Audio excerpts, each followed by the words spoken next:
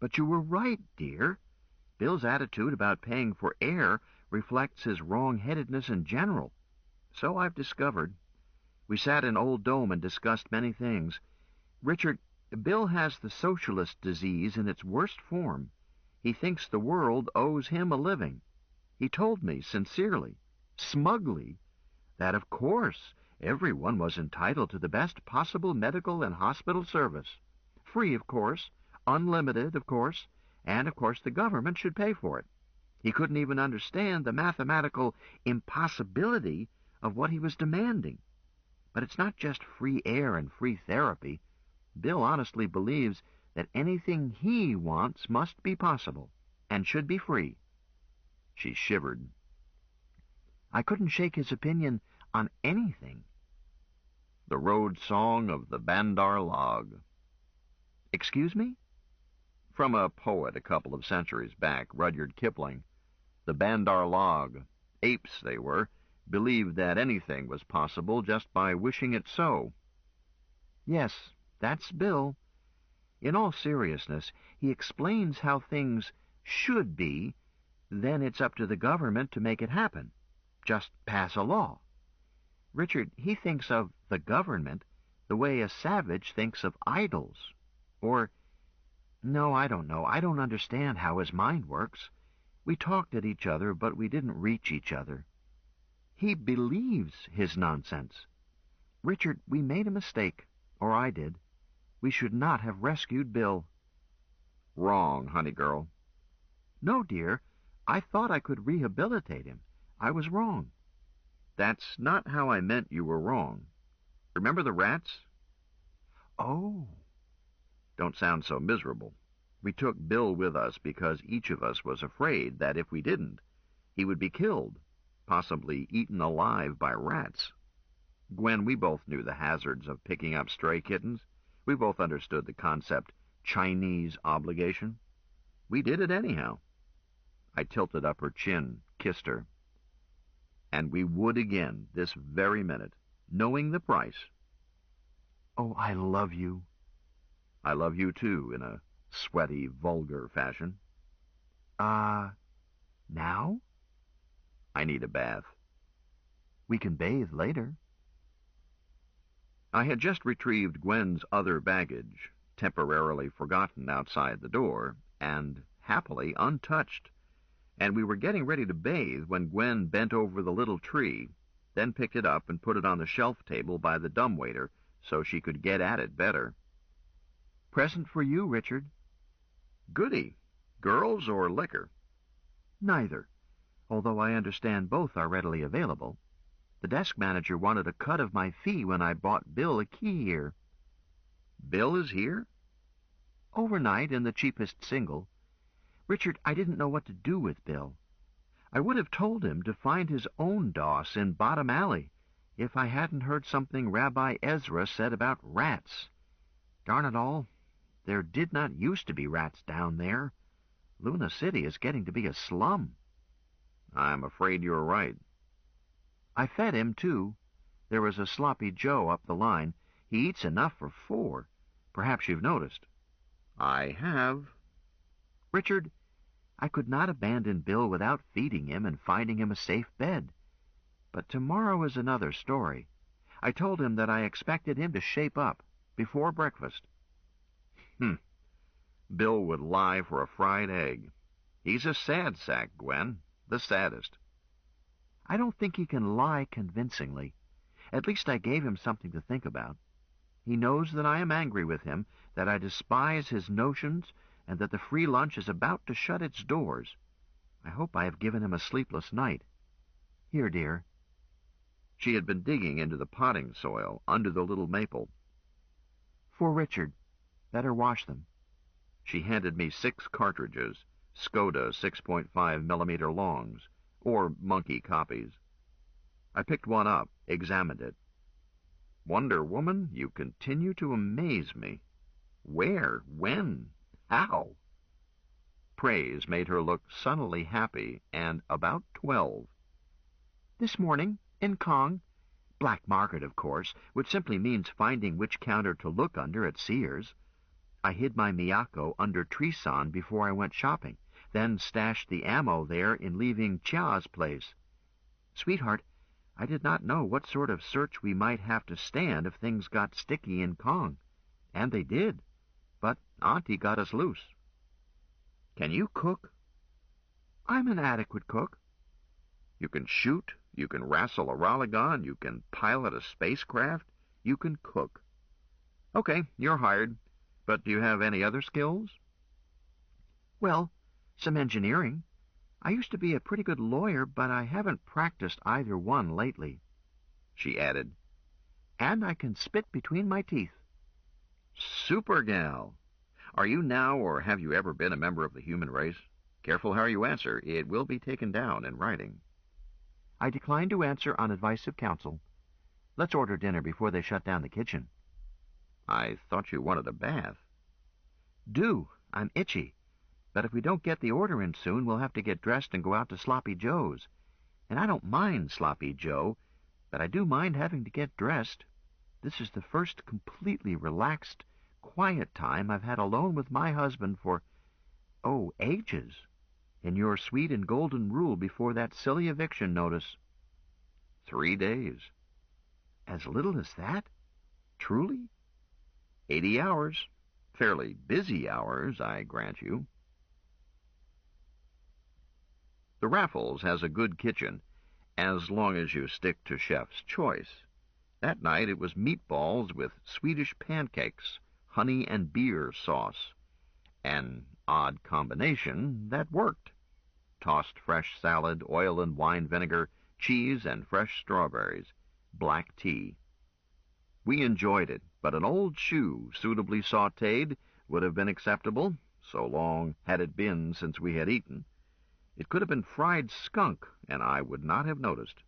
Gwen's company was all the sauce I needed. We had been happily chomping away for a half hour, making no attempt to be elegant, when my darling noticed the brass plate in the rock. Too busy before then. Understandable. She got up and looked at it, then said in a hushed voice, I'll be a Hollywood hooker. This is the place. Richard, this is the very cradle of the revolution. And here I've sat, belching and scratching, as if this were just any hotel room. I said, Sit down and finish your dinner, love. 3 out of 4 hotel rooms in Luna City have signed something like that. Not like that. Richard, what is the number of this room? Doesn't have a number. A letter. Room L. Room L. Yes, this is the place. Richard, in any nation back dirtside, a national shrine this important would have an eternal flame, likely a guard of honor. But here, somebody puts up that little brass plaque, and it's forgotten, even on Free Luna Day. But that's loonies, weirdest mob in the known universe. My word. I said, Darling girl, if it pleases you to think that this room is truly what that sign says, fine. In the meantime, sit back down and eat. Or shall I eat your strawberries? Gwen did not answer. She did sit down, then kept quiet. She merely toyed with the fruit and cheese. I finally said, Sweetheart, something is bothering you.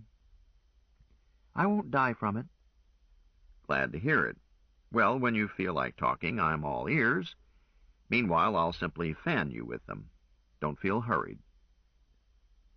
Richard! Her voice sounded choked. I was surprised to see tears slowly creeping down each side of her nose. Yes, dear? I've told you a pack of lies.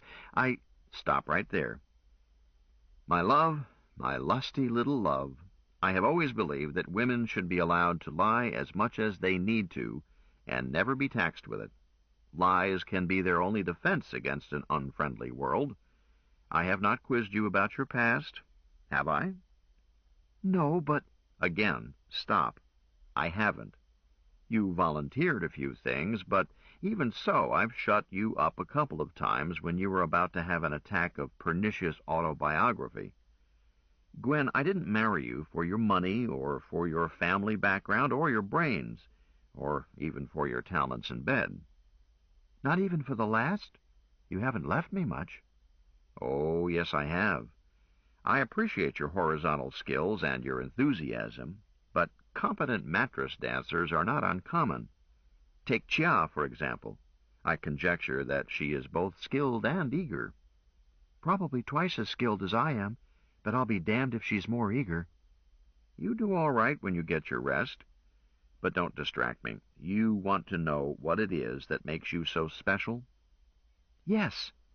Well, I think so, if it's not booby-trapped. It's not. Mistress mine, your unique and special quality is this. When I'm around you, I'm happy. Richard. Quit blubbering. Can't stand a female who has to lick tears off her upper lip. Brute. I'll cry if I goddamn well feel like it. And I need this one. Richard, I love you. I'm fond of you too, monkey face. What I was saying was that if your present pack of lies is wearing thin, don't bother to build up another structure filled with solemn assurances that this is at last the truth, the whole truth, and nothing but the truth. Forget it. The old structure may be threadbare, but I don't care. I'm not looking for holes or inconsistencies because I don't care. I just want to live with you and hold your hand and hear you snore. I don't snore. Do I? I don't know. We haven't had enough sleep in the last 80 hours for it to be a problem. Ask me in 50 years. I reached across the table, tickled a nipple, watched it grow. I want to hold your hand, listen to your snores, and occasionally, once or twice a month. Once or twice a month? Is that too often? She sighed. I guess I must settle for what I can get, or go out on the tiles. Tiles? What tiles?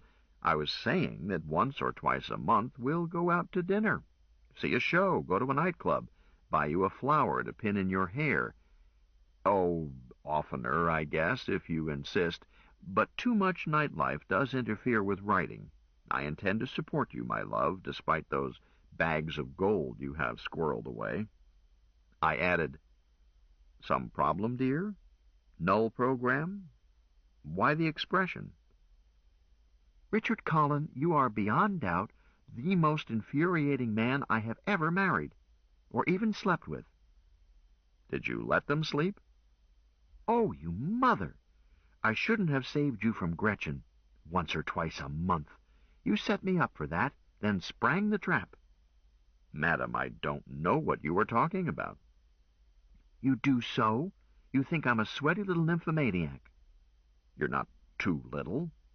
Keep doing it. Go on. Push me hard enough, and I'll add a second husband to our marriage. Choi Moo would marry us. I know he would. Choi Moo is a dinkum cobber too right, and I'm sure he would marry you. He doesn't have sand in his skull. If you so elect, I'll try to make him feel welcome, although I hadn't realized that you were that well acquainted with him. Were you speaking seriously? No, damn it. I've never made a practice of plural marriage. Coping with one husband at a time is complex enough. Certainly Captain Marcy is a nice boy, but he's much too young for me. Oh, I won't say that I would turn him down for a night of bundling if he asked me gracefully, but it would be simply for fun, nothing serious. I won't say that you would turn him down either.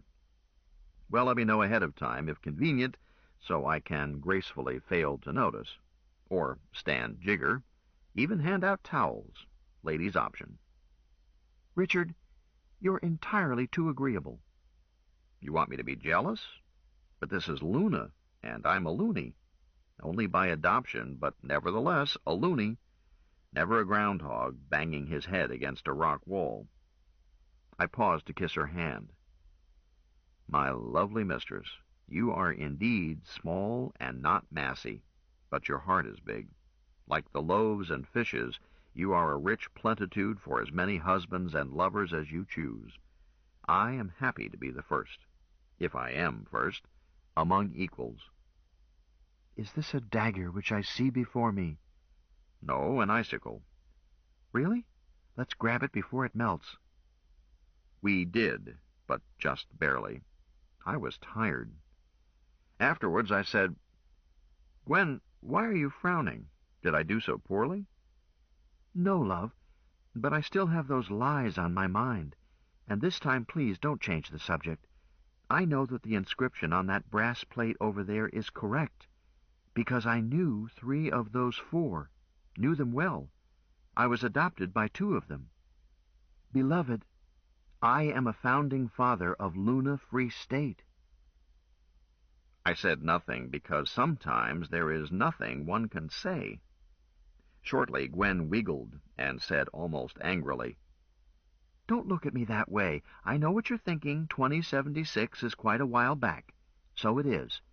But if you get dressed, I'll take you down to Old Dome and show you my chop and thumbprint on the Declaration of Independence.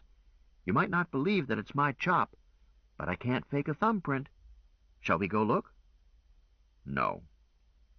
Why not? Want to know my age?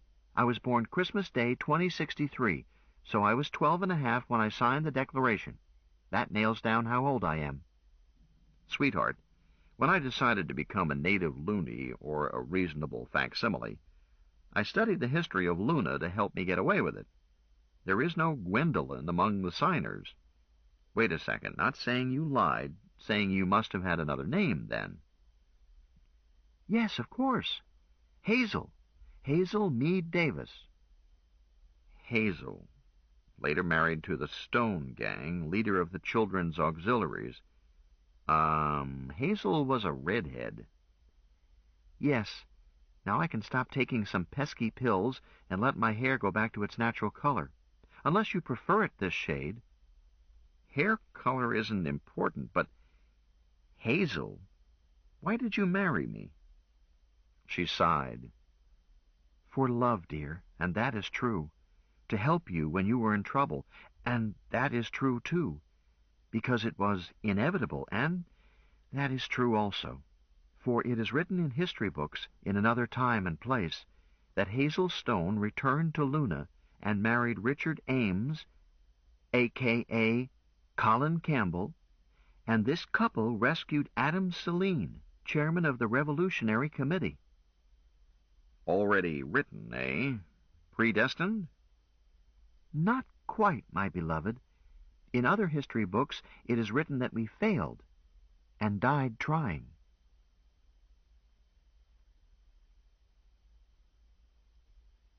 Chapter 17. Age cannot wither her, nor custom stale her infinite variety. Other women cloy the appetites they feed, but she makes hungry where most she satisfies. William Shakespeare. So this girl tells the school nurse, "My brother thinks he's a hen." The nurse answers, "Oh, goodness, what's being done to help him?" The girl answers, "Nothing. Mama says we need the eggs." Are a woman's delusions anything to worry about, if she is happy with them? Was I duty-bound to take Gwen to a shrink to try to get her cured? Hell no. Shrinks are the blind leading the blind. Even the best of them are dealing from a short deck. Anyone who consults a shrink should have his head examined. Close scrutiny showed that Gwen was possibly over 30, probably under 40, but certainly not as old as 50. So what was a gentle way to handle her claim that she was born more than a century ago? Everyone knows that natives of Luna age more slowly than groundhogs who have grown up in a 1G field. Gwen's delusion seemed to include the notion that she herself was actually a loony instead of the native groundhog she had claimed to be. But loonies do age, albeit slowly, and loonies more than 100 years old, I had met several, do not look only 30-odd years old. They look ancient. I would have to try hard to let Gwen think that I believed her every word, while believing none and telling myself that it did not matter. I once knew a man who, sane himself, was married to a woman who believed devoutly in astrology. She was forever buttonholing someone and asking what sign her victim was born under. That sort of antisocial nuttiness must be much harder to live with than Gwen's gentle delusion. Yet this man seemed happy. His wife was an excellent cook, a pleasant woman, aside from this hole in her head, and may have been a bedroom artist equal to rangy Lil. So why should he worry about her syndrome? She was happy with it, even though she annoyed other people. I think he did not mind living in an intellectual vacuum at home, as long as he was physically comfortable there. Having gotten off her pretty chest what was fretting her, Gwen went right to sleep, and soon I did likewise, for a long, happy, solid night of rest. I woke up restored and cheerful, ready to fight a rattlesnake and allow the snake the first 2 bites. Or ready to eat a rattlesnake. Come Monday, I was going to have to find us new quarters.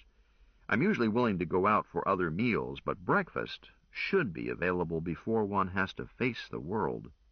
This is not the only reason to be married, but it is a good one. Of course, there are other ways to manage breakfast at home, but marrying and conning your wife into getting breakfast is, I believe, the commonest strategy. Then I came a little wider awake and realized that we could get breakfast right here. Or could we? What hours do the kitchen function? What time is it now? I checked the notice posted by the dumbwaiter, was depressed by it. I had cleaned my teeth and put on my foot, and was pulling on my pants, while noting that I must buy clothes today. These trousers were reaching critical mass, when Gwen woke up. She opened one eye. Have we met? We of Boston would not consider it a formal introduction, but I'm willing to buy you breakfast anyhow. You were fairly lively. What'll it be? This flea bag offers only something called café complet, a bleak promise at best, or you can get decent and we'll creep slowly out to see Sloppy Joe. Come back to bed. Woman, you're trying to collect my life insurance. Sloppy Joe, or shall I order for you a cup of lukewarm Nescafé, a stale croissant, and a glass of synthetic orange juice for a luxurious breakfast in bed? You promised me waffles every morning. You promised me, you did. Yes, at Sloppy Joe's. That's where I'm going. Are you coming with me, or shall I order for you the Raffles specialty of the house? Gwen continued to grumble and moan and accuse me of unspeakable crimes and urge me to come die like a man while promptly and efficiently getting up, refreshing for the day, and dressing. She finished looking spick and span instead of 3 days in the same clothes. Well, we both did have brand-new underclothes, recent hot baths, and putatively clean minds and nails, but she looked bandbox fresh, while I looked like the pig that slowly walked away, which was all her misfortune and none of my own. Gwen was wonderfully good to wake up to. I felt bubblingly happy. After we left room L, she took my arm and hugged it. Mister, thank you for inviting me to breakfast. Any time, little girl. What room is Bill in? She sobered instantly. Richard, I did not propose exposing you to Bill until after you had eaten. Better, perhaps? Oh, hell. I don't enjoy waiting for breakfast, and I see nothing to be gained by making Bill wait for his. We don't have to look at him. I'll grab a table for 2, and Bill can sit at the counter. Richard, you are a soft-hearted slob.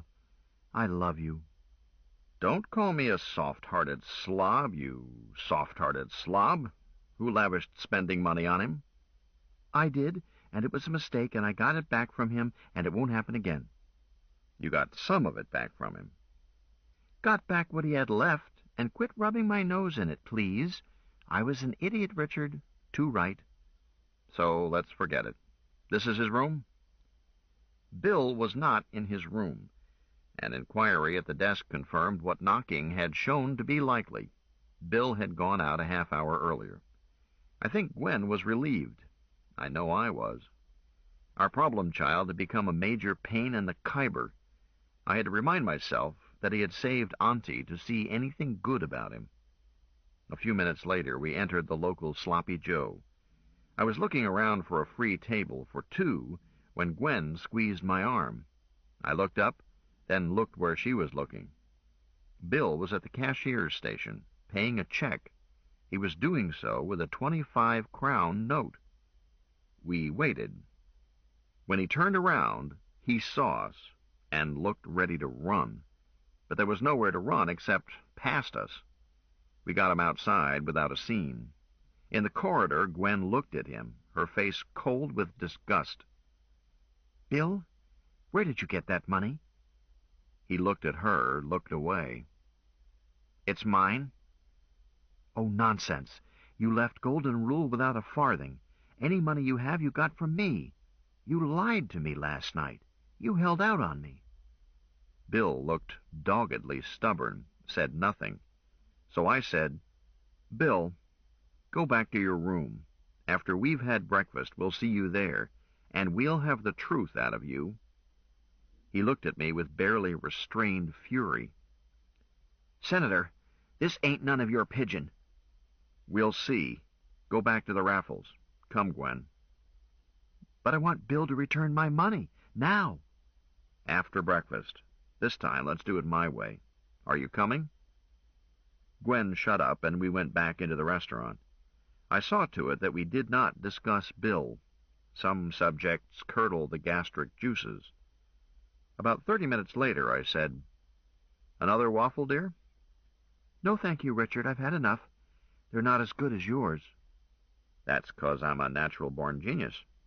Let's finish up, then go back and take care of Bill. Shall we skin him alive or merely impale him on a stake?" "I've been planning to question him on the rack. Richard, life lost some of its beauty when truth drugs replaced thumbscrews and hot irons." "My beloved, you are a bloodthirsty little wretch. More coffee?" "You just say that to flatter me. No more, thank you." We returned to the Raffles, went to Bill's room, were unable to raise him, went back to the desk. The misanthrope who had checked me in was again on duty. I asked, "Have you seen anything of William Johnson, room KK?" "Yes, about 30 minutes ago he collected his key deposit and left." "But I bought that key," Gwen said, rather shrilly. The desk manager was unruffled. "Guspaja, I know you did, but we returned the deposit for the return of the key. It doesn't matter who rented the room." He reached for his rack, took down key card KK. "The deposit just barely pays for changing the magnetic code if someone fails to return his key. It doesn't pay for the nuisance. If you dropped your card in the corridor and somebody picked it up and turned it in, we would pay the deposit. Then you would have to pay a second deposit to get into your room." I took Gwen firmly by the elbow. "Fair enough. If he shows up, let us know, will you? Room L." He looked at Gwen. "You don't want room KK?" "No." He turned his attention to me. "You have room L at its single rate. For double occupancy, we charge more." Suddenly I had had it. All the caca, all the shoving around, all the petty nonsense I could take. "You try to clip me one more crown, and I'll haul you down to Bottom Alley and unscrew your head. Come along, dear." I was still fuming when I led us into our room and locked the door. "Gwen, let's not stay in Luna. The place has changed, for the worse." "Where do you want to go, Richard?" She looked and sounded distressed. I would opt to emigrate, right out of the system. Botany Bay or Proxima or such. If I were younger and had two legs." I sighed. "Sometimes I feel like a motherless child." "Sweetheart." "Yes, dear?" "I'm here and I want to mother you. I go where you go. I'll follow you to the ends of the galaxy, but I don't want to leave Luna City just yet. If you will indulge me, we can go out now and search for somewhere else to stay. If we don't find a place, Rabbi Ezra may be right. Can't we put up with that surly clerk until Monday? Then we can certainly find a place. I concentrated on slowing my heart, managed it. Yes, Gwen, we might shop for a place to move into after the weekend, after the Shriners leave, if we can't find a suitable place available at once. I wouldn't mind that schmo on the desk if we were sure of proper cubic after the weekend. Yes, sir. May I tell you now why I need to stay in Luna City for a while? Yes, certainly. Matter of fact, I ought to stay rooted to one spot for a while, too. Get some writing done. Make some money to offset the rather heavy expenses of this week. Richard, I've tried to tell you, there are no money worries. Gwen, there are always money worries. I'm not going to spend your savings. Call it macho if you like, but I intend to support you. Yes, Richard, thank you. But you need feel no pressure of time. I can lay hands promptly on whatever amount of money we need. So, that's a sweeping statement. It was intended to be, sir. Richard, I stopped lying to you. Now is the time for large chunks of truth. I brushed this aside with both hands. Gwen, haven't I made it clear to you that I don't care what fibs you've told or how old you are or what you've been? It's a fresh start, you and me. Richard, stop treating me as a child. Gwen, I am not treating you as a child. I am saying that I accept you as you are. Today, now. Your past is your business. She looked at me sadly. Beloved, you don't believe that I am Hazel Stone, do you? Time to lie. But a lie is no good if it's not believed, unless it is told to be disbelieved, which could not apply here. Time to fan dance instead. Sweetheart, I've been trying to tell you that it does not matter to me whether or not you are Hazel Stone, or Sadie Lipschitz, or Pocahontas. You are my beloved wife. Let's not cloud that golden fact with irrelevancies. Richard, listen to me. Let me talk. She sighed. Or else... Or else? You know what or else means. You used it on me. If you won't listen, then I must go back and report that I have failed. Go back where? Report to whom? Failed in what? If you won't listen, it doesn't matter. You told me not to let you leave. I won't be leaving you. I'll just be running a quick errand, then back home to you. Or you're welcome to come with me. Oh, I wish you would. But I must report my failure and resign my commission.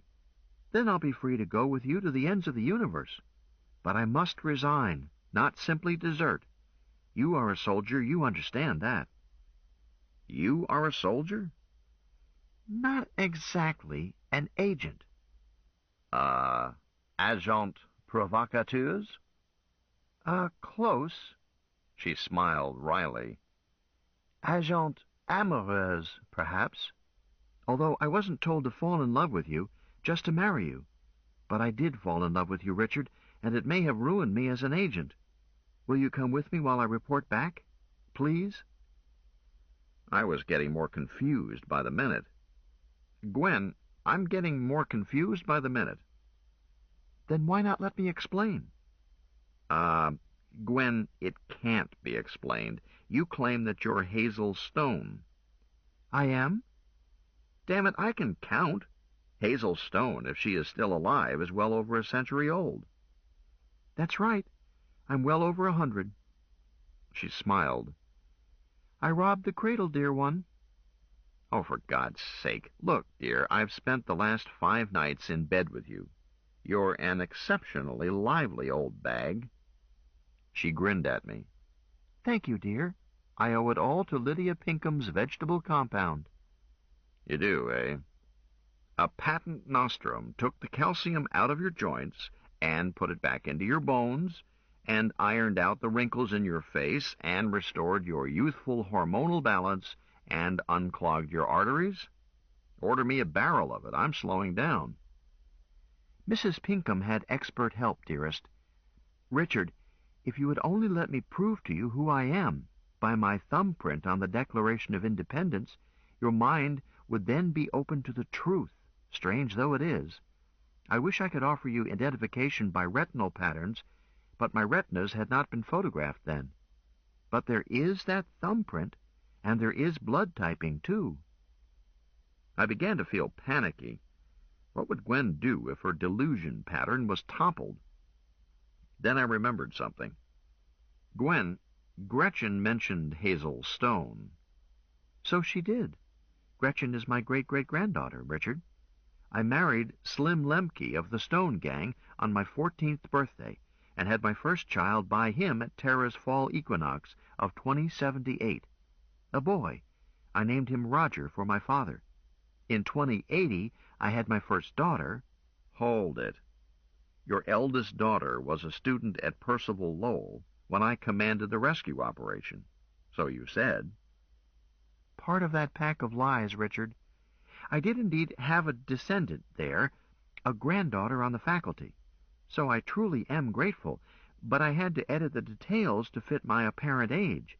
My first daughter was named Ingrid, for Slim's mother, and Ingrid Henderson was named for her grandmother, my daughter, Ingrid Stone.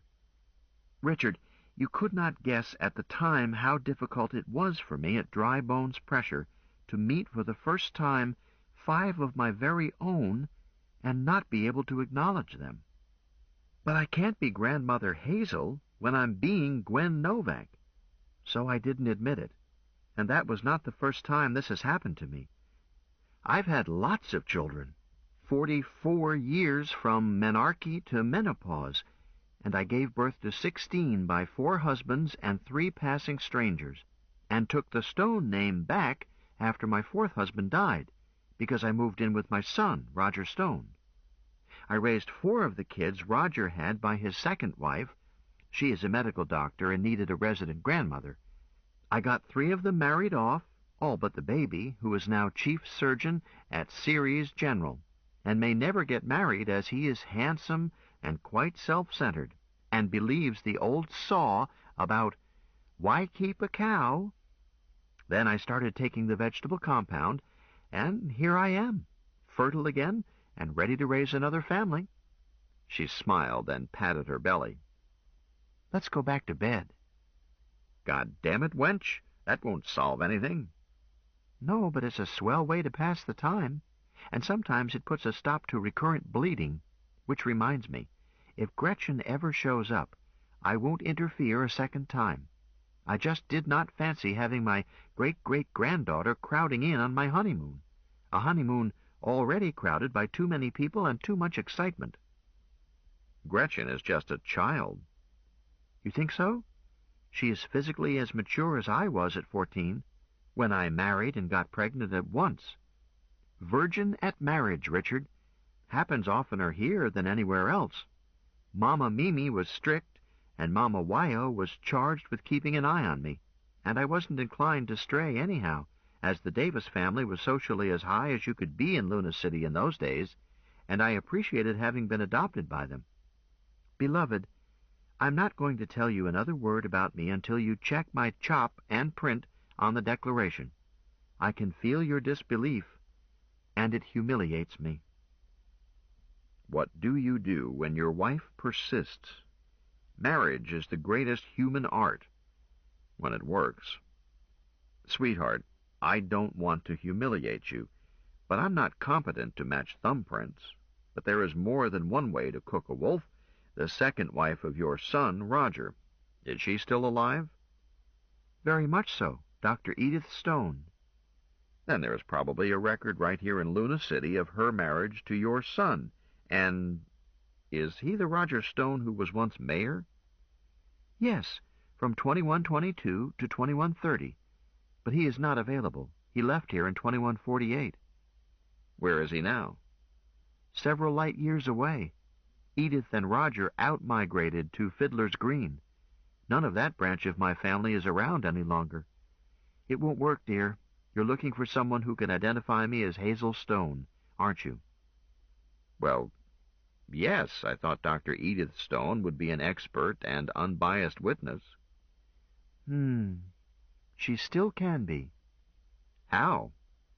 Blood typing, Richard. Look, Gwen, blood typing is a subject I've had to know something about because of field surgery. I saw to it that every man in my regiment was typed. Blood typing can show who you are not. It cannot prove who you are. In a number as small as a regiment, even the rare AB negative will be matched more than once. They run 1 in 200. I remember because I am one. She nodded agreement. And I'm O positive, the commonest type of all. But that's not the whole story. If you type for all 30-odd blood groups, a blood type is as unique as a fingerprint or a retinal pattern. Richard, during the Revolution, lots of our people died because they had not been blood typed. Oh, we knew how to transfuse blood, but safe donors could be found only by cross-matching, then and there. Without typing, this was often too slow. Many, no, most, of our wounded who needed blood died because a donor could not be identified in time. After peace and independence, Mama Wyo, Wyoming Not Davis, the hospital in Kong, you know. I noticed. Mama Wyo had been a professional host mother in Kong and knew about such things. She started the first blood bank with money raised by Major Watanabe, another founding father. There may be a half-liter of my blood frozen in Kong even today, but what is certain is that a complete typing of my blood is on file there, because Edith saw to it that each one of us had a full typing, all known groups, before we all started a Wanderjahr in 2148. This ends side 2 of cassette 6 of The Cat Who Walks Through Walls. Please fast forward to the end before loading cassette 7.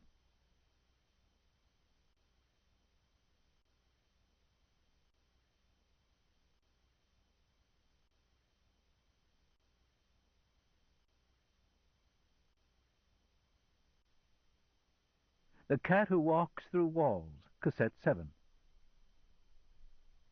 Gwen smiled happily. So, take a sample of my blood, Richard. Have it typed at Galileo University Medical Center. Get a full workup. I'll pay for it. Compare it with my typing done in 2148, filed at Wyoming Knott Memorial. Anyone who can read English can tell whether or not the two workups match. It doesn't take the sort of expertise required to match fingerprints. If that doesn't say I am me, then send for a straitjacket. It'll be time to put me away. Gwen, we're not going back to Kong, not for anything. No need to. We pay the blood bank at Galileo to have a transcript from Kong printed out by terminal. Her face clouded. But it will blow my cover as Mistress Novak. Once those two records are side by side, they'll know that Grandmother Hazel has returned to the scene of her crimes. I don't know what that will do to my mission. It was not supposed to happen. But I do know that convincing you is absolutely essential to my mission. Gwen, assume that you've convinced me. Truly, dear? You wouldn't lie to me? Yes, I would, little love, but I must admit that your words are persuasive. All that you have said matches my own careful study of lunar history, and you deal with little details as if you had been there. It all is convincing, but the physical impossibility. You are young, darling. You are not an old crone of more than a century. Sweetheart, you've given me two positive ways to identify you, so let's assume that I've checked out one or the other or both. Let's stipulate that you're Hazel. Do you prefer to be called Hazel? I answer to both names, darling. Suit yourself. All right. The sticky point is your appearance. If you were old and dried up instead of young and juicy... Are you complaining? No, merely descriptive. Stipulating that you are Hazel Stone, born 2063, how do you account for your youthful appearance? And don't give me any guff about a legendary patent medicine. You'll find the truth hard to believe, Richard. I have undergone rejuvenation. Twice, in fact. The first time to bring me back in appearance to late middle age, while restoring my bodily economy to youthful maturity. The second time was mostly cosmetic, to make me desirable in appearance. To recruit you, sir. Be damned. Monkey face, is that your own face? Yes, it can be changed if you would like me to look otherwise. Oh, no. I'm not one to insist on prettiness as long as a girl's heart is pure. Why, you louse. But since your heart isn't all that pure, it's nice that you're pretty. You can't talk yourself out of it that easily. Okay, you're gorgeous and sexy and evil. But rejuvenation explains without explaining. As far as I've ever heard, rejuvenation is for flatworms, but not for anything higher up the evolutionary ladder. Richard, this part you'll have to take on faith, for now at least. I was rejuvenated at a clinic a couple of 1,000 years away, and in an odd direction. It sounds like a gimmick I might have dreamed up when I was writing fantasies. Yes, it does, doesn't it? Not convincing. Merely true. So I see no way to investigate it. Perhaps I'll have to get that blood-type transcript. Hazel Stone. Roger Stone. The scourge of the spaceways. My God, my past has caught up with me. Richard, did you ever watch my show? Every episode, unless I had been caught doing something that called for drastic punishment. Captain John Sterling was my childhood hero. And you wrote it? My son Roger started it. I started writing it in 2148, but I didn't put my name on it until the following year. Then it was Roger and Hazel Stone. I remember. But I don't remember that Roger Stone ever wrote it by himself. Oh, yes, he did. Until he got tired of the golden treadmill, I took it over from him, intending to kill it off. Sweetheart, you can't kill off a serial. It's unconstitutional. I know. Anyway, they took up the option and waved too much money under my nose. And we needed the money. We were living in space then, and a spacecraft, even a little family job, is expensive. I've never quite had the courage to write a serial against deadlines. Oh, I've written episodes on assignment using a show's Bible, but not on my own and under the gun. We didn't use a Bible. Buster and I just whipped him up as we went along. Buster? My grandson, the one who is now chief surgeon at Ceres General. For 11 years we wrote them together, frustrating the galactic overlord at every turn. The galactic overlord. The best villain in the Creepies. Honey, I wish there were really a galactic overlord. Why, you young whippersnapper, how dare you throw doubt on the authenticity of the galactic overlord? What do you know about it? Sorry, I apologize. He's as real as Luna City. Poor John Sterling would not have had anyone to frustrate, and I certainly believe in Captain John Sterling of the Star Patrol. That's better. That time Captain Sterling was lost in the Horsehead Nebula with the radiation worms after him, how did he get out?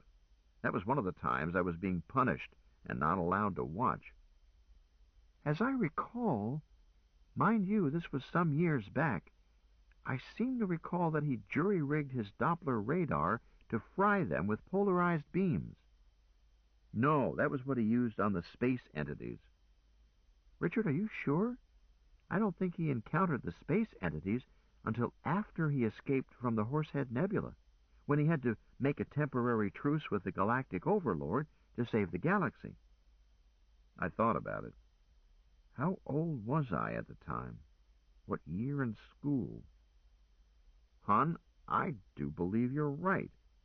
I was upset that he would join forces with the Overlord even to save the galaxy. But he had to, Richard. He couldn't let billions of innocent people die just to keep from soiling his hands through cooperating with the Overlord. But I can see your point. Buster and I fought over that episode. Buster wanted to take advantage of the temporary truce to do the Overlord in, once the space entities were destroyed. No, Captain Sterling would never break his word. True, but Buster was always the pragmatist. His solution to almost any problem was to cut somebody's throat. Well, it's a convincing argument, I admitted. But, Richard, you have to go easy in killing off characters in a serial. You must always leave something for the next episode. But you tell me you've never handled a series all on your own. I haven't, but I do know that. I watched enough of them, back when. Hazel, why did you let me fill you with a lot of guff about the life of a writer? You called me Hazel. Sweetheart. Hazel, my darling. I'm not interested in blood types or in thumbprints.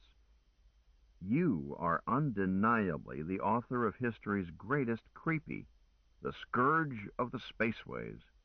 It said on the credits week after week, year after year, written by Hazel Stone. Then, sadly, it began to read, based on characters created by Hazel Stone. It did? Those later credits should have included Roger. He created the show, not me. Those no-good-nicks. It didn't matter, because the characters grew anemic and died. Without you, the show was never the same. I had to quit. Buster grew up. I supplied the twists. He supplied the gore. Sometimes I got soft-hearted. Buster never did. Hazel, why don't we revive it?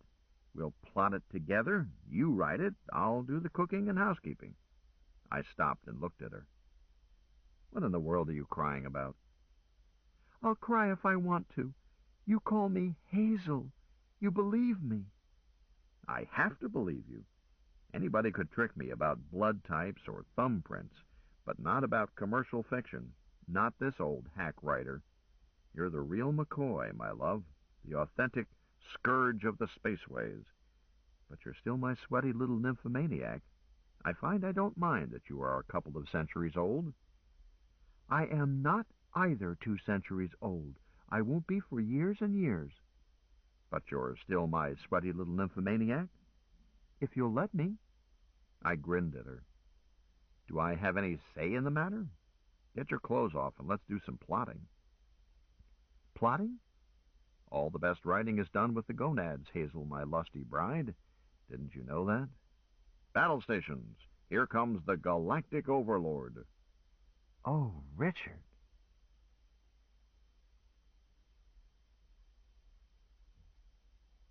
Chapter 18. When it comes to a choice between kindness and honesty, my vote is for kindness every time, giving or receiving. Ira Johnson. Hazel, my ancient love. Richard, would you like a broken arm? I don't think you can manage it just now. Want to bet? Ouch! Stop that. Don't do it again, or I'll toss you back into the creek and marry Gretchen. She is not ancient.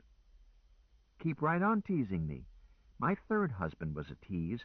Everybody remarked on how well he looked at his funeral. And what a shame it was he died so young. Hazel Gwen smiled up at me. But he turned out to be heavily insured, which does comfort a widow. Marrying Gretchen is a good idea, darling. I would enjoy bringing her up. Teaching her to shoot, helping her with the first baby, coaching her in how to handle a knife, working out with her in martial arts, all the homey domestic skills a girl needs in this modern world. My darling girl, you are as little and cute and pretty and harmless as a coral snake. I think Jinx has already trained Gretchen. More likely Ingrid, but I can still put a polish on her. As you pointed out, I'm experienced. What was that word you used? Ancient. That was it. Ouch! Oh, that didn't hurt, sissy. The hell it didn't. I'm going to enter a monastery. Not till you've entered Gretchen. I've just decided, Richard. We're going to marry Gretchen. I treated this ridiculous statement with the neglect it deserved. I got up and hopped into the refresher. Shortly, she followed me in. I cowered away from her. Help! Don't hit me again! Oh, spit. I haven't hit you once, as yet. I surrender. You're not ancient. You're just well marinated. Hazel, my love, what makes you so feisty? I'm not feisty, but when you're as small as I am and female, if you don't stand up for your rights, you're sure to be pushed around by big, hairy, smelly men with delusions about male superiority. Don't yelp, dear. I haven't hurt you, not once. I haven't drawn blood. Now, have I? I'm afraid to look. Mother never warned me that married life could be like this.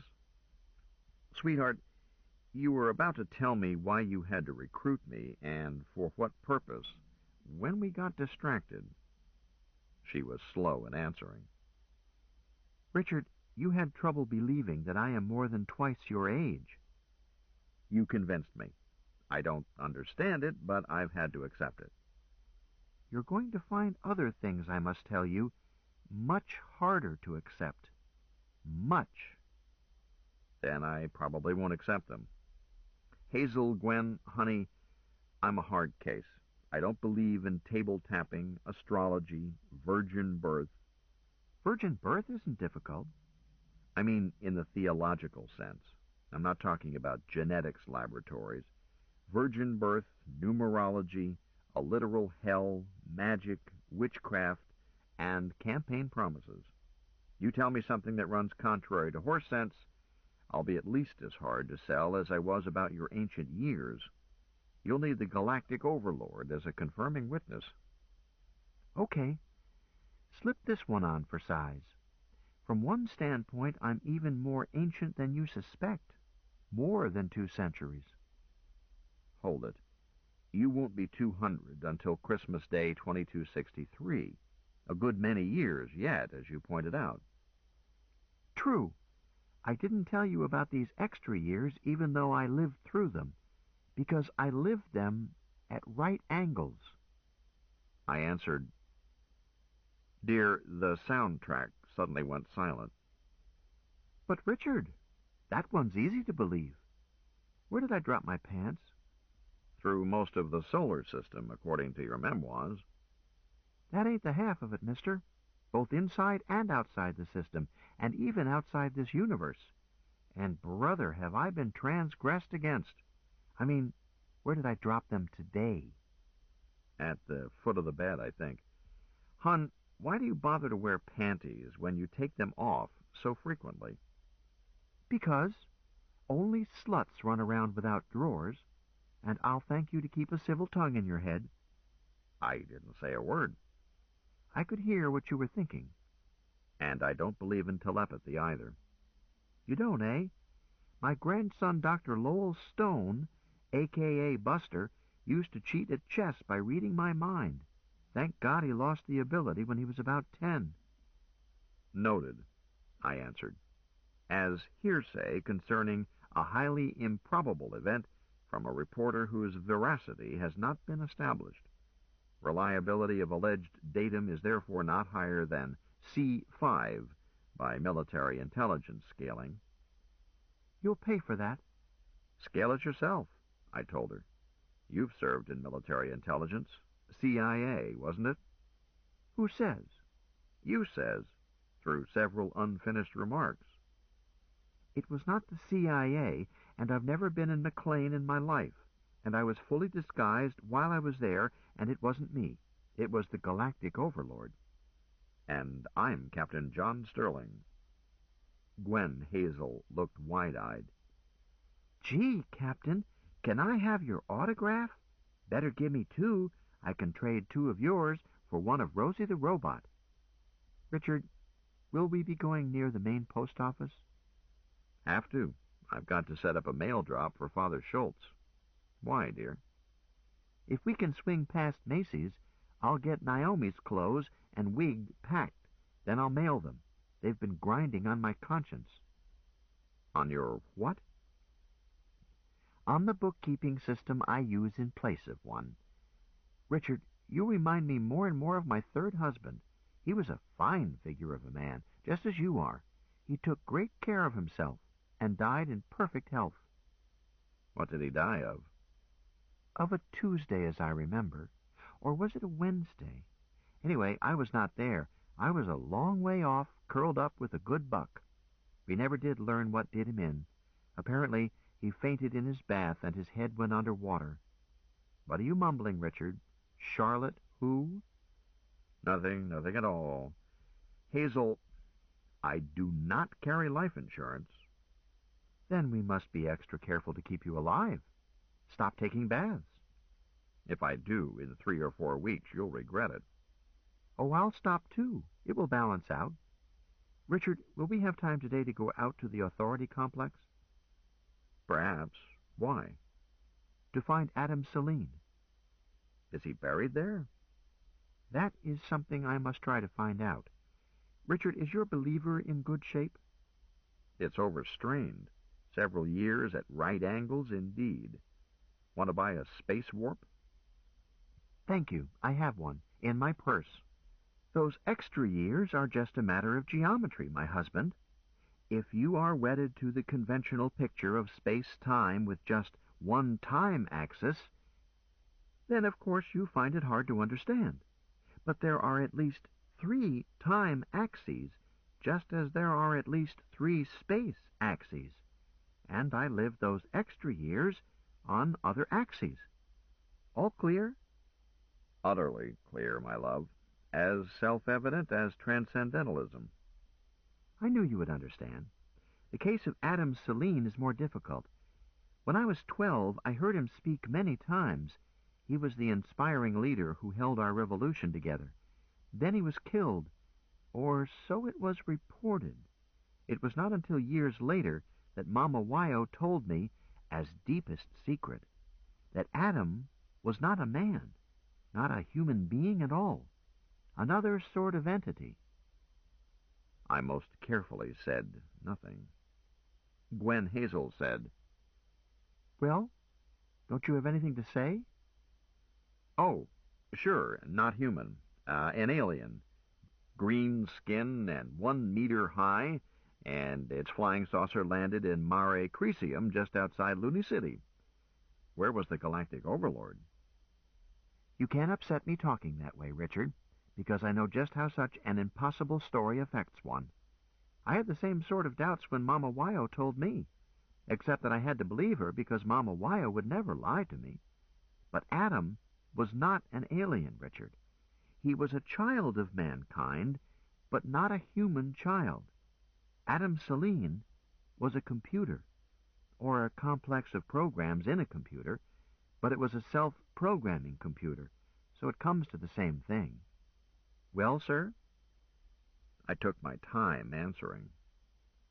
I like flying saucers better. Oh, fiddle! I'm tempted to turn you in on Marcy Choi Moo. The smartest thing you could do. No, I'll keep you. I'm used to your foibles. But I may keep you in a cage. Hazel, listen carefully. Computers do not think. They calculate with great speed in accordance with rules built into them. Since we ourselves calculate by using our brains to think, this designed-in capacity to calculate gives computers the appearance of thinking. But they do not think. They operate the way they do because they must. They were built that way. You can add animism to the list of nonsense notions to which I do not subscribe. I'm glad you feel that way, Richard, because this job will be touchy and difficult. I need your healthy skepticism to keep me straight. I'm going to have to write that down and examine it carefully. Do that, Richard. Now, here is what happened back in 2075 and 6. One of my adoptive fathers, Manuel Garcia, was the technician who took care of the big computer of the authority. This one computer ran almost everything, handled all the utilities of this city and most of the other warrens, except Kong, bossed the first catapult, ran the tubes, handled banking, printed the lunatic, did practically everything. The authority found it cheaper to expand the functions of this one big computer than to spread computers all through Luna. Neither efficient nor safe. Probably, but that's what they did. Luna was a prison then. It did not have to be either efficient or safe. There was no high-tech industry here, and in those days we had to accept whatever was handed us. As may be, dear, This one master computer got bigger and bigger and woke up. It did, eh? Sheer fantasy, my sweet, and a cliché that has been used by every fantasy writer in history. Even Roger Bacon's brass head was one version of it. Frankenstein's monster is another. Then a spate of stories in later years, and still they come, and all of them nonsense. But what I said was, go ahead, dear. Then what? Richard, you don't believe me. I thought we settled that. You said that you needed my healthy skepticism. I do. So use it. Criticize. Don't just sit there with that smug look on your face. This computer had been operating by voice for years, accepting spoken programs, answering with synthesized speech, or printout, or both. Built-in functions. Techniques 2 centuries old. Why did your face shut down when I said it woke up? Because that's nonsense, my love. Waking and sleeping are functions of living beings. A machine, no matter how powerful and flexible, does not wake up or go to sleep. It is power on or power off. That's all. All right, let me rephrase it. This computer became self-aware and acquired free will. Interesting. If true, I don't have to believe it. I don't. Richard, I refuse to become exasperated. You are simply young and ignorant, and that's not your fault. Yes, Grandma, I'm young and you're ignorant. Slippery bottom. Take your lecherous hands off me and listen. What accounts for self-awareness in a man? Huh? I have no need to account for it. I experience it. True, but it is not a trivial question, sir. Let's treat it like a boundary problem. Are you self-aware? Am I? Well, I am, Monkey Face. I'm not sure about you. The same, vice versa. That's fun, too. Richard, let's stick to the subject. Is the sperm in a male body self-aware? I hope not. Or the ova in a female? That's your question to answer, beautiful. I've never been female. And you are dodging questions just to tease me. A spermatozoon is not self-aware, and neither is an ovum. And never mind silly remarks. That's one boundary. I, an adult human zygote, am self-aware. You are too, however dimly this is true for males. Second boundary. Very well. Richard, at what point from the freshly fertilized ovum to the mature zygote, now named Richard, did self-awareness enter the picture? Answer me. Don't dodge it, and please, no silly remarks. I still thought it was a silly question, but I tried to give it a serious answer. Very well. I have always been self-aware. A serious answer, please. Gwen Hazel, that answer is as serious as I can make it. So far as I know, I have lived forever and have been self-aware the whole time. All this talk about things that went on before 2133, the alleged year of my alleged birth, is just hearsay and not very convincing. I go along with the gag to keep from annoying people or getting funny looks. And when I hear astronomers talk about the world being created in a big bang 8 or 16 or 30 billion years before I was born, if I was born, I don't recall it, that's a horse laugh. If I was not alive 16 billion years ago, then there was nothing at all. Not even empty space. Nothing. Zero with no rim around it. The universe in which I exist cannot exist without me in it. So it's silly to talk about the date I became self-aware. Time started when I did. It stops when I do. All clear? Or shall I draw you a diagram? All clear on most points, Richard, but you are wrong about the date. Time did not start in 2133. It started in 2063, unless one or the other of us is a golem. Every time I have a go at solipsism, something like this happens. Honey, you're cute, But you are a figment of my imagination. Ouch! I told you to stop that. You have a lively imagination, darling. Thanks for thinking me up. Do you want another proof? Up to now I've just been playing. Shall I now break one of your bones? Just a small one, you pick it. Listen, Figment, you break one of my bones and you'll regret it for the next billion years. Merely a logical demonstration, Richard. No malice in it. And once I set the bone... Oh, I'll set it, dear. Not on your life. Once I have it set, I'll phone Chia and ask her to come over and marry me and protect me from small figments with violent habits. You're going to divorce me? Again, she was suddenly all big eyes. Hell no. Just bust you down to junior wife and put Chia in charge. But you can't leave. Permission denied. You're serving a life sentence, whether it's straight ahead or at right angles. I'm going to get a club and beat you until you give up your evil ways. All right, as long as I don't have to go away. Ouch! And don't bite. That's rude. Richard, if I am just a figment of your imagination, then any biting I do is your idea, done by you to yourself for some murky masochistic purpose. If that is not true, then I must be self-aware, not your figment.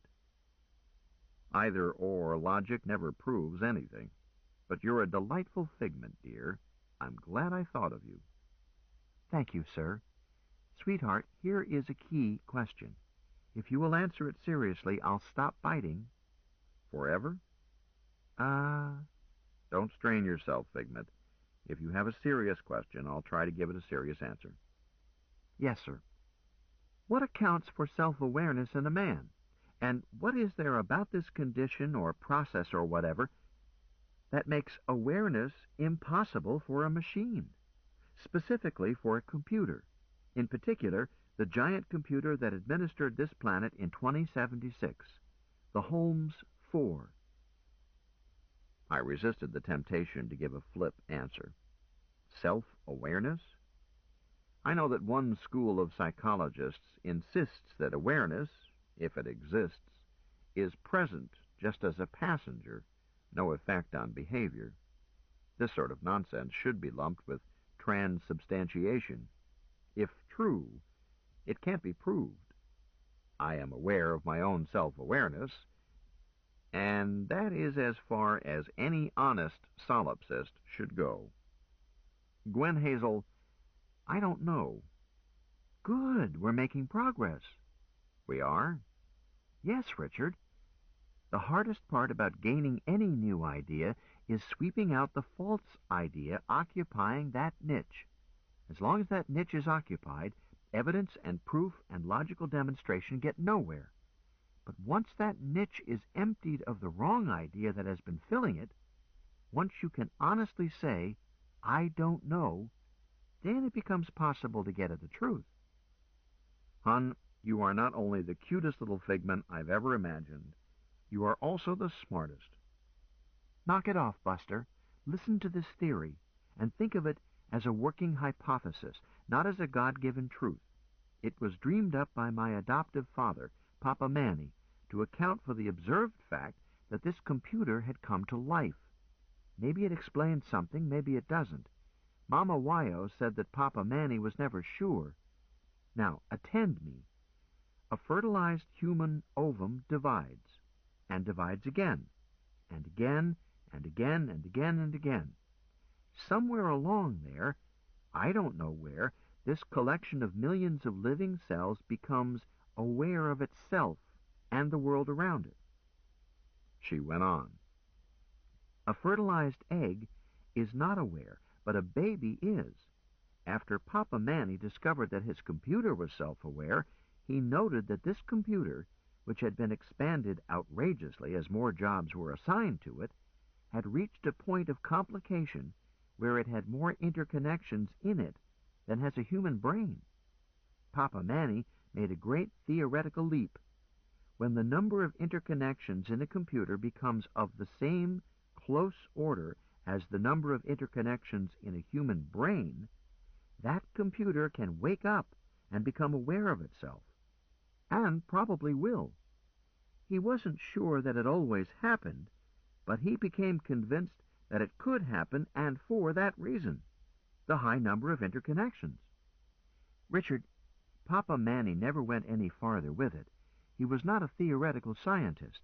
He was a repair technician. But the way his computer was behaving bothered him. He had to try to figure out why it was acting so oddly. This theory resulted. But you need not pay attention to it. Papa Manny never tested it. Hazel, what was this odd behavior?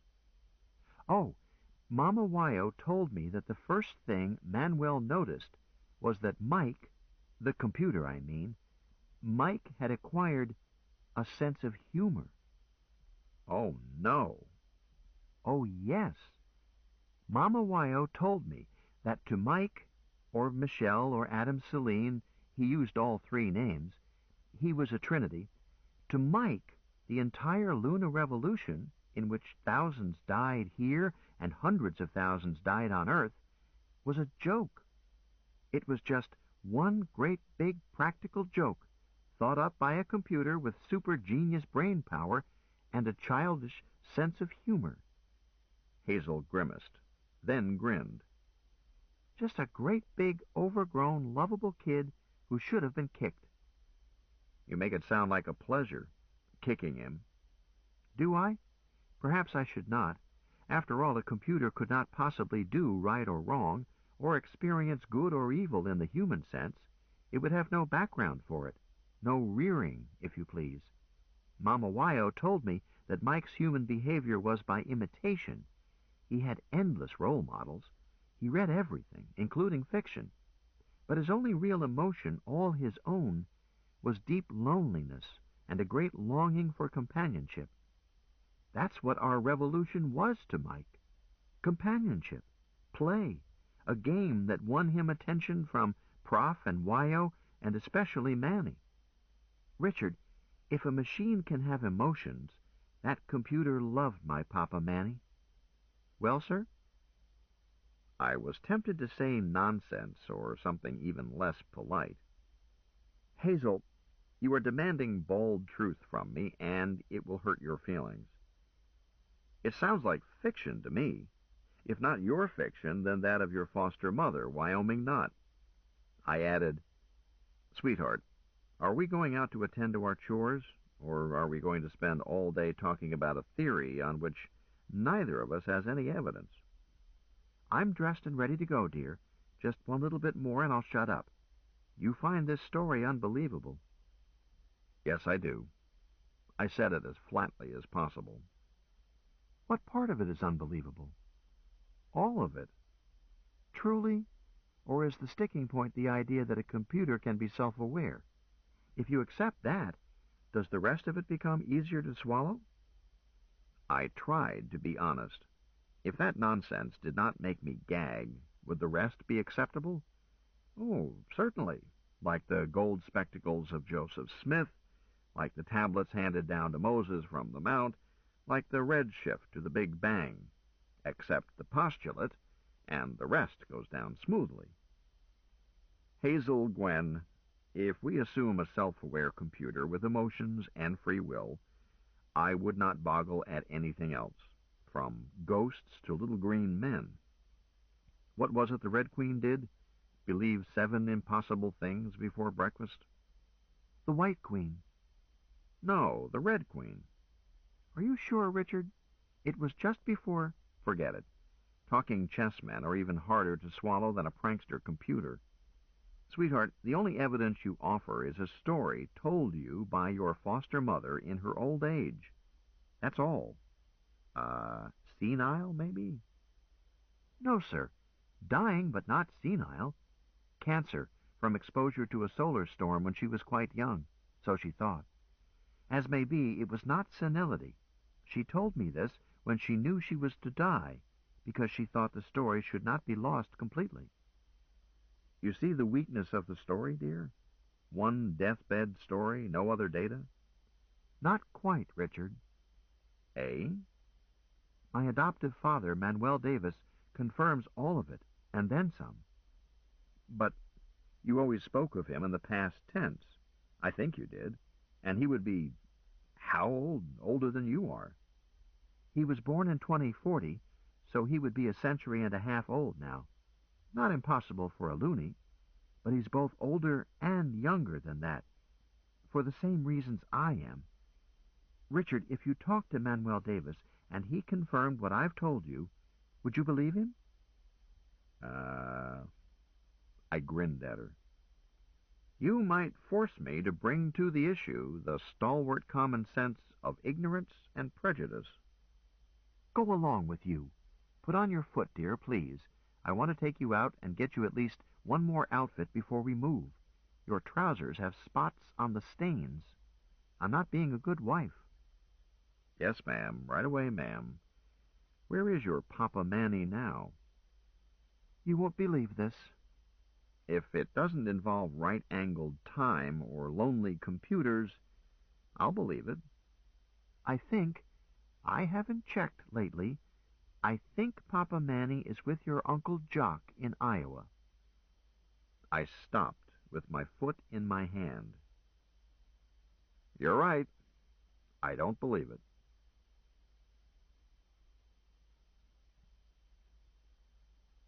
Chapter 19. Rascality has limits. Stupidity has not. Napoleon Bonaparte. How can you argue with a woman who won't? I expected Gwen to start justifying her preposterous allegation, citing chapter and verse in an attempt to convince me. Instead, she answered sadly, I knew that was all I could expect. I'll just have to wait. Richard, do we have any other stops to make besides Macy's and the main post office before we can go out to the Warden's complex? I need to set up a new checking account and then transfer my present account down from Golden Rule. My cash in pocket is becoming rather seldom anemic. But, dearest, I've tried to tell you, money is no problem. She opened her purse, dug out a wad of money, started peeling off 100-crown notes. I'm on an expense account, of course. She held them out. Easy there, I said. Save your pennies, little girl. I undertook to support you, not the other way around. I expected a retort involving macho, or male chauvinist pig, or at least community property. Instead, she flanked me. Richard, your bank account in Golden Rule, is it a numbered account? If not, under what name? Huh? No. Richard Ames, of course. Do you think Mr. Sethos might take an interest? Oh, our kindly landlord. Honey, I'm glad you're here to do my thinking for me. A track leading straight to me, as plain as footprints in snow, for Sethos's goons to follow to collect that reward for my carcass, dead or alive. Of course, all bank records are confidential, not alone numbered accounts, but confidential means only that it takes money or power to break the rules, and Sethos had both. Gwen, let's go back and booby-trap his air conditioning again, but this time we'll use prussic acid instead of Limburger. Good. I wish we could. You're right, I can't touch that Richard Ames bank account as long as storm warnings are up. We'll use your cash. Treat it as a loan. You keep track of it. You keep track of it. Damn it, Richard, I'm your wife. Fight over it later. Leave the wig and the geisha costume here. We won't have time today, as I must first go see Rabbi Ezra, unless you want to run your errands while I run mine. Buster, are you feverish? I'm not letting you out of my sight. Thanks, Ma. That's the answer I wanted. We go see Father Ezra, then we go hunt living computers. If there is time left, we'll do the other chores when we get back. It being before noon, we looked for Rabbi Ezra Ben David by going to his son's fish market across from the city library. The rabbi lived in a room back of the shop. He agreed to represent me and act as a mail drop. I explained to him my parallel arrangements with Father Schultz, then wrote a note for him to send to Henrietta Van Loon. Reb Ezra accepted it. "I'll stat it from my son's terminal at once. It should be printed out in Golden Rule 10 minutes from now. Special delivery?" Draw attention to it, or accept slower service. Something was stewing in Golden Rule. Hendrik Schultz might have some answers. "Special delivery, please." "Very well. Excuse me a few moments." He rolled out of his room, was back quickly. "Golden Rule acknowledged receipt. Now to other matters. I was expecting you, Dr. Ames. That young man who was with you yesterday, is he a member of your family or a trusted employee?" "Neither one." "Interesting. Did you send him to ask me who was offering a reward for you and the amount of the reward?" "I certainly did not. Did you tell him anything?" "My dear sir, you asked for the traditional 3 days. "Thank you, sir." "Not at all. Since he took the trouble to seek me out here instead of waiting for my business hours, I assumed some urgency. Since you did not mention him, I concluded that the urgency was his, not yours. Now I assume, unless you tell me otherwise, that he intends you no good." This ends side 1 of cassette 7. Please turn the cassette over and start side 2 at the same point.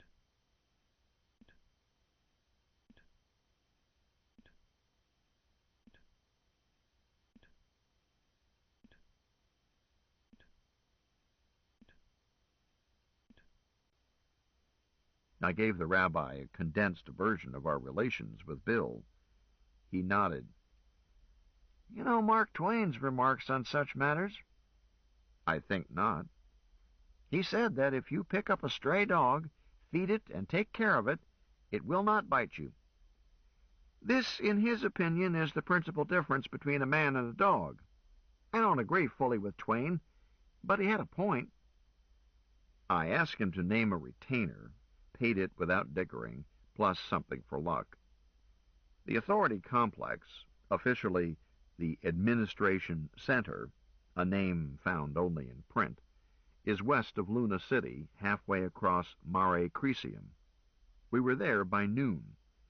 That tubeway is not ballistic, but is nevertheless fast. Once aboard, we were there in 20 minutes. Noon was the wrong time to arrive. The complex is made up of government offices. Everything shuts down for a leisurely lunch hour.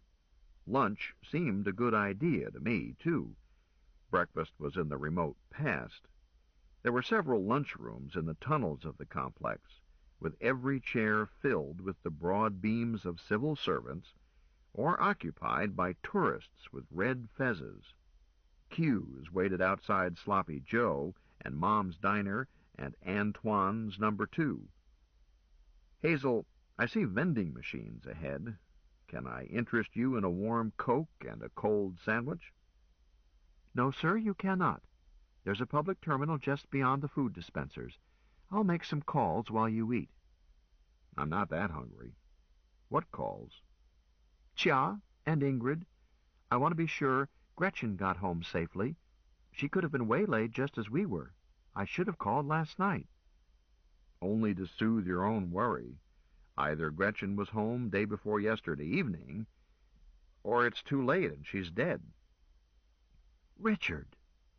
"That's what worries you, isn't it? Call Ingrid." Gretchen answered and squealed when she saw Gwen Hazel. "Mama, come quick, it's Mistress Hardesty." 20 minutes later, we switched off. All that had been accomplished was to tell the Hendersons that we were at the raffles, and that our mailing address was care of Rabbi Ezra. But the ladies enjoyed visiting, and each assured the other that she would come visit in person sometime soon. They exchanged kisses via terminal. To my mind, a waste of technology. And of kisses. Then we tried to call Chia, but a man came on screen whom I did not recognize. He was not Chia's day-shift desk clerk. "What do you want?" he demanded. Hazel said, I'd like to speak to Chia, please. Not here. This hotel has been shut down by the Bureau of Sanitation. Oh. Can you tell me where she is? Try the Chief of Public Safety. The face flickered off. Hazel turned to me, her eyes filled with worry. Richard, this can't be right. Chia's hotel is as squeaky clean as she is.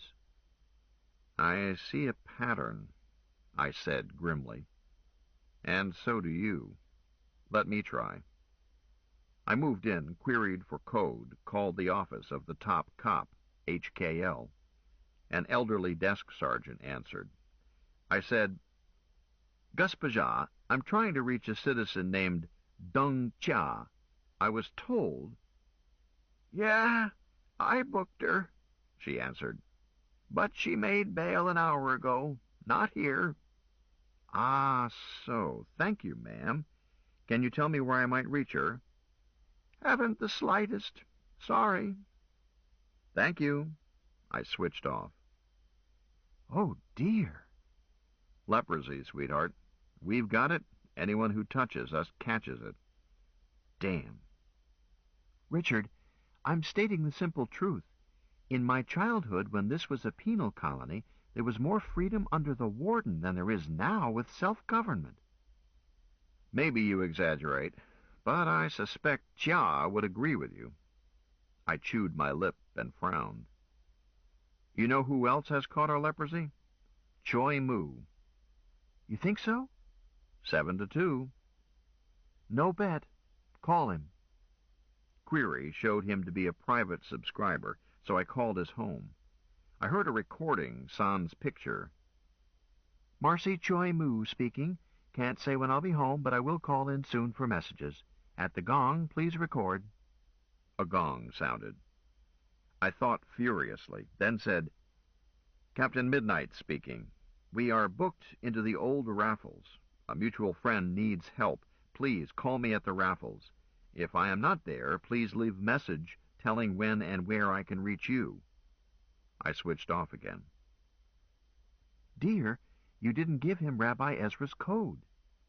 On purpose, Sadie girl, to keep the rabbi's code out of Jefferson Mao's hands. Choi Moo's line may be monitored. I had to give him somewhere to call back, but I can't risk compromising the Rabbi Ezra connection. We must have it for Father Schultz. Table it, beautiful. I've got to query for HKL ground control. Hong Kong Luna ground control. This terminal is for official business. Make it brief. It was voice only. May I speak to Captain Marcy? Not here. I'm his emergency relief. Message? Make it snappy. I've got traffic in 4 minutes. This is Captain Midnight. Tell him I'm at the old Raffles. Call me. Don't switch off. Captain Midnight? He'll know. And so do I. He went to City Hall to put up bail for you-know-who. Or do you? Chia? Too right. I've got to get back to my scopes, but I'll tell him. Off. What now, Richard? Gallop in all directions. Do be serious. Can you think of anything better? The queue is gone from Mom's diner. Let's eat lunch. Eat lunch while our friends are in danger? Sweetheart, even if we went back to Kongville and thereby shoved our heads in the lion's mouth, we would have no way to find them. There is nothing we can do until Choi Moo calls us.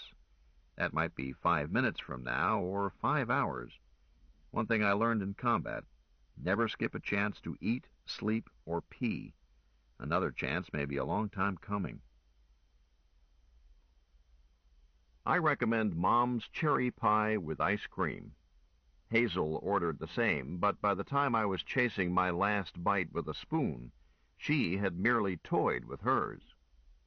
I said, Young lady, you sit right there until you have eaten everything on your plate.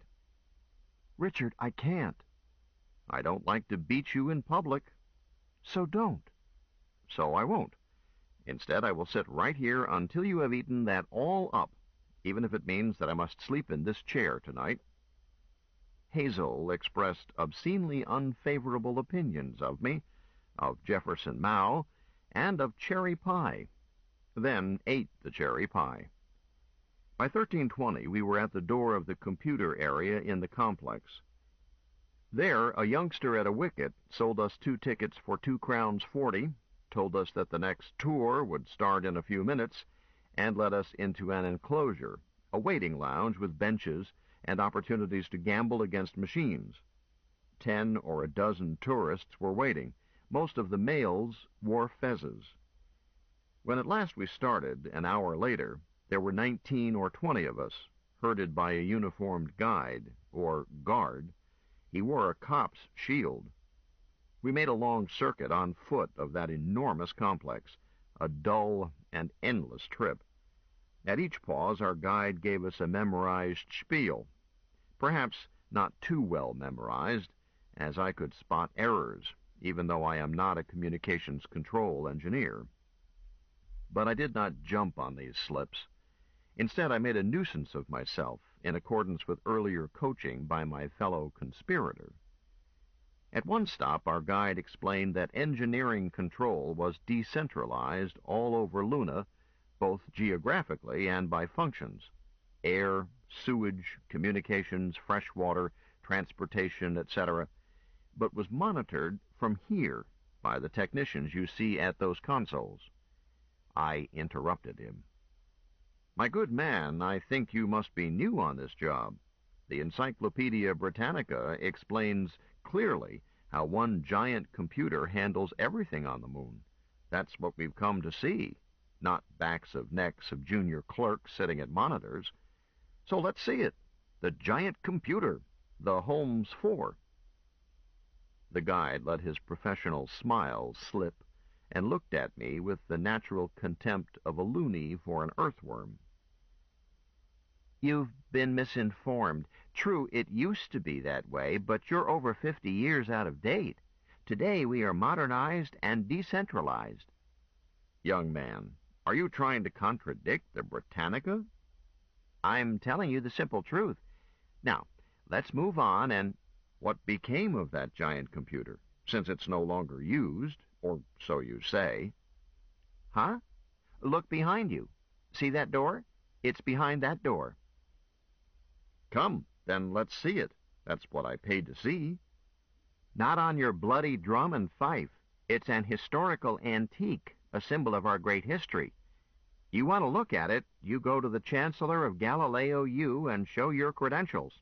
He'll send you packing. Now then, let's all move along to the next gallery." Hazel did not move on with us, but, following instructions, I always had something ahead to point to and to ask a silly question about whenever our guide seemed about to have a free moment to look around. But when at long last we had made the full circle and were back at the lounge, Hazel was there ahead of us. I kept quiet until we were out of the complex and waiting at the tube station. Then I moved us out of earshot of others before I spoke. "How did it go?" "No trouble. The lock on that door was a type I've dealt with before. Thanks for keeping them all distracted while I coped with it. Good show, love." "You got what you were after?" "I think so. I'll know more after Papa Manny looks over my photographs. It's just a big, lonely room, Richard, crowded with old-fashioned electronics equipment. I shot it from about 20 angles and stereoed each shot by handheld offset. Not perfect, but I've practiced it." "That's all, this visit?" "Yes. Well, mostly." Her voice was choked. I looked at her, saw that her eyes were filled with tears about to overflow. "Why, darling, what's the matter?" Nothing." "Tell me." "Richard, he's in there." "Huh?" "He's asleep in there. I know. I could feel him. Adam Saline." The tube capsule slammed into the station about then, to my relief. There are subjects for which words are useless. The capsule was packed full. We could not talk en route. By the time we were back in El City, my darling had quieted down, and I could avoid the subject. The crowds in the corridors made talk difficult anyhow. Luna City is crowded at any time. On Saturdays, half the loonies from other warrens come in to shop. This Saturday, the usual weekend crowd was augmented by Shriners and their wives from all over North America and elsewhere. As we came down out of Tube Station West into Pressure 2 at Outer Ring, we faced Sears Montgomery. I was about to swing left to the causeway when Hazel stopped me. What, dear? Your trousers. Is my fly open? No, it's not. We're going to cremate your trousers. It's too late for burial. And that shirt jacket. I thought you were itchy to get to the raffles. I am, but it will take me only 5 minutes to put you into a new siren suit. Reasonable. My trousers were so dirty that I was beginning to risk being cited as a menace to public health. And Hazel did know what I preferred for everyday clothing, as I had explained to her that I would not wear shorts, even if every other adult male in Luna City was in shorts, as most of them were. I'm not morbidly self-conscious about my missing foot, but I do want full-length trousers to conceal my prosthesis. It's my private problem. I do not choose to exhibit it. All right, I agreed. But let's buy the one nearest the door. Hazel did get us in and out in 10 minutes, buying me 3 two-piece rumpus suits, all alike save for color. The price was right, as first she dickered it down to an acceptable amount, then rolled double or nothing, and won. She thanked the clerk and tipped him the price of a drink, then exited looking cheerful. She said to me, "You look smart, dear." I thought so, too. Those 3 suits were lime green, powder pink, and lavender. I had chosen to wear the lavender. I think it suits my complexion. I went strutting along, swinging my cane with my best girl on my arm, feeling great. But when we turned into the causeway, there was no room to swing a cane and barely room to walk. We backed out, dropped straight down to Bottom Alley, then across town and up 5 Aces chain lift to Pressure 6. Much farther, but today much faster. Even the side tunnel to the raffles was crowded. A cluster of fez-topped men were just outside our hotel. I glanced at one of them, then took a better look. I let him have it with my cane, reverse moulinette up into his crotch. At the same time, or a split second ahead of me, Hazel threw her package, my suits, into the face of the man next to him, and slugged one beyond him with her handbag. He went down as my man screamed and joined him.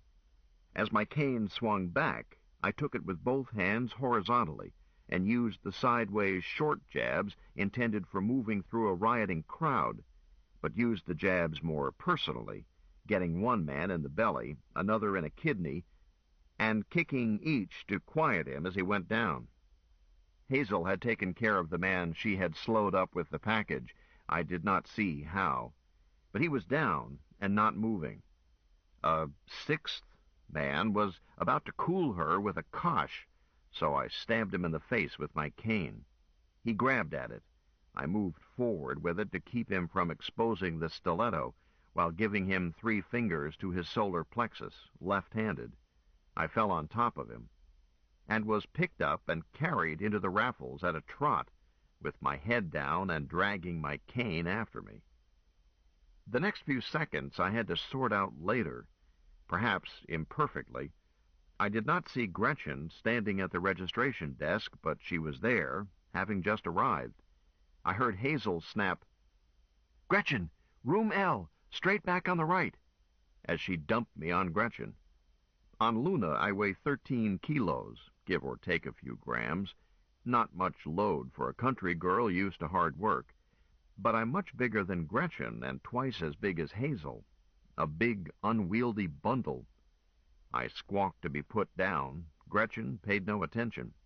That silly desk clerk was yelping, but no one was paying attention to him either.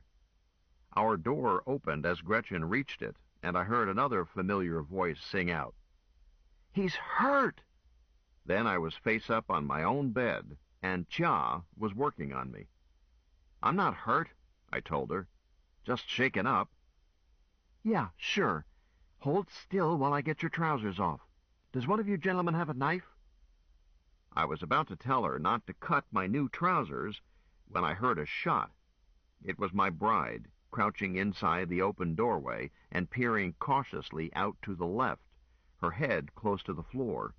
She fired again, scooted back inside, closed and locked the door.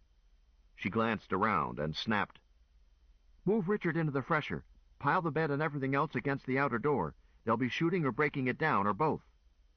She sat down on the floor with her back toward me and paid no attention to anyone, but everyone jumped to carry out her orders. Everyone included Gretchen, Chia, Choi Mu, Father Schultz, and Reb Ezra. I did not have time to be astonished, especially as Chia, with Gretchen's help, moved me into the refresher, put me on the floor, and resumed taking my pants off. What did astonish me was to find that my good leg, the one with the meat and bone foot on it, was bleeding heavily. I noticed it first from seeing that Gretchen had big blood stains on the left shoulder of her white coverall. Then I saw where the blood was coming from, whereupon that leg started to hurt. I don't like blood, especially mine, so I turned my face away and looked out the fresher door. Hazel was still sitting on the floor and had taken something out of her handbag that seemed to be bigger than the handbag. She was talking into it. "THQ, Major Lipschitz calling THQ. Answer me, goddammit! Wake up! Mayday, mayday! Hey, Rube!"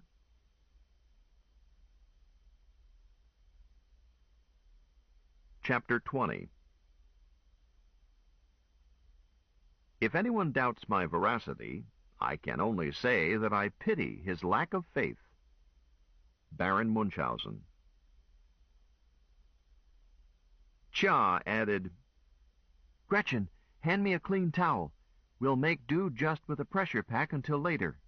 "Ouch!" "Sorry, Richard."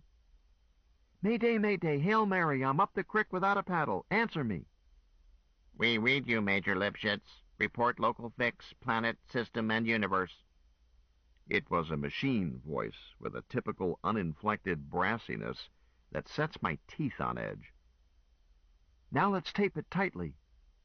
"Hell with procedures. I need T-shift pickup and I need it now. Check my assignment and slam it. Switch point, One Small Step by Armstrong. Local fix, Hotel Raffles, Room L. Time tick now."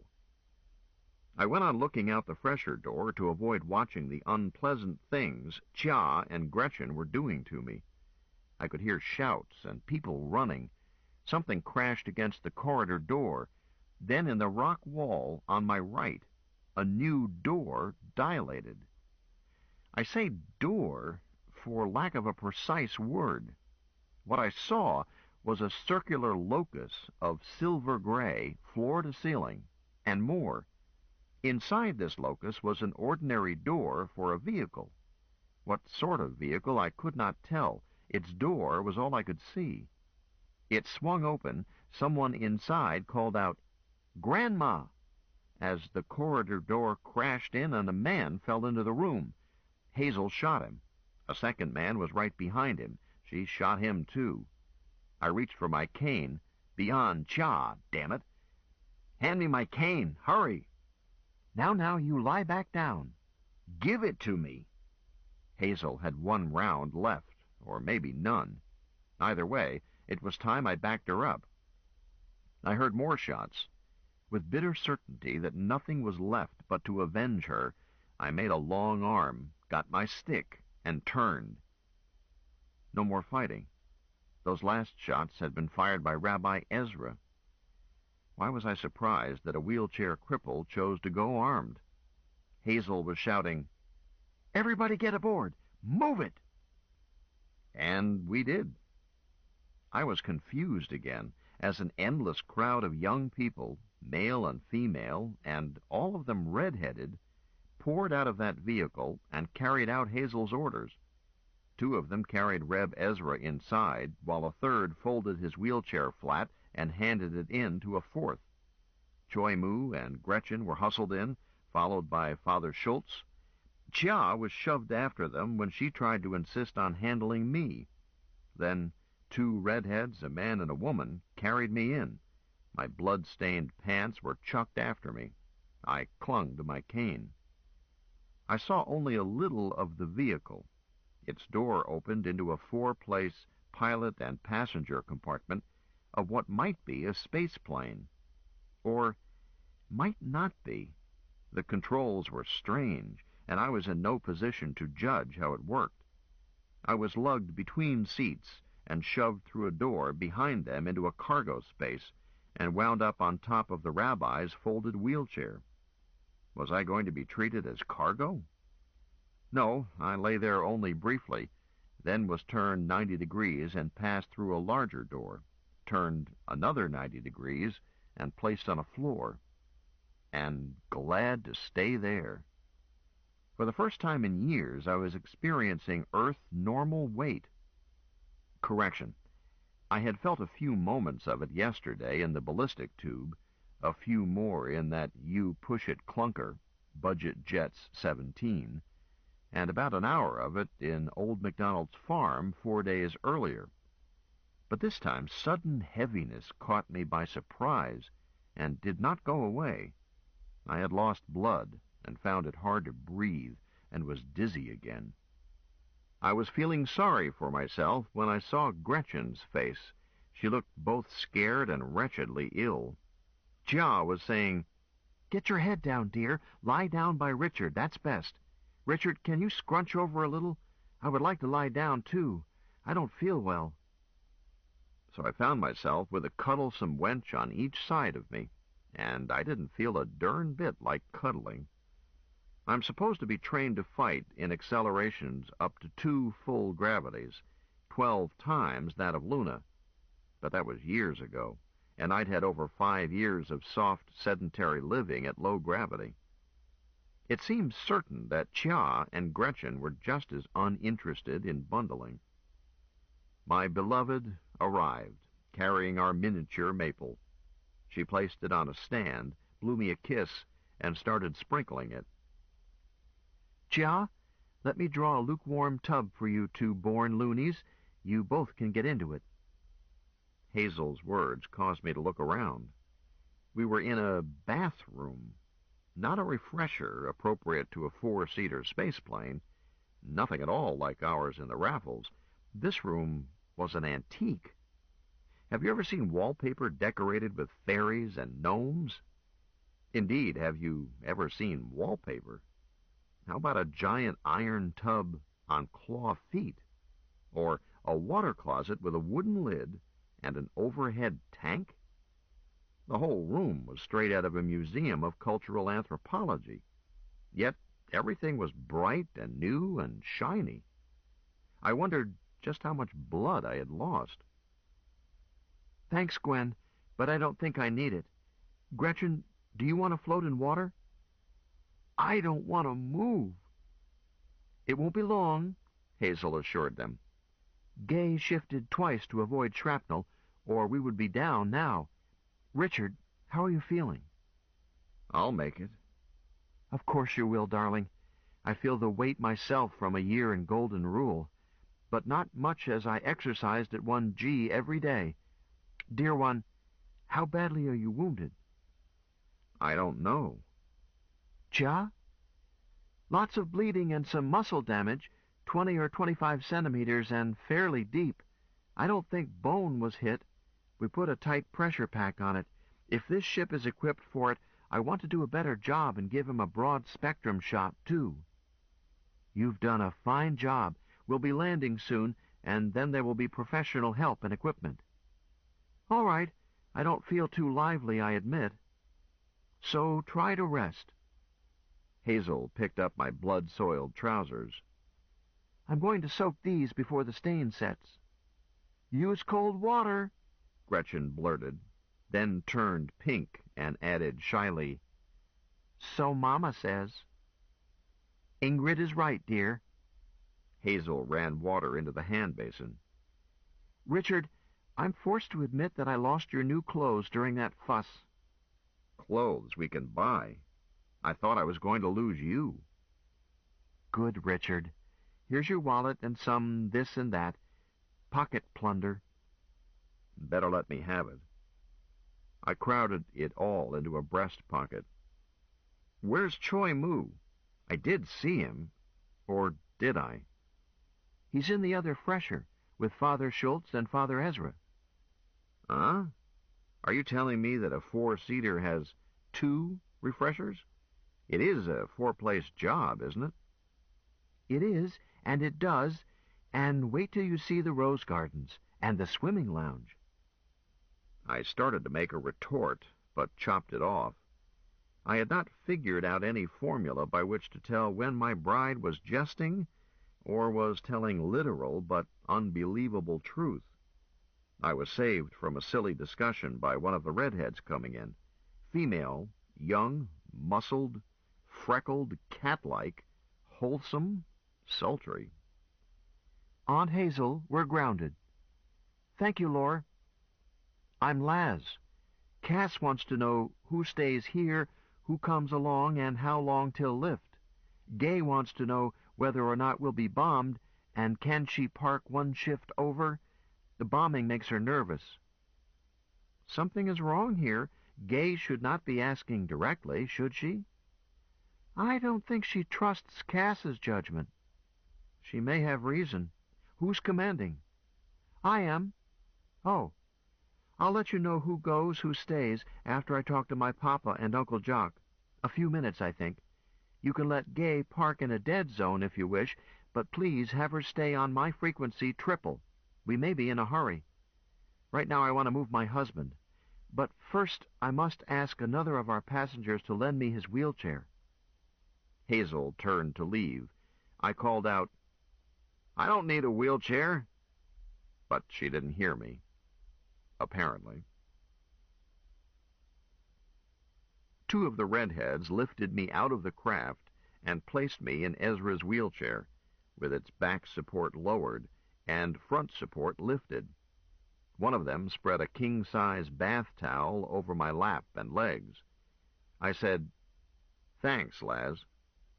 I'm Lure. Don't be surprised if this towel vanishes. We've never tried taking one outside before. She got back aboard, and Hazel wheeled me under the nose of the craft and around to its port side, which suited me, as I had seen at once that this was indeed a sort of space plane, with lifting body and retractable wings, and I was curious to see how the designer had managed to crowd 2 large refreshers into its port side. It did not seem aerodynamically possible. And it wasn't. Port side was like the starboard side, sleek and slender. No cubic for bathrooms. I had no time to ponder this. When we had turned into the Raffles side tunnel a few minutes earlier, my Sony chron had just blinked 17, Greenwich or L City time, which would make it 11 in the morning in Zone 6, dirt side. And so it was, because that's where we were, Zone 6, in the north pasture of my Uncle Jock's place, outside Grinnell, Iowa. So it becomes obvious that I not only had lost much blood, but also had been hit hard on the head, as even the hottest military courier needs at least 2 hours, Luna to Terror. In front of us was Uncle Jock's fine old restored Victorian, cupola and verandas and widow's walk, and he himself was coming toward us, accompanied by 2 other men. Uncle was as spry as ever, and still with a mop of silver-white hair that made him look like Andrew Jackson. The other 2 I did not recognize. They were mature men, but much younger than Uncle Jock. Well, almost everybody is. Hazel stopped pushing me, ran and threw her arms around one of them, kissed him, all out. My uncle picked her out of that man's arms, bussed her just as enthusiastically, then surrendered her to the third, who saluted her the same way and put her back on her feet. Before I could feel left out, she turned and took the first one by his left hand. "Papa, I want you to meet my husband, Richard Collin.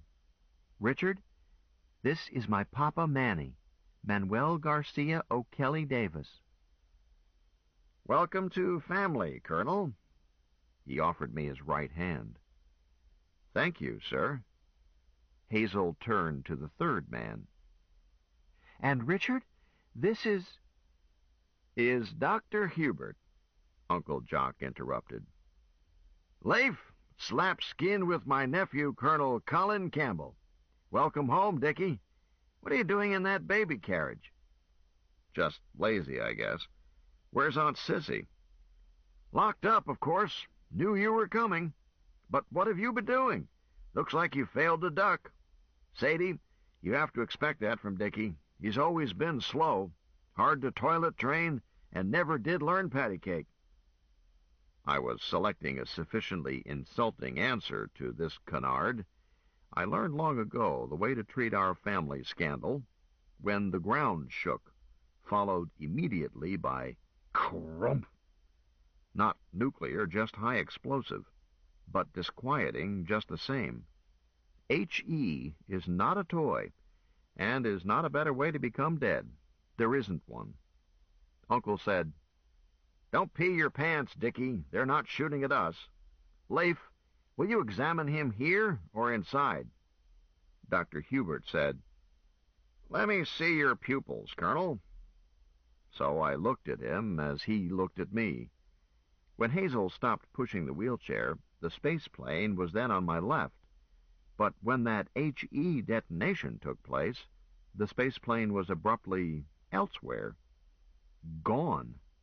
Not a rack behind. Least hypothesis suggests that I was out of my gourd.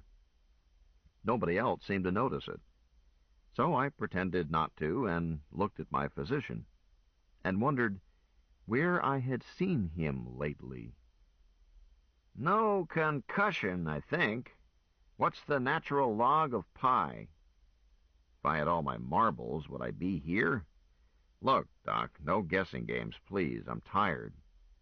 Another H.E. shell, or bomb, landed nearby, closer, if anything. Dr. Hubert moved the towel off my left leg, poked at the pack Chia had placed. "Does that hurt?" "Hell, yes." "Good. Hazel, you had best take him home. I can't take proper care of him here, as we are about to shift to New Harbor in Beulah Land. The Angelinos have taken Des Moines and are moving this way. He's in good shape for a man who's taken a hit, but he should have proper treatment without delay." I said, "Doctor, are you any relation to the red-headed girls in that space plane we arrived in?" "They're not girls. They are superannuated juvenile delinquents. Whatever they told you, I deny categorically. Give them my love." Hazel blurted, "But I have to make my report." Everybody talked at once until Dr. Hubert said, "Quiet.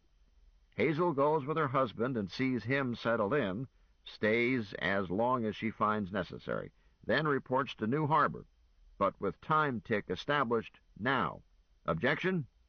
So ordered." Having that space plane reappear was even more disconcerting, and I'm glad I didn't watch. Or not much. The two red-headed men, turned out there were only 4 redheads, not a mob, got me and the wheelchair inside, and Hazel went into that odd refresher with me. And almost at once, Lore followed us in and announced, "Aunt Hazel, we're home." Home turned out to be the flat roof of a large building, and it was late evening, almost sundown. That space plane should be named the Cheshire Cat, but its name is Gay. Her name is Gay. Oh, never mind. The building was a hospital.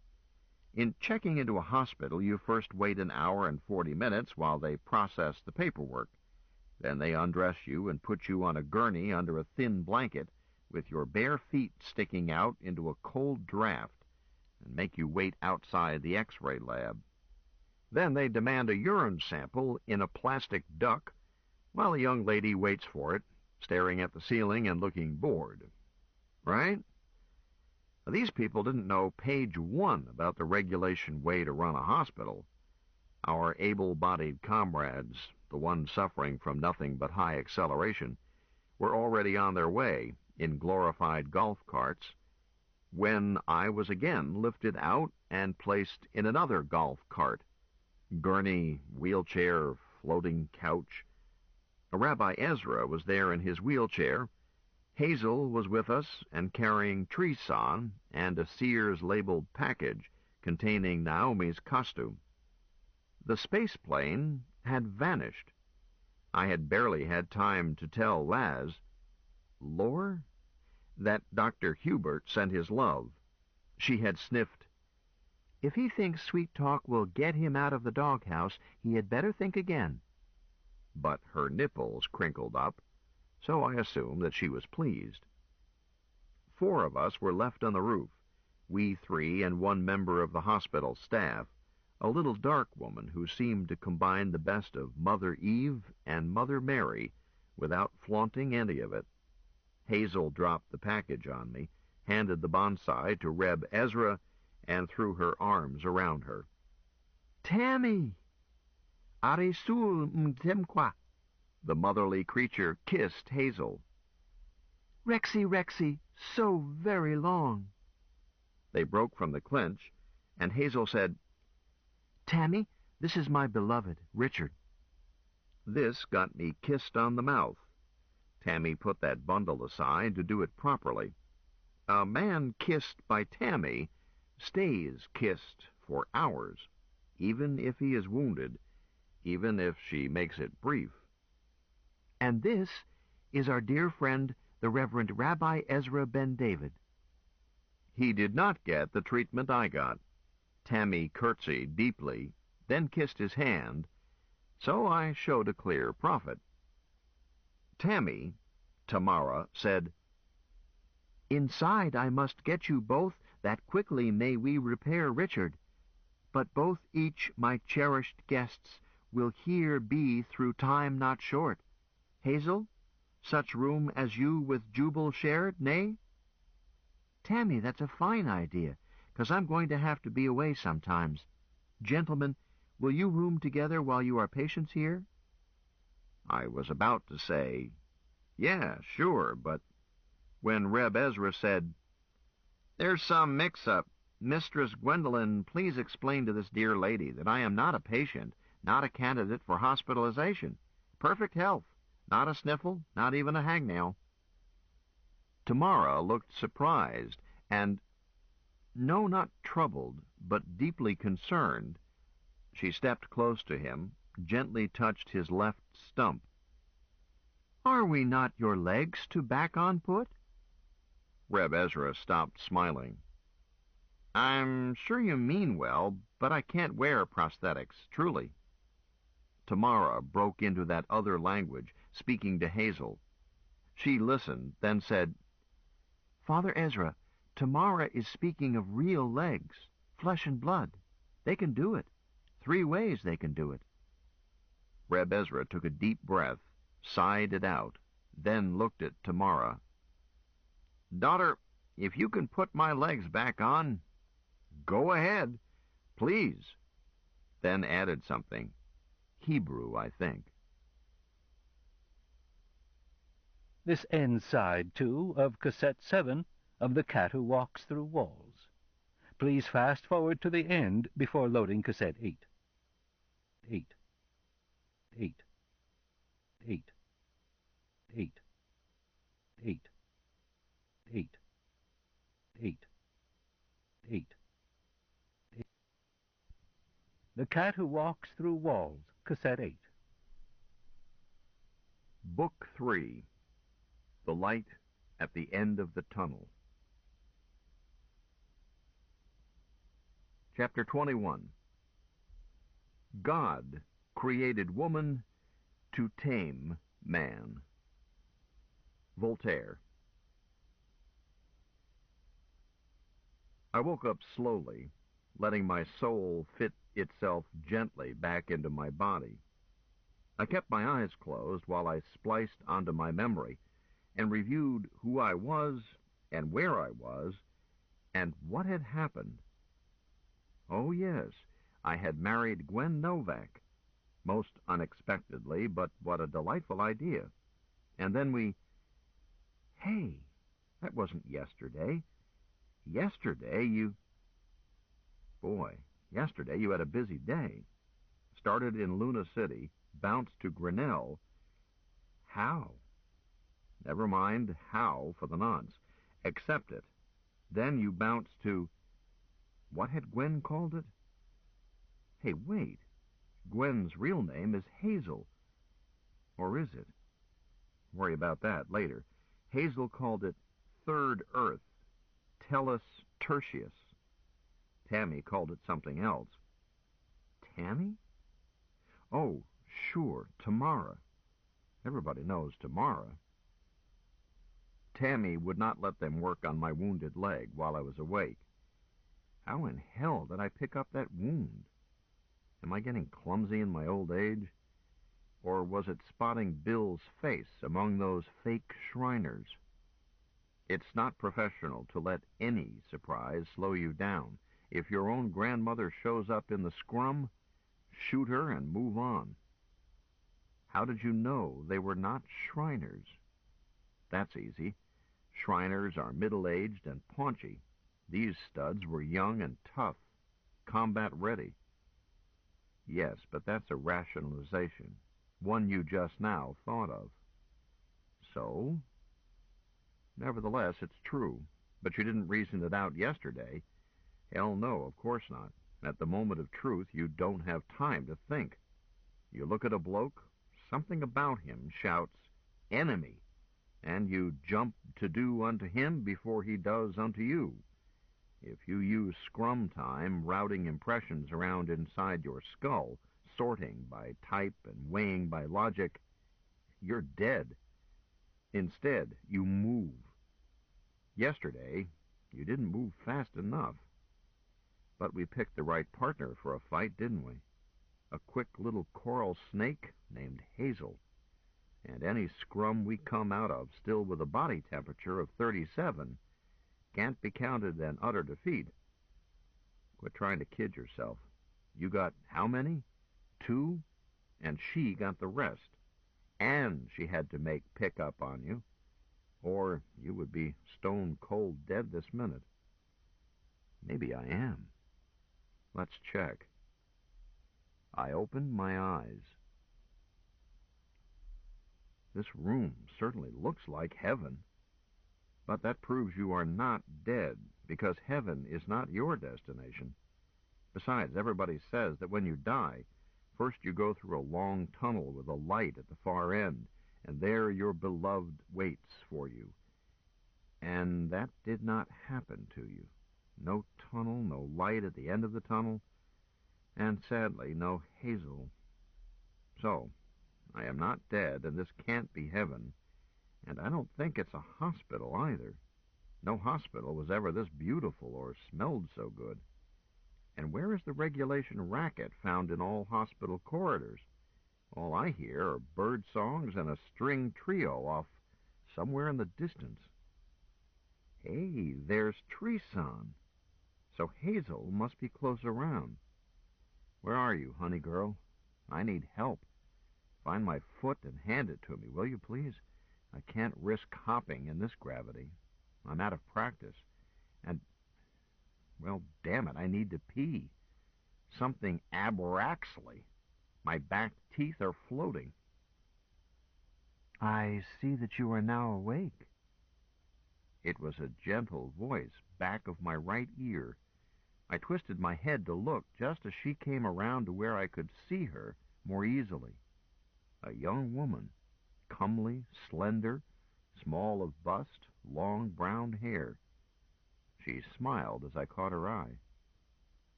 I'm Minerva. What will you have for breakfast?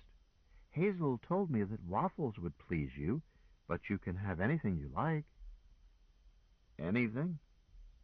I considered it. How about a brontosaurus roasted over a slow fire? Yes, surely, but that will take longer to prepare than waffles, She answered with perfect seriousness. Some tidbits while you wait? Go along with you. Quit pulling my leg. Speaking of legs, have you seen my artificial foot?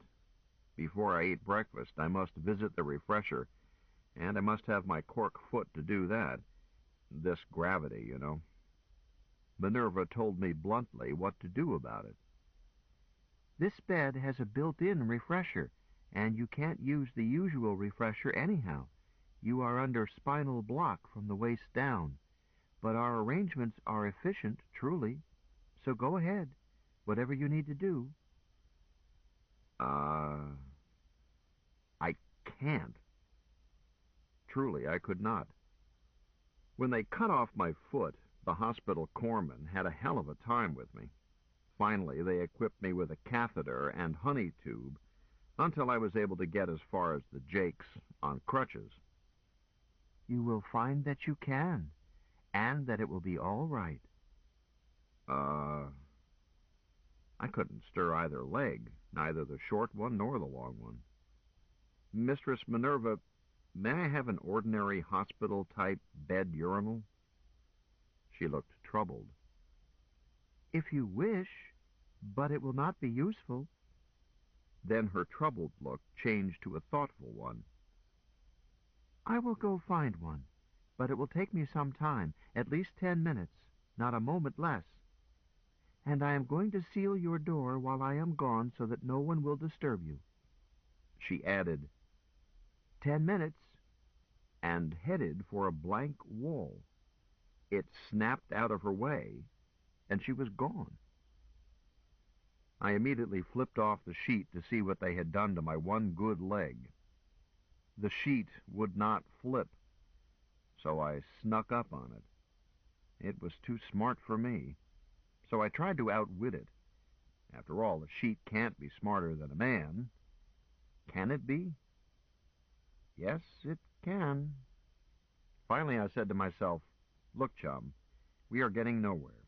Let's try assuming that Mistress Minerva was being precisely truthful. This is a bed with built-in plumbing, capable of handling the worst a bed-fast patient can do. So saying, I worked a couple of ballistic problems in my head, hairy empiricals guaranteed to distract even a man waiting at the guillotine, and cut loose with half a liter, sighed, then let go with the other half. No, the bed did not seem to be wet, and a feminine voice cooed, Good baby. I looked hastily around. No vocal cords to go with the voice. Who said that, and where are you? I'm Tina, Minerva's sister. I'm no farther away than your elbow. Yet I'm half a kilometer away and 200 meters down. Need anything, just ask me. We stock it or make it or fake it. Miracles we do at once. Anything else even sooner. Exception, virgins are a special order. Average lead time, 14 years. Factory rebuilt virgins, 14 minutes. Who in hell wants a virgin? Mistress Tina, do you think it is polite to watch me take a pee? Youngster, don't try to tell your grandmother how to steal sheep. One of my duties is to watch everything in all departments of this fun house and catch mistakes before they happen. 2, I am a virgin and can prove it, and I am going to make you sorry you were born male for uttering that disparaging crack about virgins. Oh, hell. Mistress Tina, I did not mean to offend you. I was simply embarrassed, that was all. So I spoke hastily. But I do think micturition and such should be granted privacy. Not in a hospital, Bud. They are significant aspects of the clinical picture, every time. Here comes my sister. If you don't believe me, you can ask her. A couple of seconds later, the wall opened and Mistress Minerva came in, carrying a hospital bed urinal of the old-fashioned sort. No automatic machinery, no electric controls. I said, "Thank you, but I no longer need it, as I'm sure your sister told you." Yes, she did. But surely she didn't tell you that she had. No, I deduced it. Is it true that she sits somewhere in the basement and snoops on every patient? Doesn't she find it boring? She doesn't really pay any attention until it's needed. She has thousands of other things to do, all more interesting. Far more interesting, that faceless voice interrupted. Minnie, he doesn't like virgins. I let him know that I am one. Confirm it, sis. I want to rub his nose in it. Tina, don't tease him. Why not? It's fun to tease men. They wiggle so when you poke them, though I can't see what Hazel sees in this one. He's a sad sack. Tina! Colonel, did Athene tell you that she is a computer? Eh? Say that again? Athene is a computer. She is the supervising computer of this planet. Other computers here are just machines, not sentient. Athena runs everything, just as Mycroft Holmes once ran everything on Luna. I know that Hazel told you about him. Minerva smiled gently. So that's how Tina can claim to be a virgin. Technically she is one, in the sense that a computer can have no experience in carnal copulation. But I know all about it. Yes, sis, with a male human. On the other hand, when she transfers to a meat-and-bone body and becomes human, in another technical sense, she will no longer be virgin because her hymen will have been atrophied in vitro, and any vestigial tissue trimmed away before her animal body is kindled. That's how it was done with me. And you were out of your mind, Minnie, to let Ishtar sell you that. I'm not going to do it that way. I've decided to have the works, a real maidenhead, and both ritual and physical defloration. Even a bridal costume and a wedding, if we can swing it. Do you think we can sell that to Lazarus? I doubt it intensely, and you would be making a silly mistake. Unnecessary pain on first copulation could start you out with bad habits in what should always be an utterly happy experience. Sister, sex is the most important reason to become human. Don't spoil it. Tammy says it doesn't hurt all that much. Why let it hurt at all? Anyhow, you won't get Lazarus to agree to a formal wedding. He promised you a place in our family. He did not promise you anything else. Maybe we should volunteer Colonel Zero here. He's going to owe me plenty of favors by then, and Maureen says nobody ever notices the bridegroom anyhow. How about it, soldier boy? Think of the honor of being my bridegroom at a swank June wedding. Careful how you answer. My ears were ringing, and I felt a headache coming on. If I just closed my eyes, would I find myself back in my bachelor digs in Golden Rule? I tried it, then opened them. Answer me, the disembodied voice persisted. Minerva, who repotted my little maple? I did. Tammy pointed out that it didn't have room to breathe, much less grow, and asked me to find a bigger pot. I found it. Tina found it, and I repotted it. See how much happier it is? It's grown more than 10 centimeters. I looked at the little tree, and looked again. How many days have I been in this hospital? Minerva suddenly had no expression at all. The Tina voice said, You didn't say how big a brontosaurus you wanted for breakfast. Better make it a little one, huh? The older ones are terribly tough. So everybody says. 10 centimeters. Hazel had said she would see me in the morning. Which morning, dear one? 2 weeks ago? Or longer? The older ones aren't tough if they are hung properly, but I don't want to wait while the meat ages. Would there be any such delay with waffles? Oh, no, agreed Tina's voice. Waffles aren't common here, but Maureen knows all about them. She was brought up, she says, only a few kilometers from where you were reared, and at almost the same time, give or take a century or so. So she knows the sort of cooking you were used to. She explained to me all about waffle irons, and I experimented until I made one just the way she wanted it. How many waffles can you eat, Fatty? 507. There was a short silence. Then Tina said, Minerva? I don't know. But, I went on, I'm on a diet, so let it go with 3. I'm not sure I want you as my bridegroom. In any case, you haven't consulted Hazel, my bride. No obstacle. Hazel and I are pals, years and years. She'll make you do it, if I decide to use you. I'm not certain about you, Dickie boy. You veer. Dickie boy, huh? Do you know my Uncle Jock, Jock Campbell? The Silver Fox. Do I know Uncle Jock? We won't invite him, Dickie. He would claim jus primi noctis. Have to invite him, Mistress Tina. He's my closest relative. All right, I'll stand up as bridegroom, and Uncle Jock will take care of deflowering the bride. Wrap it up. Minerva?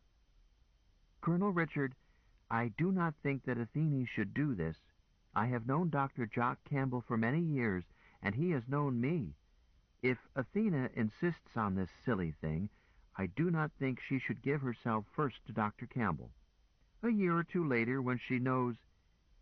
Minerva shrugged. They are free persons. Tina can work it out with Hazel and Jock. It wasn't my idea. When does this crime take place? Almost at once. Athena's clone is almost matured, about 3 of your years.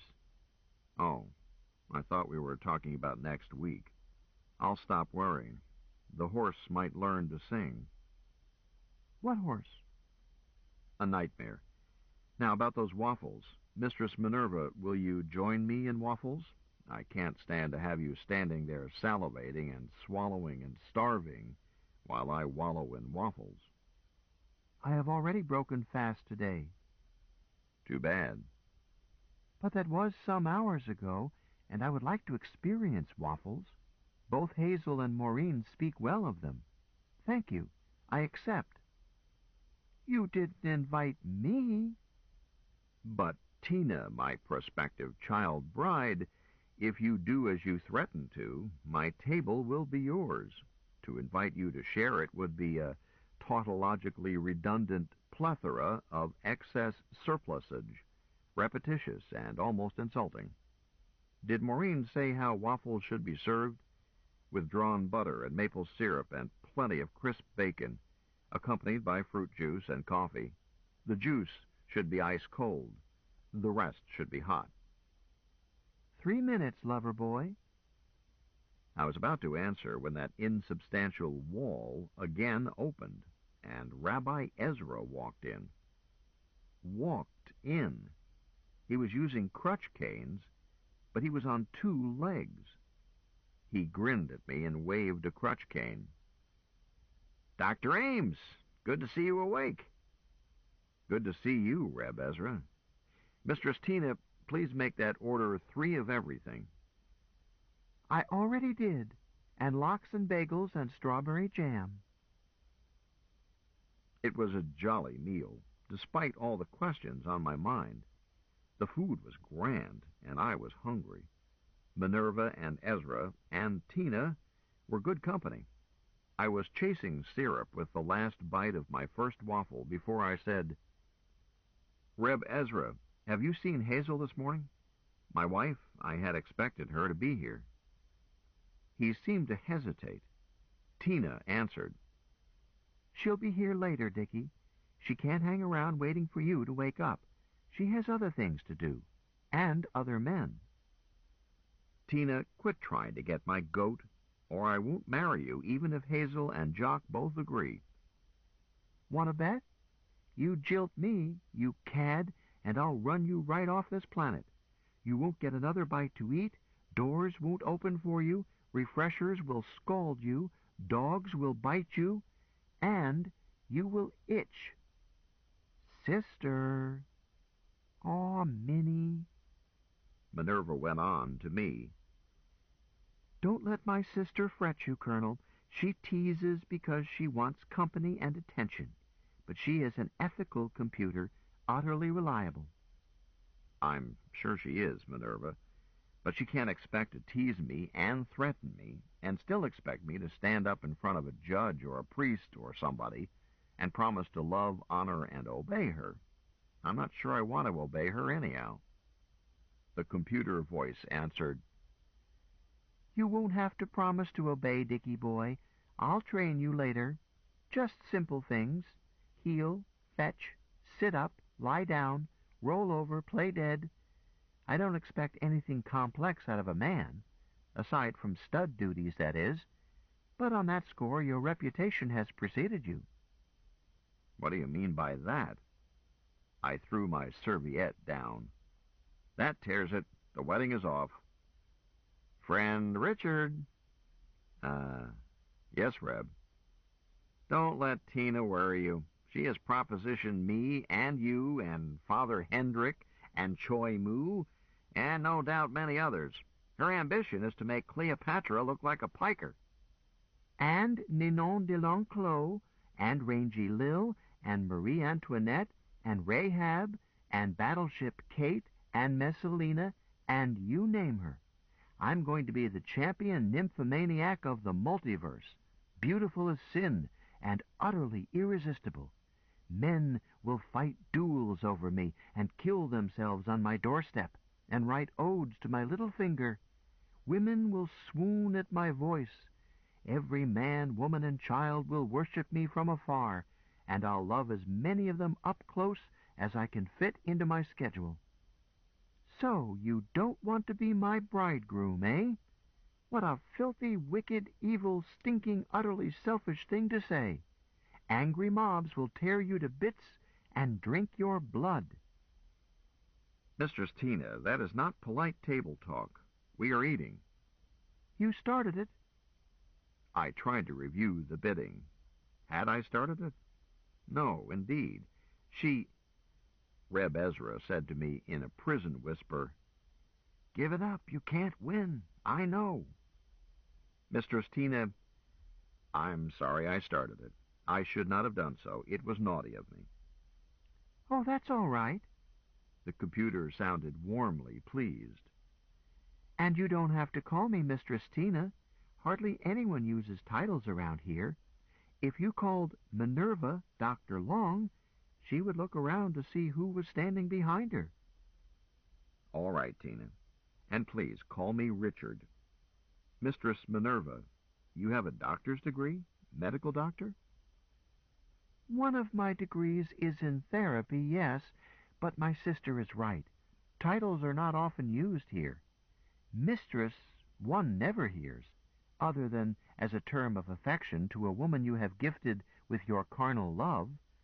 So there is no need to call me Mistress Minerva, until you choose to gift me with that boon.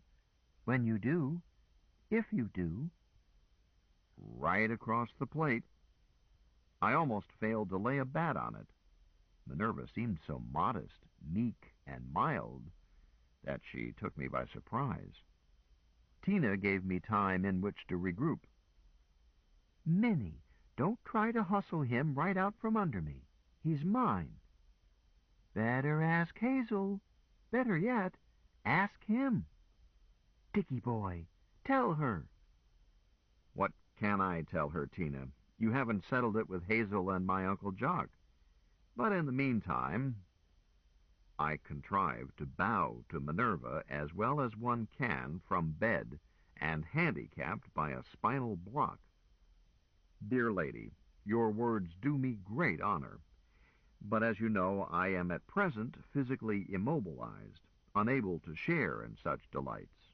In the meantime, may we take the wish for the deed? Don't you dare call her mistress. Sister, behave yourself. Sir, you may indeed call me mistress, or as you say, we can treat the wish for the deed and wait until a later time. Your therapy will take time. Ah, yes, so it will. I glanced at the little maple, no longer quite so little. How long have I been here? I must already have run up quite a bill. Don't worry about it, Minerva advised me. I must worry about it. Bills must be paid, and I don't even have Medicare. I looked at the rabbi. Rabbi, how did you finance your transplants, are they? You're as far from home in your bank account as I am. Farther than you think, and it is no longer appropriate to address me as rabbi. Where we are today, the Torah is not known. I am now Private Ezra Davidson, Time Corps Irregulars. That pays my bills. I think something like it pays yours. Tina, will you tell Dr. Ames the account to which his bills are charged? He has to ask it himself. I do ask, Tina. Please tell me. Campbell Colin, also known as Ames Richard, charges all departments to Senior's Special Account, Galactic Overlord, Miscellaneous. So don't fret, lover boy. You're a charity case. All bills on the house. Of course, the ones on that account usually don't live long. Athena! But, Minnie, that's the simple truth. An average of 1.73 missions. Then we pay their death benefits.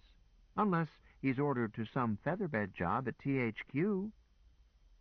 I was not listening carefully. Galactic Overlord, indeed. Only one person could have set up that account. The playful little darling. Damn it, dear. Where are you? That none-too-solid wall blinked away again. Am I too late for breakfast? Oh, sure. Hello, darling. It was she. Chapter 22. When in doubt, tell the truth. Mark Twain. Richard, I did see you the next morning, but you didn't see me. She certainly did see you, Dickie boy, Tina confirmed. At great risk to her own health. Be glad you're alive. You almost weren't. That's true, agreed Ezra. I was your roommate part of one night. Then they moved me and put you in tight quarantine, and inoculated me 9 or 90 ways. My brother, you were sick unto death. Breakbone cramp, green pus shakes, strangle fever. Hazel was ticking them off on her fingers. Blue death, typhus. Minerva, what else? Golden staphylococcus systemic infection, hepatic herpes landrii. Worst of all, a loss of will to live. But Ishtar will not permit a person to die who has not asked for death while possessed of judicial capacity, and neither will Galahad. Tamara stayed with you every minute until that crisis was over. Why don't I remember any of this? Be glad you don't, Tina advised. Sweetheart, if you had not been in the best hospital in all the known universes, with the most skilled therapists, I would be a widow again. And I look terrible in black. Ezra added, If you didn't have the constitution of an ox, you would never have made it. Tina interrupted with, Of a bull, Ezra, not an ox. I know. I've seen 'em. Impressive. I didn't know whether to thank Tina or call off the wedding again, so I ignored it. What I don't understand is how I got all those diseases. I took a hit, I know that. That could account for Staph aureus. But those other things? Ezra said, Colonel, you are a professional soldier. Yes, I sighed. I never practiced that aspect of the profession. I don't feel easy with it. Biological warfare makes fusion bombs seem clean and decent.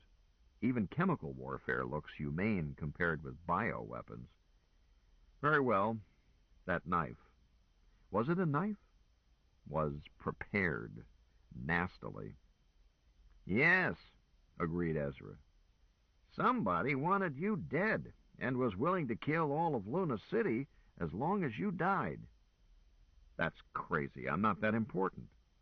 Minerva said quietly, Richard, you are that important. I stared at her. What makes you think so? Lazarus told me. Lazarus. Tina used that name earlier. Who is Lazarus? Why is his opinion so weighty? Hazel answered. Richard, I told you that you were important, and I told you why. The rescue of Adam Selene. The same people who want him to stay unresurrected wouldn't boggle at killing Luna City to kill you. If you say so. I wish I knew what happened there. Luna City is my adopted home. Some mighty fine people in it. Your son, Ezra, among others. Yes, my son. And others. Luna City was saved, Richard. The infection was stopped. Good. At a price. A reference time tick was available from our rescue. The number of seconds it took us all to get aboard and get out of there was reconstructed through careful reenactment by all of us who were involved in it, with your part played by a skilled actor. This was compared with Gay's own memory of how long she was there, and the two were reconciled. Then a Burroughs space-time capsule was moved to the resultant coordinates, plus 4 seconds, and a heat bomb was released. Not atomic, but hot, star-hot. Some of those bugs are hard to kill. Obviously, the hotel had to be damaged with a high probability, no, a certainty of loss of life. The threat to Luna City was cauterized, but the price was high. Tanstoffel. Ezra looked grim. Your son was saved? I think so. However, my son's welfare did not figure into this decision, and my opinion was not sought. This was a Time Headquarters policy decision. THQ rescues individuals only when those individuals are indispensable to an operation. Richard, as I understand it, mind you, I'm a recruit private on sick leave. I'm not privy to high policy decisions. As I understand it, permitting Luna City to suffer a killing epidemic at that time would have interfered with THQ's plans for something else. Perhaps this matter that Mistress Gwendolen, Hazel, hinted at. I don't know. It was, and I do know, and on Tertius you don't call me mistress, unless you mean it, Ezra. But thank you anyhow. Richard, it was the widespread damage that airborne disease could do to their plans that caused headquarters to act so radically. They cut it so fine that you and I and the rest of Gay's load came within a blink of being killed by that heat bomb as we escaped. And at this point I barked my shins on a paradox. But Hazel was still talking. They couldn't risk waiting even a few more seconds. Some killer bugs might get into the city's air ducts. They had projected the effect that would have on Operation Adam Selene. Disaster. So they moved. But the Time Corps doesn't go chasing through the universes, saving individual lives, or even the lives of whole cities. Richard, they could save Herculaneum and Pompeii today if they wanted to, or San Francisco or Paris. They don't. They won't. Sweetheart, I said slowly, are you telling me that this Time Corps could prevent the blotting of Paris in 2002, even though that happened 2 centuries in the past? Please. Hazel sighed. Ezra said, Friend Richard, attend me carefully. Don't reject what I am about to say. Okay, shoot. The destruction of Paris is more than 2,000 years in the past, not just 2 centuries ago. But that is clearly, by groundhog reckoning today, is Gregorian year AD 4400, or the year 8160 by the Jewish calendar, a fact I found quite disturbing, but had to accept.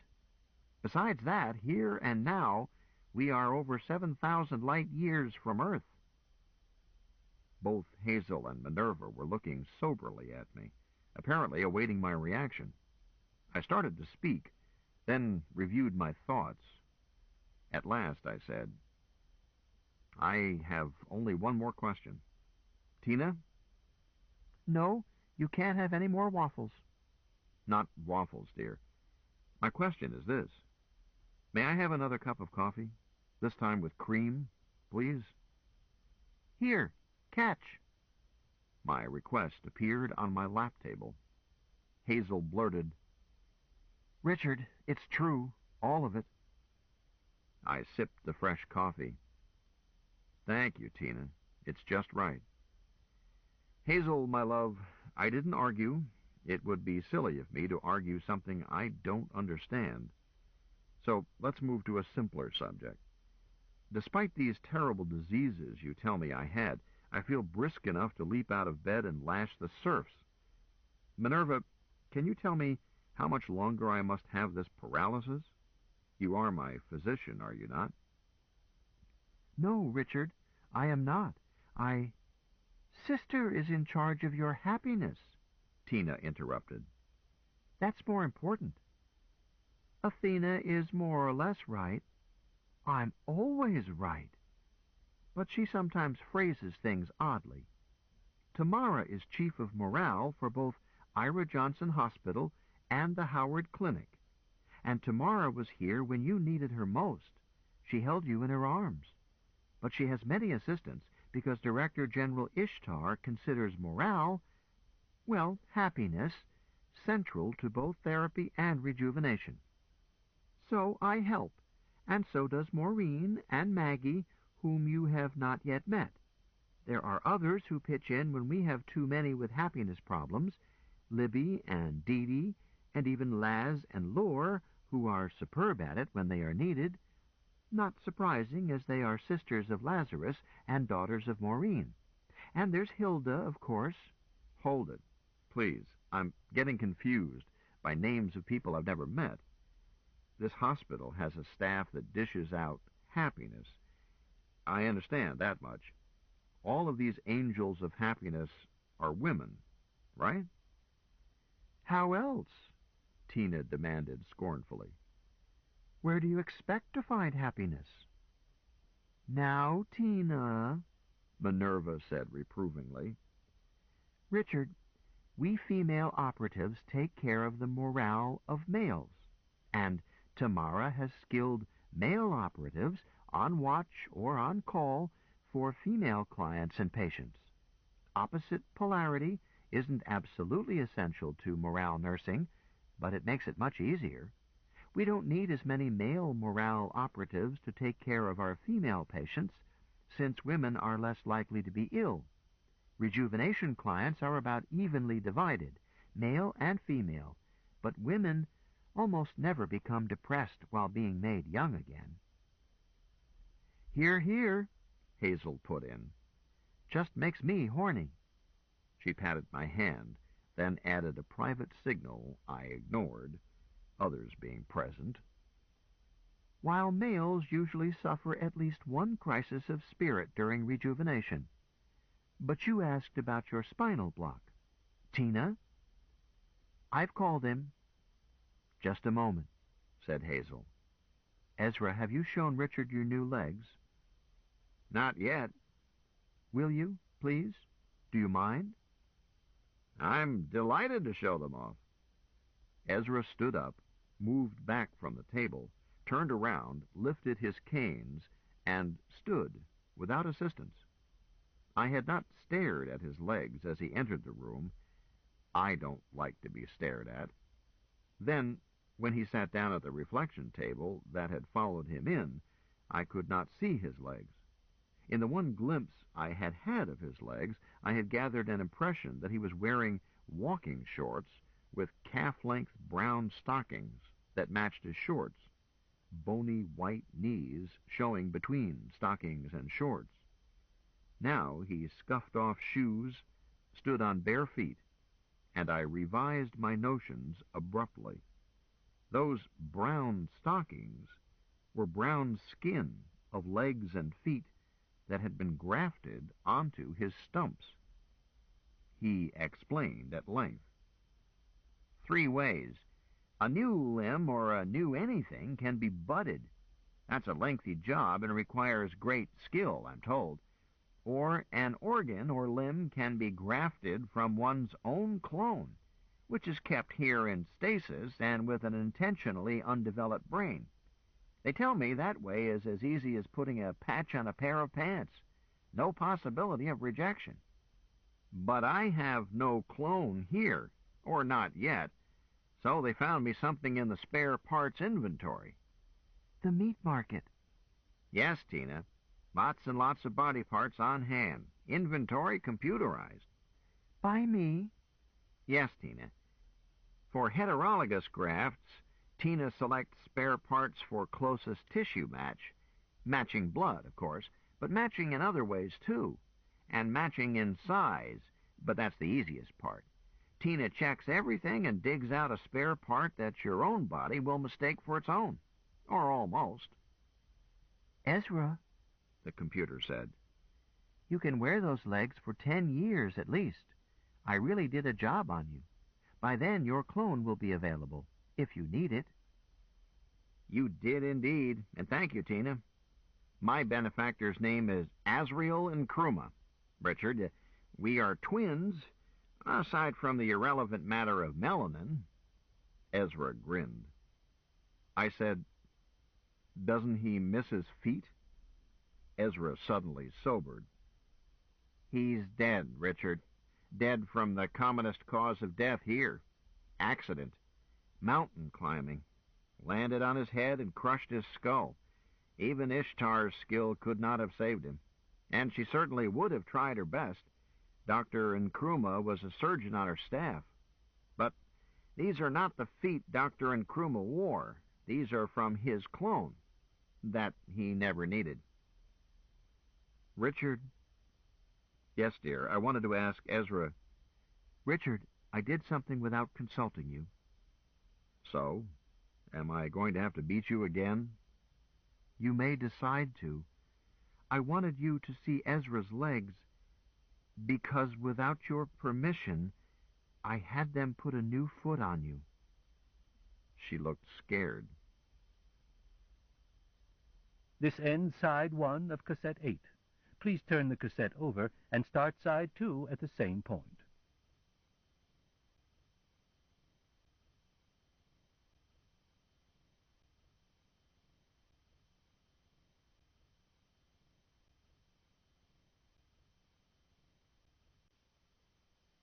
There ought to be some rule limiting the number of emotional shocks a person can legally be subjected to in one day.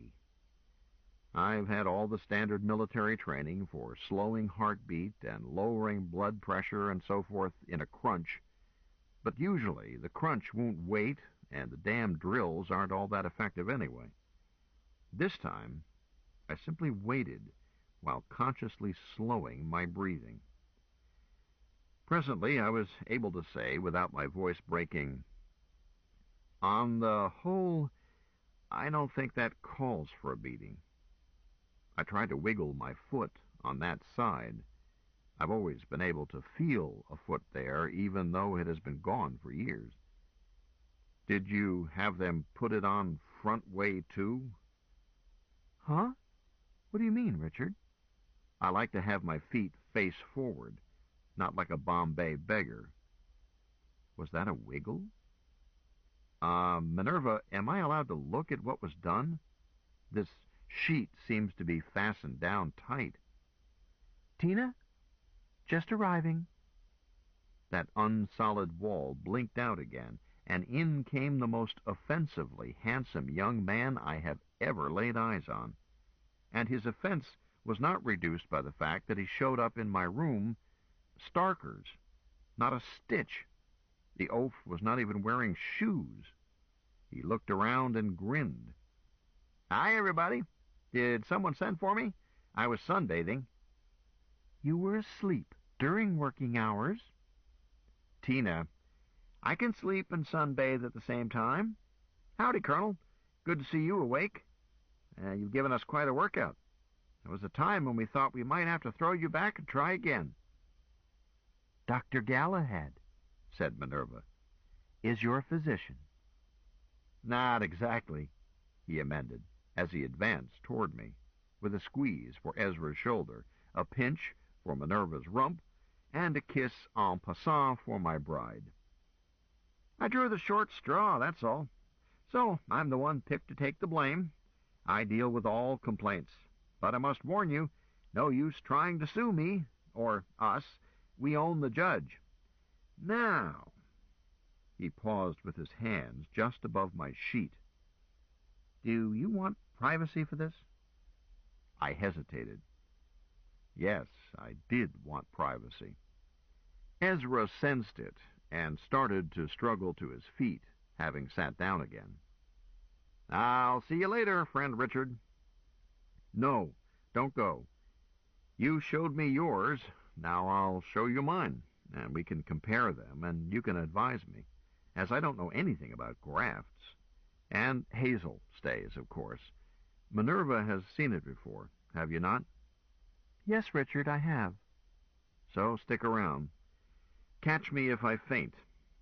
Tina, no wisecracks." "Me? That's a slur on my professional judgment." "No, dear, on your bedside manner, which must be improved if you expect to compete with Ninon de l'Enclos, or even Rangy Lil. Okay, Doc, let's see it." I put pressure on my diaphragm, held my breath. For the doctor, that pesky sheet came off easily. The bed was clean and dry. I checked that first. No plumbing that I could identify. And two big, ugly feet were sticking up side by side. The most beautiful sight I have ever seen. Minerva caught me as I fainted. Tina made no wisecracks. 20 minutes later, it had been established that I had control over my new foot and its toes as long as I didn't think about it, although during a check run I sometimes over-controlled if I tried too hard to do what Dr. Galahad told me to do. "I'm pleased with the results," he said. "If you are you?" How can I describe it? Rainbows, silver bells, mushroom clouds. Ezra, can you tell him? "I've tried to tell him. It's being born again. Walking is such a simple thing. Until you can't." "Yes. Doctor, whose foot is this? I haven't prayed lately, but for him I'll try." "He isn't dead." "Huh?" "And he isn't shy a foot. It's an odd circumstance, Colonel. Tina had trouble finding a right foot your size that your immune system would not reject about as fast as you can say septicemia. Then Ishtar, she's my boss, told her to extend the search. And Tina found one. That one. A part of the clone of a living client. We have never before been faced with this. We, the hospital staff, have no more authority and no more right to use a dedicated clone than we have to chop off your other foot. But the client who owns that clone, when he was told about it, decided to give you this foot. His attitude was that his clone could bud a new foot in a few years. In the meantime, he could get along without that part of the insurance a complete clone offers." "Who is he? I must find a way to thank him." "How do you thank a man for that sort of gift?" "Somehow I must." "Colonel, that is the one thing you will not know. Your donor insisted on remaining anonymous. That is a condition of the gift." They even made me wipe my record of it, Tina said bitterly. As if I were not to be trusted professionally. Why, I keep the Hippocratic Oath better than any of them. You mean Hippocratic? Oh, you think so, Hazel? I know this gang better than you do. Dr. Galahad said, "Certainly I want you to start using it. You need exercise to make up for your long illness, too. So, up out of that bed. 2 things. I recommend that you use your cane until you are certain of your balance. And also, Hazel or Minerva or somebody had better hold your other hand for a while. Pamper yourself. You're still weak. Sit or lie down any time you feel like it. Do you swim?" "Yes, not lately, as I've been living in a space habitat that had no facilities. But I like to swim." "Plenty of facilities around here. A plunge in the basement of this building and a bigger one in its atrium. And most of the private homes here have a pool of some sort. So, swim. You can't walk all the time. Your right foot has no calluses whatever, so don't rush it. And don't wear shoes until that foot learns how to be a foot." He grinned at me. "All right?" "Yes, indeed."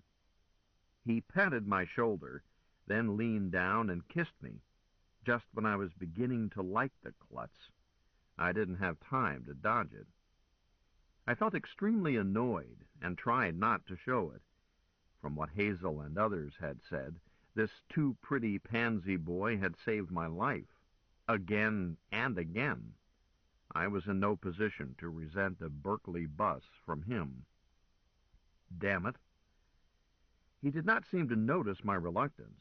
He squeezed my shoulder, said, "You'll do all right. Minerva, take him swimming. Or Hazel, somebody." And he was gone. So the ladies helped me get up out of bed, and Hazel took me swimming. Hazel kissed Minerva goodbye, and I suddenly realized that Minerva was expecting the same treatment from me. I made a tentative move in that direction. It was met by full cooperation. Kissing Minerva beats the hell out of kissing a man, no matter how pretty he is. Before I let her go, I thanked her for all she had done for me. She answered soberly, "It is happiness to me." We left then, me walking carefully and leaning on my cane. My new foot tingled. Once outside my room, that wall just winks out as you walk toward it. Hazel said to me, "Darling, I'm pleased that you kissed Minerva without my having to coach you. She's an utter snuggle puppy. Giving her physical affection means far more to her than thanks can possibly mean, or any material gift, no matter how lavish. She's trying to make up for 2 centuries as a computer." She really was a computer? "You'd better believe it, Buster." Tina's voice had followed us. "Yes, Tina, but let me explain it to him. Minerva was not born of woman. Her body was grown in vitro from an egg with 23 parents. She has the most distinguished parentage of any human who ever lived. When her body was ready, she moved her personality into it, along with her memories." "Some of her memories," Tina objected. "We twinned the memories she wanted to take with her, and I kept one set and retained all the working read-only and the current RAM. That was supposed to make us identical twins. But she held out on me, kept some memories from me, didn't share them, the chinchy bitch. Is that fair, I ask you?" "Don't ask me, Tina. I've never been a computer. Richard, have you ever used a drop tube?" "I don't know what one is." "Hang on to me and take your landing on your old foot, I think. Tina, can you help us?" "Sure thing, chum." Drop tubes are more fun than a collie pup. After my first drop, I insisted on going up and down 4 times to gain practice, for fun, in fact, and Hazel indulged me, and Tina made sure I didn't hurt my new foot in landings. Stairs are a hazard to an amputee and a painful chore at best. Elevators have always been a dreary expedient for anyone, as grim as a fat woman's girdle, too much like cattle cars. But drop tubes offer the same giddy excitement as jumping off a straw stack on my uncle's farm when I was a kid, without the dust and the heat. Whoopee! Finally, Hazel stopped me. Look, dear, let's go swimming, please. Okay. You coming with us, Tina? How else? Hazel said, Do you have us bugged, dear, or one of us? We no longer use implants, Hazel. Too crude. Zeb and I worked out a gimmick using a double-triple to hold 4 axes in linking two-way sight-sound. Color is a bit skitty, but we're getting it. So you do have us bugged. I prefer to call it a spy ray. It sounds better. Okay, I have you bugged. So I assumed. May we have privacy? I have family matters to discuss with my husband. Sure thing, chum. Hospital monitoring only. Otherwise, 3 little monkeys and the old fast wipe. Thank you, dear. Usual Long Enterprises service. When you want to crawl out from under the rock, just mention my name. Kiss him once for me. So long. We really do have privacy now, Richard. Tina is listening and watching you every split second, but doing so as impersonally as a voltmeter, and her only memory, not transient, is for matters such as pulse and respiration. Something like this was used to keep you from hurting while you were ill. I made my usual brilliant comment. Huh? We'd come outdoors from the central building of the hospital and were facing a small park flanked by 2 side wings, a U-shaped building. This court was rich with flowers and greenery, and the middle of it was a pool that just happened to be the right casual shape to fit those flower beds and paths and bushes. Hazel stopped at a bench facing the pool in the shade of a tree. We sat down, let the bench adjust itself to us, and watched people in the pool. As much fun as swimming. Almost. Hazel said, What do you recall of your arrival here? Not much. I was feeling pretty rocky. That wound, you know. That wound was now a hairline scar, hard to find. I think I was disappointed. Tammy, was looking me in the eyes and looking worried. She said something in another language. Galacta. You'll learn it. It's easy. So? Anyhow, she spoke to me, and that's the last I remember. To me, that was last night, and I woke up this morning, and now I learn that it was not last night, but God knows when, and I've been crashed the whole time. Disturbing. Hazel, how long has it been? Depends on how you count it. For you, about a month. They've kept me knocked out that long? That's a long time to keep a man sedated. It worried me. I've seen him go in for surgery right out of the scrum and come out of hospital physically perfect, but hooked on painkiller. Morphine, Demerol, Sanssouci, methadone, whatever. Dear one, you weren't kept knocked out. Playback? A Lethe field the whole time. No drugs. Lethe lets the patient stay alert and cooperative, but pain is forgotten as soon as it happens. Or anything. You did hurt, dear, but each pain was a separate event, forgotten at once. You never had to endure that overpowering fatigue that comes from unending pain. And now you don't have a hangover and the need to wash weeks and weeks of addictive drugs out of your system. She smiled at me. You weren't much company, dear, because a man who can't remember what happened 2 seconds ago does not carry on a coherent conversation. But you did seem to enjoy listening to music, and you ate all right as long as someone fed you. You fed me. No, I did not interfere with the professionals. My cane had slipped to the grass. Hazel leaned down, handed it to me. By the way, I reloaded your cane. Thank you. Hey, it was loaded, fully. It was loaded when they jumped us, and a good thing, too, or I would be dead. You, too, I think. Me, for certain, though. We spent the next 10 minutes confusing each other. I've already recounted how that fight outside the Raffles Hotel looked to me. I'll tell briefly how Hazel said it looked to her. There is no possible way to reconcile the two.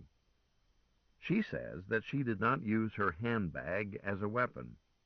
Why, that would be silly, dear. Too slow and not lethal. You took out 2 of them at once, and that gave me time to get at my little Miyako. After I had used my scarf, I mean. According to her, I shot 4 of them, while she worked around the edges, cooling those I missed, until they brought me down with that slice into my thigh. Knife? She tells me they picked bits of bamboo out of the wound, and they hit me with an aerosol. And that gave her the instant she needed to finish off the man who sprayed me. I stepped on his face and grabbed you and dragged you out of there. No, I didn't expect to see Gretchen, but I knew I could count on her. Her version does explain a little better how we won, except that by my recollection, it is dead wrong. There is no point in picking at it. It can't be straightened out. How did Gretchen get there? That Chia and Choi Mu were waiting isn't mysterious, in view of the messages we left for them. And Hendrik Schultz, too, if he grabbed a shuttle as soon as he heard from me. But Gretchen? You talked to her just before lunch. She was home, at Dry Bones. At Dry Bones, with the nearest tubeway being far south at Hong Kong Luna. So, how did she get to El City so fast? Not by Raleigh. No prize is offered for the correct answer. By rocket? Of course. A prospector's jump bug being the type of rocket. You remember that Jinx Henderson was planning to return that fez for you via some friend of his who was jumping his bug to El City? Yes, of course. Gretchen went with that friend and returned the fez herself. She dropped it at Lost and Found in Old Dome just before she came to the Raffles to find us. I see. But why? She wants you to paddle her bottom, dear, and turn it all pink. Oh, nonsense. I meant, why did her daddy let her hitchhike to El City with this neighbor? She's much too young. He let her do it for the usual reason. Jinx is a big, strong, macho man who can't resist the wheedling of his daughter. Forbidden to satisfy his suppressed incestuous yearnings, he lets her have anything she wants, if she teases him long enough. That's ridiculous and inexcusable. A father's duty toward his daughter requires that... Richard, how many daughters do you have? None, but... So shut up about something you know nothing about. No matter what Jinx should have done, the fact is that Gretchen left Dry Bones about as we were having lunch. Counting time of flight, that put her at City Lock East around the time we left the Warden's complex, and she arrived at the Raffles just seconds before we did. And a good thing, too, or you and I would be dead, I think. Did she get into the fight? No, but by carrying you, she freed me to cover our retreat. And all because she wants you to paddle her bottom. God moves in mysterious ways, dear. For every masochist, he creates a sadist. Marriages are made in heaven. Wash your mouth out with soap. I am not a sadist. Yes, dear.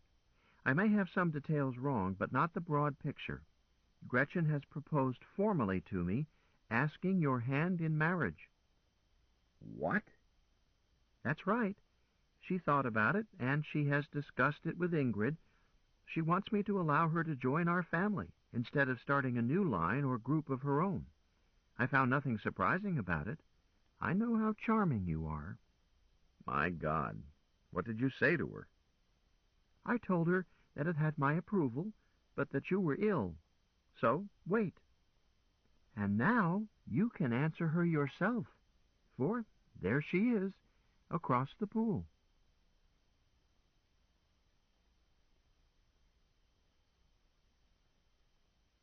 Chapter 23. Do not put off till tomorrow what can be enjoyed today. Josh Billings. I'm going straight back to my room. I feel faint. I squinted, staring across the sun-speckled water. I don't see her. Straight across, just to the right of the water slide. A blonde and a brunette. Gretchen is the blonde. I didn't expect her to be a brunette. I continued to stare. The brunette waved at us. I saw that it was Chia, and waved back. Let's join them, Richard. Leave your cane and stuff on the bench. No one will touch it. Hazel stepped out of her sandals, laid her handbag by my cane. Shower? I asked. You're clean. Minerva bathed you this morning. Dive or walk in? We dived in together. Hazel slid between the molecules like a seal. I left a hole big enough for a family. We surfaced in front of Chia and Gretchen, and I found myself being greeted. I have been told that on Tertius the common cold has been conquered, as well as periodontitis and other disorders that gather in the mouth and throat, and of course that group once called venereal diseases, because they are so hard to catch that they require most intimate contact for transmission. Just as well, on Tertius, Chia's mouth tastes sort of spicy. Gretchen's has a little girl sweetness, although I discovered she is no longer a little girl. I had ample opportunity to compare flavors. If I let go of one, the other grabbed me, again and again. Eventually they got tired of this. I did not, and we four moved to a shallow cove, found an unoccupied float table, and Hazel ordered tea.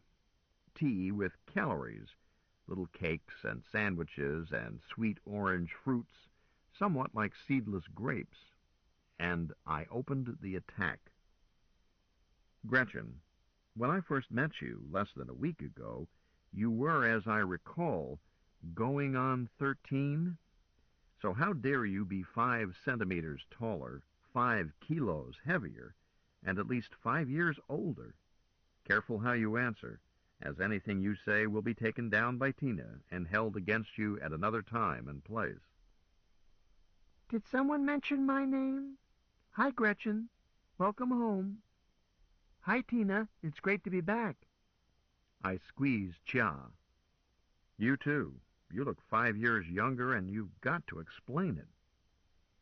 No mystery about me. I'm studying molecular biology just as I was in Luna, but here they know far more about it, and paying my way by working in Howard Clinic doing unprogrammed George jobs, and spending every spare minute in this pool.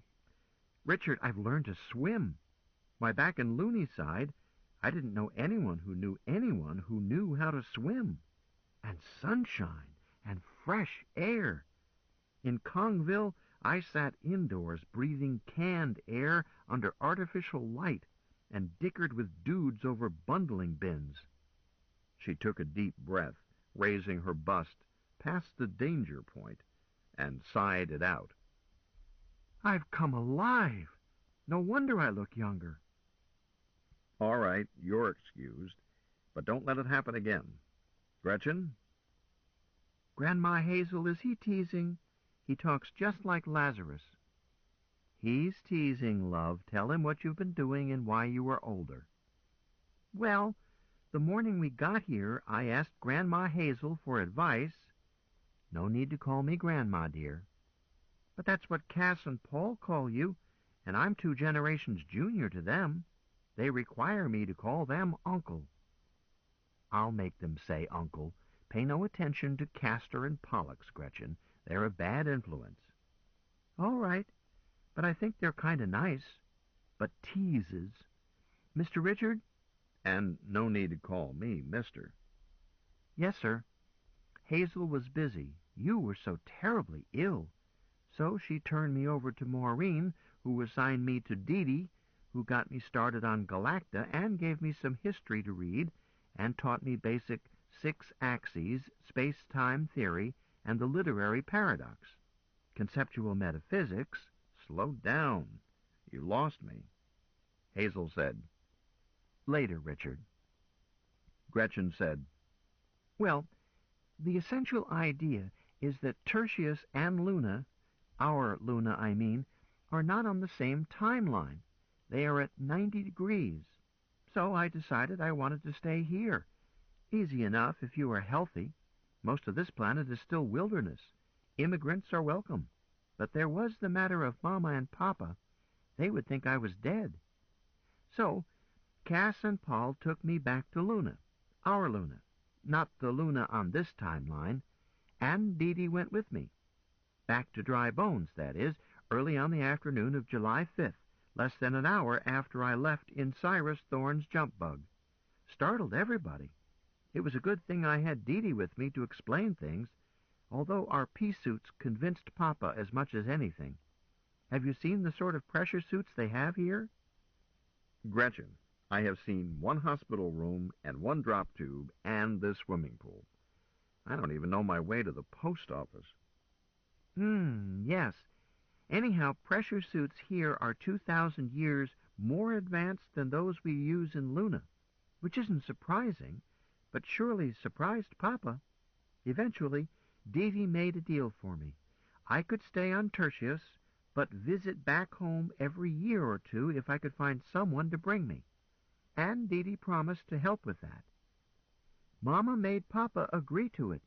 After all, almost anyone in Luna would emigrate to a planet like Tertius if he could, except those who just have to have low gravity.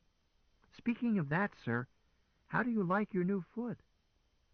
I'm just now getting used to it. But 2 feet are 897 times better than 1 foot. I guess that means you like it. So I came back and enlisted in the Time Corps. Slow down. I keep hearing Time Corps. Rabbi Ezra says that he has joined it. This baggage with the streaky red hair claims to be a major in it. And now you say you enlisted in it? At 13? Or at your present age? I'm confused. Grandma? I mean Hazel? She was allowed to enroll as a cadet in Wench's Auxiliary, because I said she was old enough. That got her sent to school on Paradox. When she graduated, she transferred to the 2nd Harpies and went through basic training, followed by advanced combat school. And when we dropped at Solus Lacus on Timeline 4 to change the outcome there then, and that's where I picked up this scar on my ribs. See? And was made corporal in the field. And now I'm 19, but officially 20, to let me be promoted to sergeant, after we fought at New Brunswick. Not this timeline, she added. Gretchen is a natural for a military career, Hazel said quietly. I knew she would be. And I've been ordered to officer school, but that's been placed on hold until I have this baby, and... What baby? I looked at her belly. Baby fat all gone, not plump the way it was 4 days ago, by my reckoning. 6 years ago, by the wild tale I was hearing. Not pregnant so far as I could see. Then I looked at her eyes, and under her eyes. Well, maybe. Probably. Doesn't it show? Hazel spotted it at once. So did Chia. Not to me it doesn't. Richard, old son, time to bite the bullet. You're going to have to change your plans. She's knocked up, and while you didn't do it, your presence changed her life, skewed her karma. So get with it.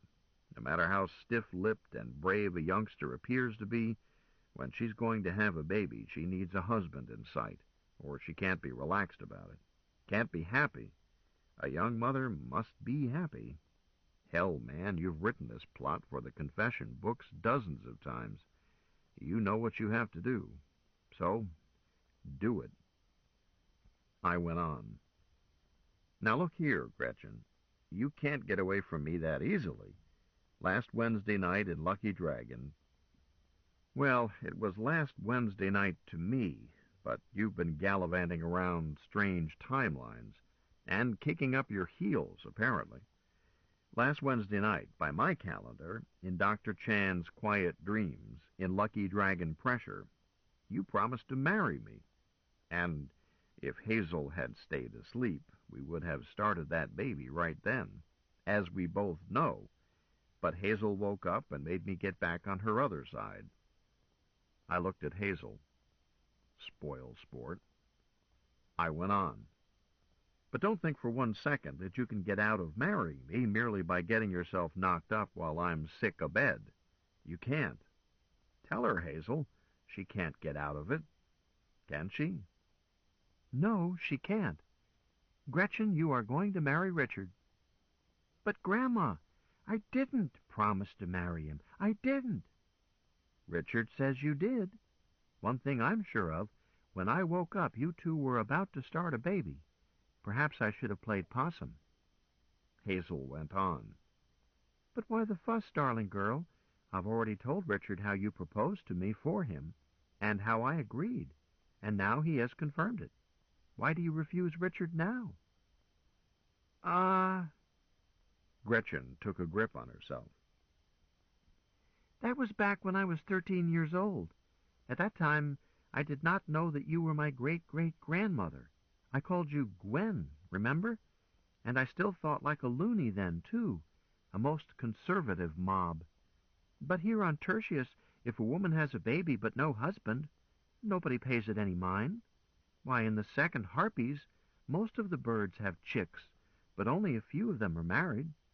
3 months ago we fought at Thermopylae to make sure the Greeks won this time, and our reserve colonel led us because our regular colonel was about to hatch one.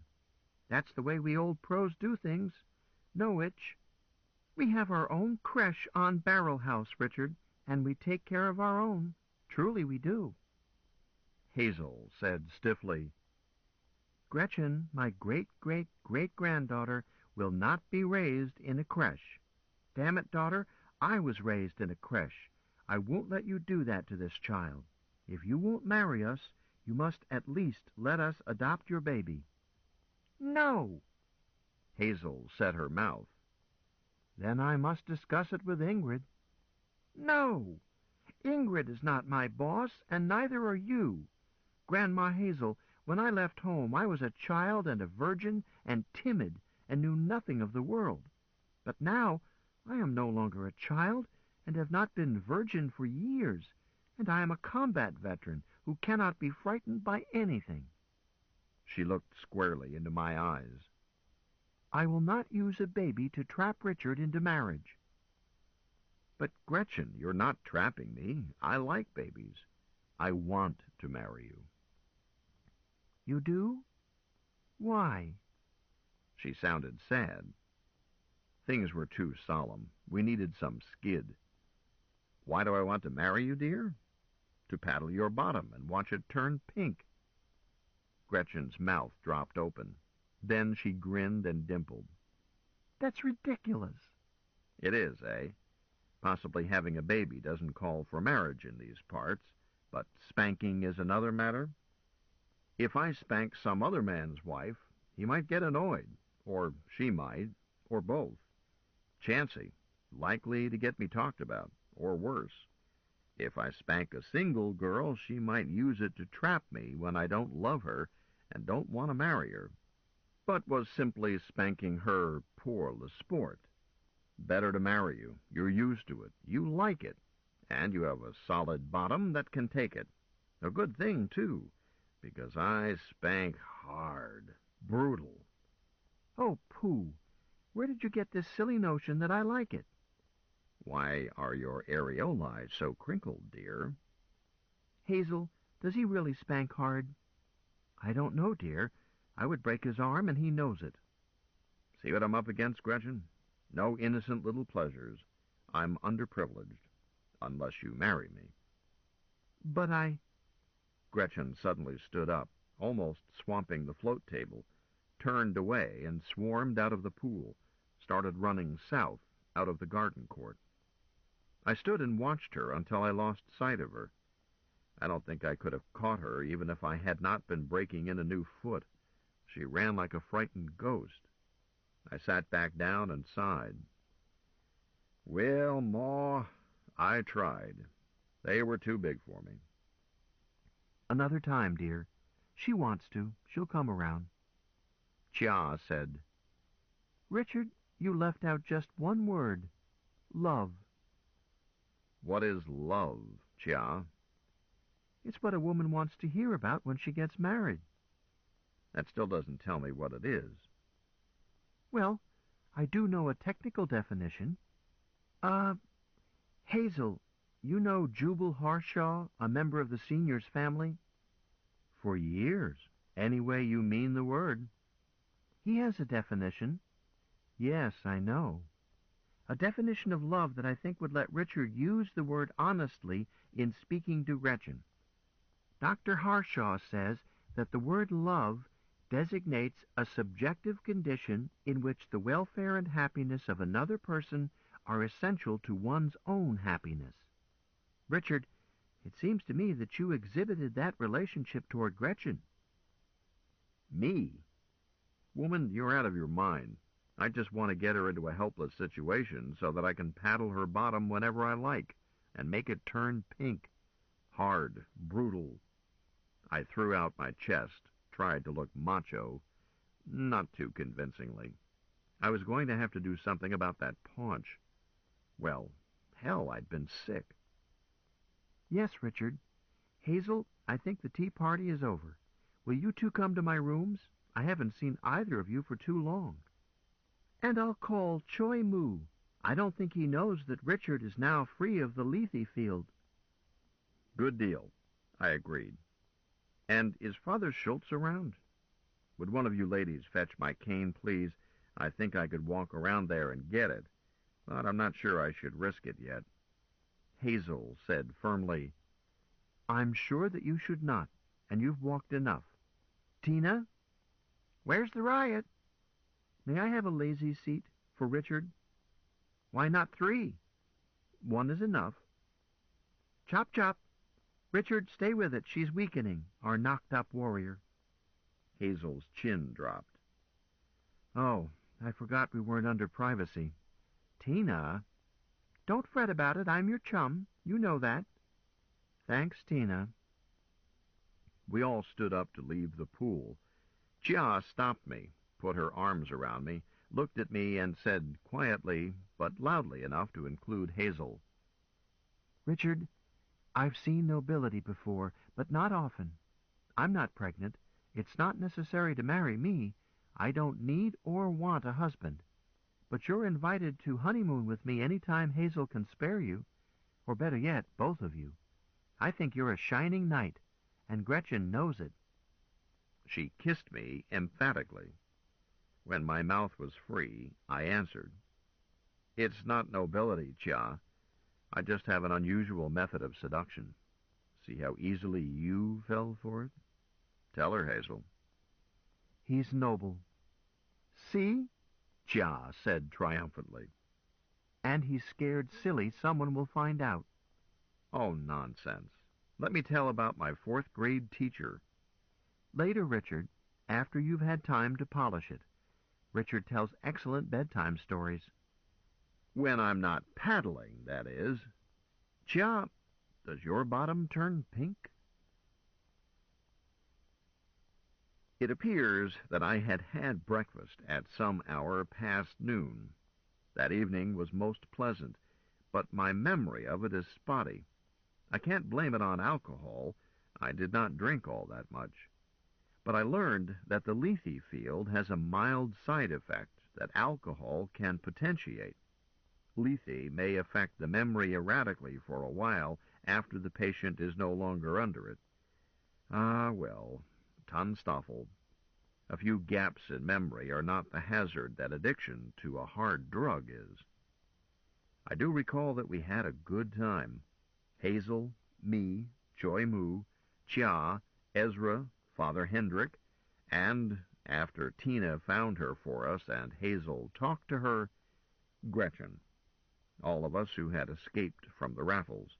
Even the 2 pairs of redheads who rescued us were with us part of the evening. Cass and Paul, Laz and Lore. Nice kids. Older than I am, I learned later, but it doesn't show. On Tertius, age is a slippery concept. Chia's quarters were too small for such a number, but a crowded party is the best kind. The redheads left us, and I got tired and went in and lay down on Chia's bed. There was some murderous card game going on for forfeits in the other room. Hazel seemed to be the big winner. Chia went broke, by whatever rules they were playing, and joined me. Gretchen bet unwisely on the next pot and took the other side of the bed.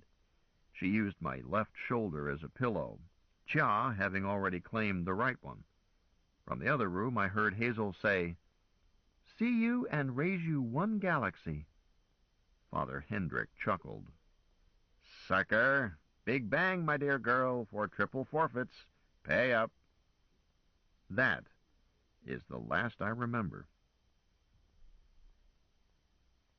This ends Side 2 of Cassette 8 of The Cat Who Walks Through Walls. Please fast forward to the end before loading Cassette 9.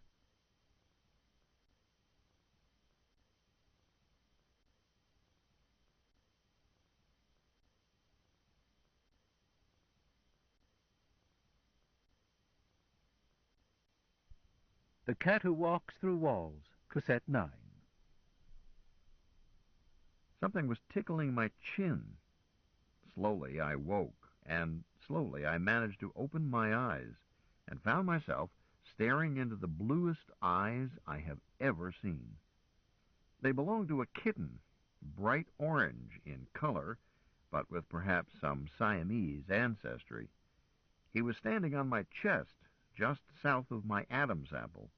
He buzzed pleasantly, said, "Blurt," and resumed licking my chin. His scratchy little scrap of tongue accounted for the tickle that had awakened me. I answered, "Blurt," and attempted to lift a hand to pet him, found I could not because I still had a head on each shoulder, a warm body against each side of me. I turned my head to the right to speak to Chia. I needed to get up and find her refresher, and learned that it was not Chia, but Minerva, who was now using my starboard shoulder. I made a hasty situation assessment and found that I lacked sufficient data. So instead of using an honorific to Minerva that may or may not have been appropriate, I simply kissed her, or let myself be kissed after showing willingness. Being pinned down from both sides and with a small cat creature standing on my chest, I was almost as helpless as Gulliver, hardly able to be active as initiator of a kiss. However, Minerva does not need help. She can manage. Talent. After she turned me loose, kissed for keeps, I heard a voice from my left. "Don't I get a kiss too?" Gretchen is a soprano. This voice was tenor. I turned my head. Galahad. I was in bed with my doctor. Well, with both my doctors. When I was a lad in Iowa, I was taught that if I ever found myself in this or an analogous situation, the proper gambit was to run screaming for the hills to save my honor, or its homologue for males. A girl could sacrifice her honor, and most of them did, but if she was reasonably discreet about it and eventually wound up married with nothing worse than a 7-month child, her honor soon grew back, and she was officially credited with having been a virgin bride, entitled to look with scorn on sinful women. But a boy's honor was more delicate. If he lost it to another male, i.e., if they got caught at it, He might, if lucky, wind up in the State Department, or if unlucky, he would move to California. But Iowa had no place for him. This flashed through my mind in an instant, and was followed by a suppressed memory. A Boy Scout hike when I was a high school freshman, a pup tent shared with our assistant scoutmaster. Just that once, in the dark of night and in silence, broken only by a hoot owl. A few weeks later, that scout leader went away to Harvard. So, of course, it never happened. O tempora, o mores. That was long ago and far away. 3 years later, I enlisted and eventually bucked for officer and made it, and was always extremely circumspect. As an officer who can't resist playing with his privates, cannot maintain discipline. Not until the Walker Evans affair did I ever have any reason to worry about blackmail. I tightened my left arm a little. Certainly, but be careful, I seem to be inhabited. Galahad was careful. The kitten was not disturbed. It is possible that Galahad kisses as well as Minerva does. Not better, but just as well. Once I decided to enjoy the inevitable, I did enjoy it. Tertius is not Iowa. Boondock is not Grinnell. There was no longer any reason to be manacled by the customs of a long-dead tribe. "Thank you," I said. "And good morning. Can you decat me? If he stays where he is, I am likely to drown him." Galahad surrounded the kitten with his left hand. "This is Pixel. Pixel, may I present Richard? Richard, we are honored to have been joined by Lord Pixel, Cadet Feline in Residence." "How do you do, Pixel?" "Blurt." "Thank you. And what's become of the refresher? I need it." Minerva helped me up from the bed and put my right arm around her shoulders, steadied me while Galahad fetched my cane. Then both of them took me to the refresher. We were not in Chia's rooms. The refresher had moved to the other side of the bedroom and was larger, as was the bedroom. And I learned something else about Tertius. The equipment of a refresher was of a complexity and variety that made the sort of plumbing I was used to, in Golden Rule and Luna City, and so forth, look as primitive as the occasional back-country backhouse one can still find in remote parts of Iowa. Neither Minerva nor Galahad let me feel embarrassed over never having been checked out on Tertian plumbing. When I was about to pick the wrong fixture for my most pressing need, she simply said, "Galahad, you had better demonstrate for Richard. I'm not equipped to." So he did. Well, I'm forced to admit that I'm not equipped the way Galahad is either. Visualize Michelangelo's David. Galahad is fully that pretty. But equip this image with coupling gear 3 times as large as Michelangelo gave David. That describes Galahad. I have never understood why Michelangelo, in view of his known bias, invariably shortchanged his male creations. When we 3 had completed after-sleep refreshment, we came out into the bedroom together, and I was again surprised.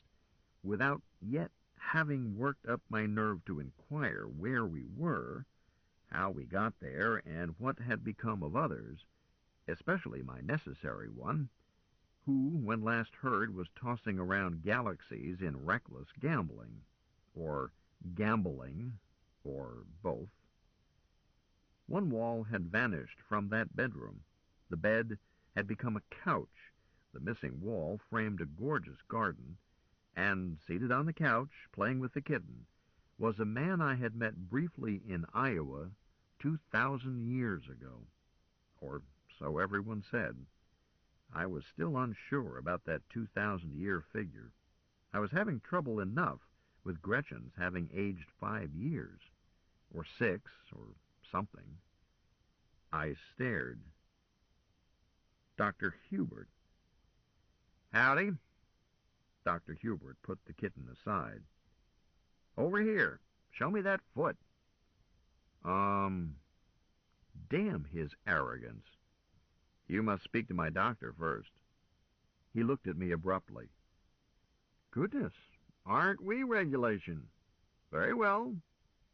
From behind me, Galahad said quietly, Please, let him examine your transplant, Richard, if you will. If you say so. I lifted my new foot and shoved it right into Hubert's face, missing his big nose by a centimeter. He failed to flinch, so my gesture was wasted. Unhurriedly, he leaned his head a little to the left. Rest it on my knee, if you will. That will be more convenient for both of us. Right. Go ahead. Braced with my cane, I was steady enough. Galahad and Minerva kept quiet and out of the way, while Dr. Hubert looked over that foot by sight and touch, but doing nothing that struck me as really professional. I mean, he had no instruments. He used bare eyes and bare fingers, pinching the skin, rubbing it, looking closely at the healed scar, and at last scratching the sole of that foot hard and suddenly with a thumbnail. What is that reflex? Are your toes supposed to curl or the reverse? I have always suspected that doctors do that one out of spite. Dr. Hubert lifted my foot, indicated that I could put it back on the floor, which I did. Good job, he said to Galahad. Thank you, Doctor. Sit down, Colonel.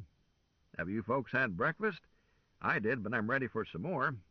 Minerva, would you shout for us? That's a good girl. Colonel, I want to get you signed up at once. What rank do you expect? Let me point out that it doesn't matter, as the pay is the same, and no matter what rank you select, Hazel is going to be one rank higher. I want her in charge, not the other way around. Hold it. Sign me up for what? And what makes you think I want to sign up for anything? The Time Corps, of course, just as your wife is. For the purpose of rescuing the computer person known as Adam Celine, also, of course. Look, Colonel, don't be so darned obtuse. I know Hazel has discussed it with you. I know that you are committed to helping her. He pointed at my foot. Why do you think that transplant was done? Now that you have both feet, you need some other things. Refresher training, orientation with weapons you haven't used, rejuvenation. And all of these things cost money, and the simple way to pay for them is to sign you up in the Corps. That foot alone would be too expensive for a stranger from a primitive era, but not for a member of the Corps. You can see that. How long do you need to think over anything so obvious? 10 minutes? 15? This fast talker ought to sell used campaign promises. Not that long. I've thought it over. He grinned. Good. Put up your right hand. Repeat after me. No. No? What? Just no. I didn't order this foot. So? Your wife did. Don't you think you ought to pay for it? And since I did not order it, and do not choose to be pushed around by you, I again shoved that foot in his face, just barely missing that ugly nose. Cut it off. Huh? You heard me. Cut it off. Put it back in stock. Tina, are you there? Sure thing, Richard. Where is Hazel? How can I find her? Or will you tell her where I am? I've told her. She says to wait. Thank you, Tina. Hubert and I sat, saying nothing, ignoring each other. Minerva had disappeared. Galahad was pretending to be alone. But in scant seconds my darling came bursting in. Luckily that wall was open. Lazarus! God damn your lousy soul to hell! What do you mean by interfering?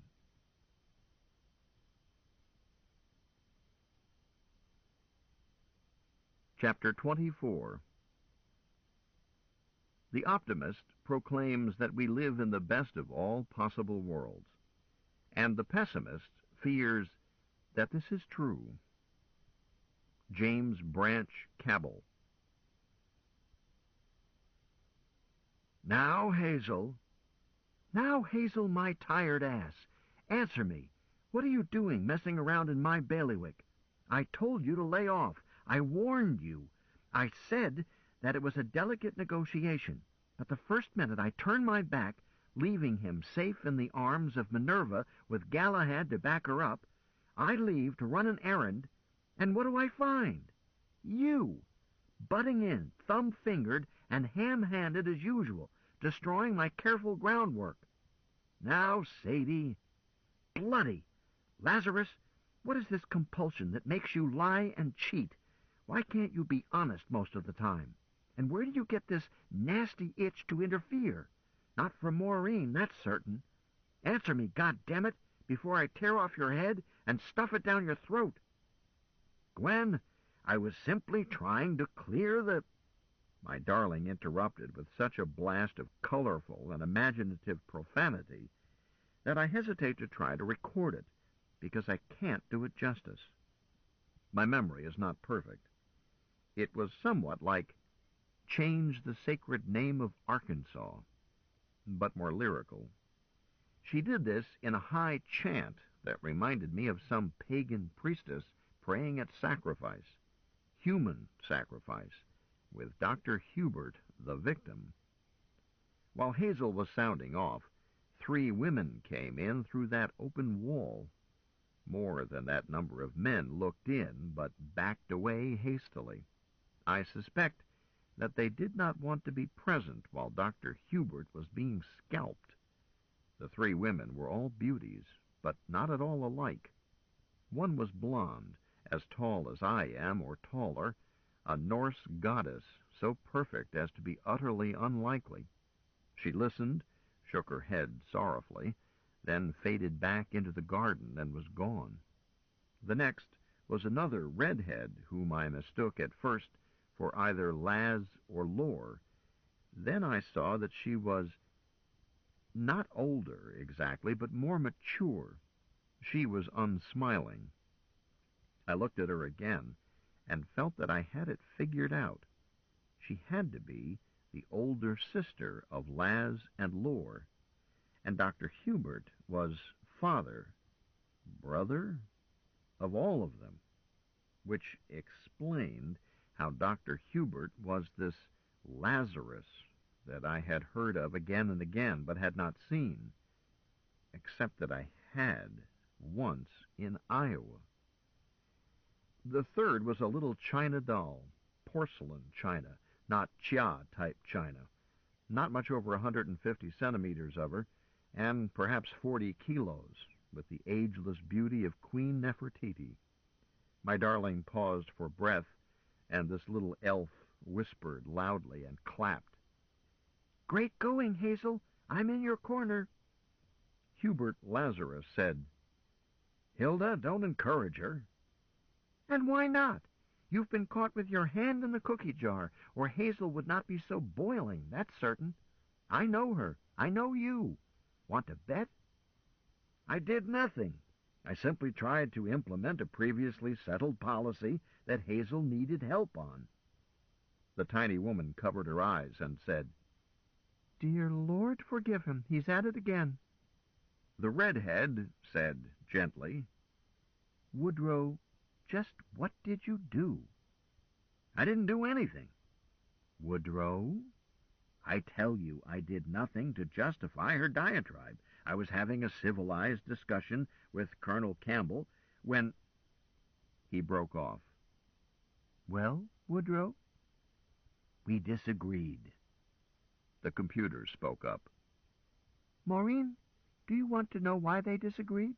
Shall I play back this soi-disant civilized discussion?" Lazarus said, "Athena, you are not to play back. That was a private discussion." I said quickly, "I don't agree. She can certainly play back what I said." "No, Athena, that's an order." The computer answered, "Rule 1. I work for Ira, not for you. You yourself settled that when I was first activated. Do I ask Ira to adjudicate this, or do I play back that half of the discussion that belongs to my bridegroom?" Lazarus Hubert looked astounded. "Your what?" "My fiancé, if you want to split rabbits. But in the near tomorrow, when I put on my ravishingly beautiful body, Colonel Campbell will stand up in front of you and exchange vows with me for our family. So you see, Lazarus, you were trying to bully my betrothed as well as Hazel's Benedict. We can't have that. No, indeedy. You had better back down and apologize, instead of trying to bluster your way out of it. You can't, you know. You've been caught cold. Not only did I hear what you said, but Hazel also heard every word." Lazarus looked still more annoyed. "Athena, you relayed a private conversation?" "You did not place it under privacy. Contrariwise, Hazel did place a monitor request on Richard. All kosher, so don't try to pull any after-the-fact rule on me. Lazarus, take the advice of the only friend you have whom you can't cheat, and who loves you in spite of your evil ways, namely me. Cut your losses, pal, and sweet-talk your way out. Make the last 100 meters on your belly, and maybe Richard will let you start over. He's not hard to get along with. Pet him, and he purrs, just like that kitten."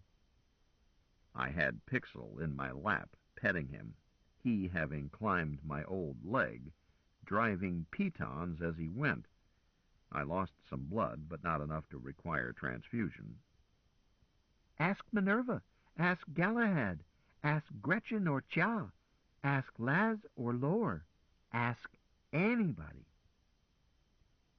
I decided to ask Tina, privately, to fill me in on gaps in my memory. Or would that be wise? Lazarus said, "I never intended to offend you, Colonel. If I spoke too bluntly, I'm sorry." "Forget it." "Shake on it?" "All right." I put out my hand. He took it. He gave a good grip, with no attempt to set a bone crusher. He looked me in the eye, and I felt his warmth. The Bastich is hard to dislike, when he tries. My darling said, "Hang on to your wallet, dear. I'm still going to drag this out onto the floor." "Really, is it necessary?" "It is. You're new here, darling. Lazarus can steal the socks off your feet without taking off your shoes, sell them back to you, make you think you got a bargain, then steal your shoes when you sit down to put your socks on, and you'll end up thanking him."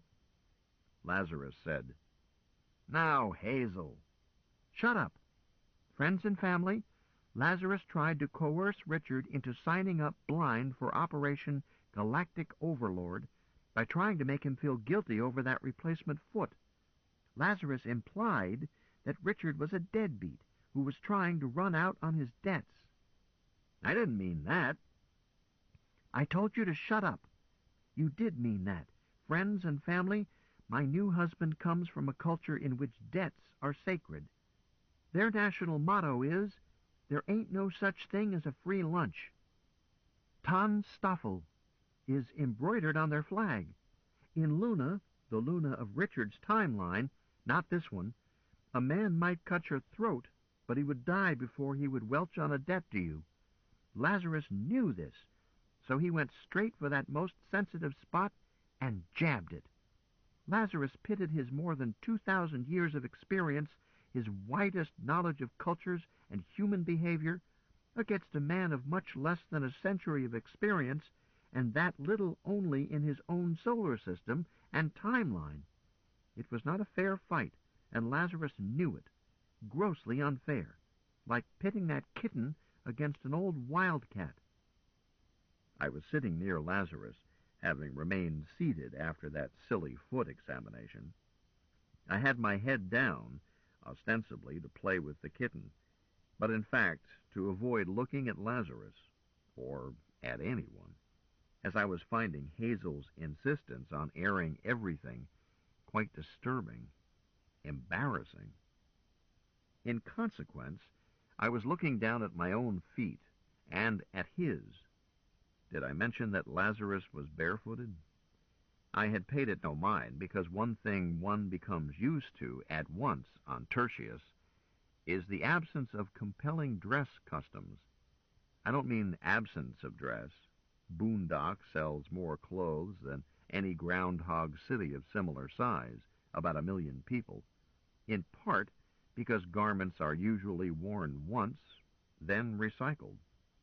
I do mean that neither bare feet nor bare bodies are startling for more than 5 minutes. Lazarus was wearing a wraparound, a lava, or it may have been a kilt. His feet I did not notice until I stared at them. Hazel went on. Lazarus took such cruel advantage of Richard's weak point, his compulsive hatred of being in debt, that Richard demanded that his new foot be amputated. In desperate need to cleanse his honor, he said to Lazarus, "Cut it off. Put it back in stock." Lazarus said, "Oh, come now. He did not mean that seriously, and I did not take it seriously. A figure of speech, to show that he was annoyed with me, as well he might be. I made a mistake, I admit it." "You did indeed make a mistake," I interrupted. "A grave mistake. Your grave, perhaps, or mine. For it was not a figure of speech. I want that foot amputated. I demand that you take back your foot. Your foot, sir. Look here, all of you, and then look there at my right foot, then his right foot." Anyone who bothered to look could not fail to see what I meant. 4 masculine feet. 3 were clearly from the same genes. Lazarus's 2 feet and my new foot. The 4th was the foot I was born with. It matched the other 3 only in size, not in skin color, texture, hairiness, or any detail. When Lazarus had dunned me for the cost of that transplant, it had offended me. But this new discovery, that Lazarus himself was the anonymous donor, that I had been made the unwitting recipient of his charity for the foot itself, the very meat and bone of it, was intolerable. I glared at Lazarus. "Doctor, behind my back and utterly without my consent, you placed me under unbearable obligation. I will not tolerate it." I was shaking with anger. Richard, please." Hazel seemed about to cry. And I, too. That red-haired older lady hurried to me, bent over me, and gathered my head to her motherly breasts, cuddled me, and said, "No, Richard, no. You must not feel this way." We left later that day, but we stayed for dinner. We did not run away angry. Hazel and Maureen, the darling older lady who had comforted me, between them managed to convince me that hospital and surgery charges need not fret me, because Hazel had plenty of the needful on deposit in a local bank, which Tina confirmed, and Hazel could and would cover my bills if it became appropriate to change the charge under which I was hospitalized. I thought about asking my darling to reassign the charges right then through Tina, but I decided not to crowd her about it.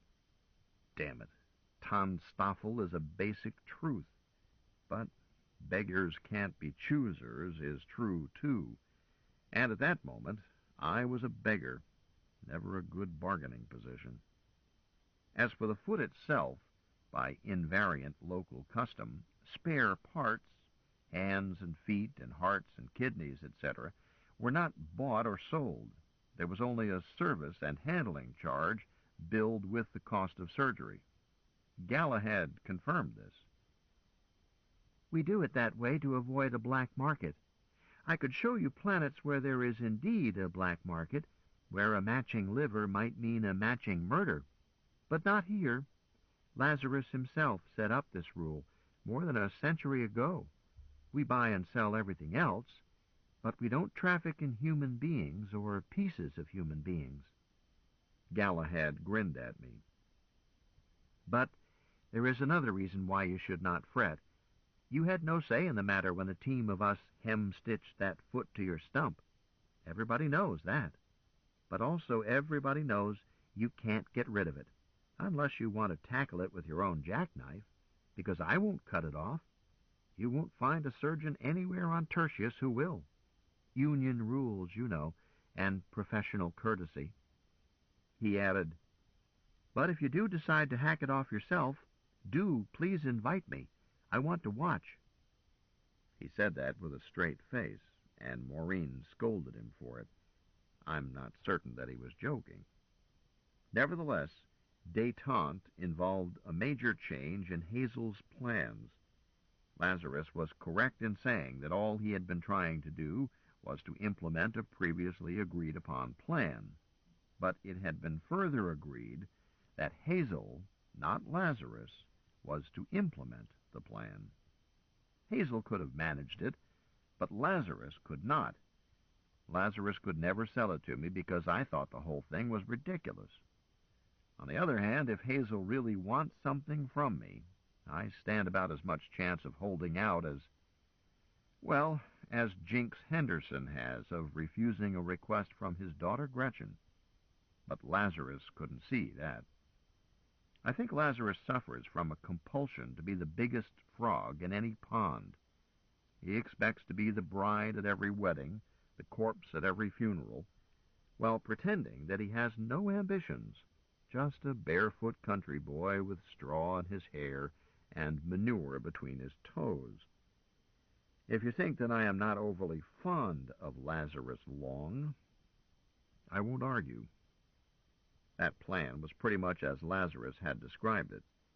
Hazel had expected that I would join her in the Time Corps, and had planned for me to be rejuvenated, systemic rejuvenation to biological age 18, cosmetic rejuvenation, my choice.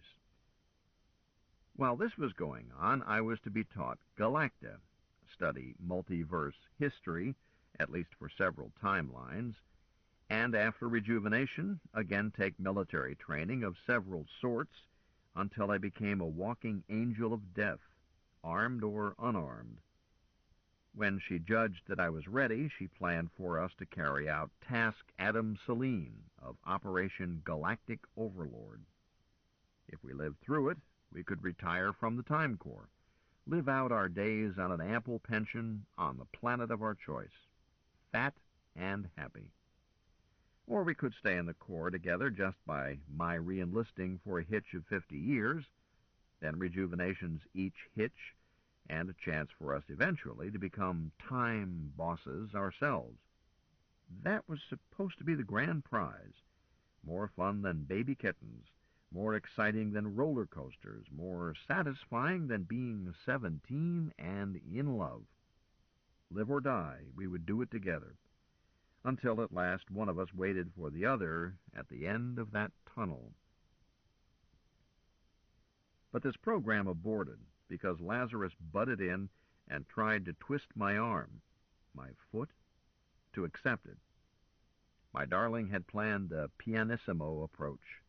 Live for a time on Tertius, a heavenly place, get me hooked on multiverse history and time travel theory, etc., not crowd me about signing up, but depend on the fact that she and Gretchen and Ezra and others, Uncle Jock, for example, were in the Corps until I asked to be allowed to be sworn in.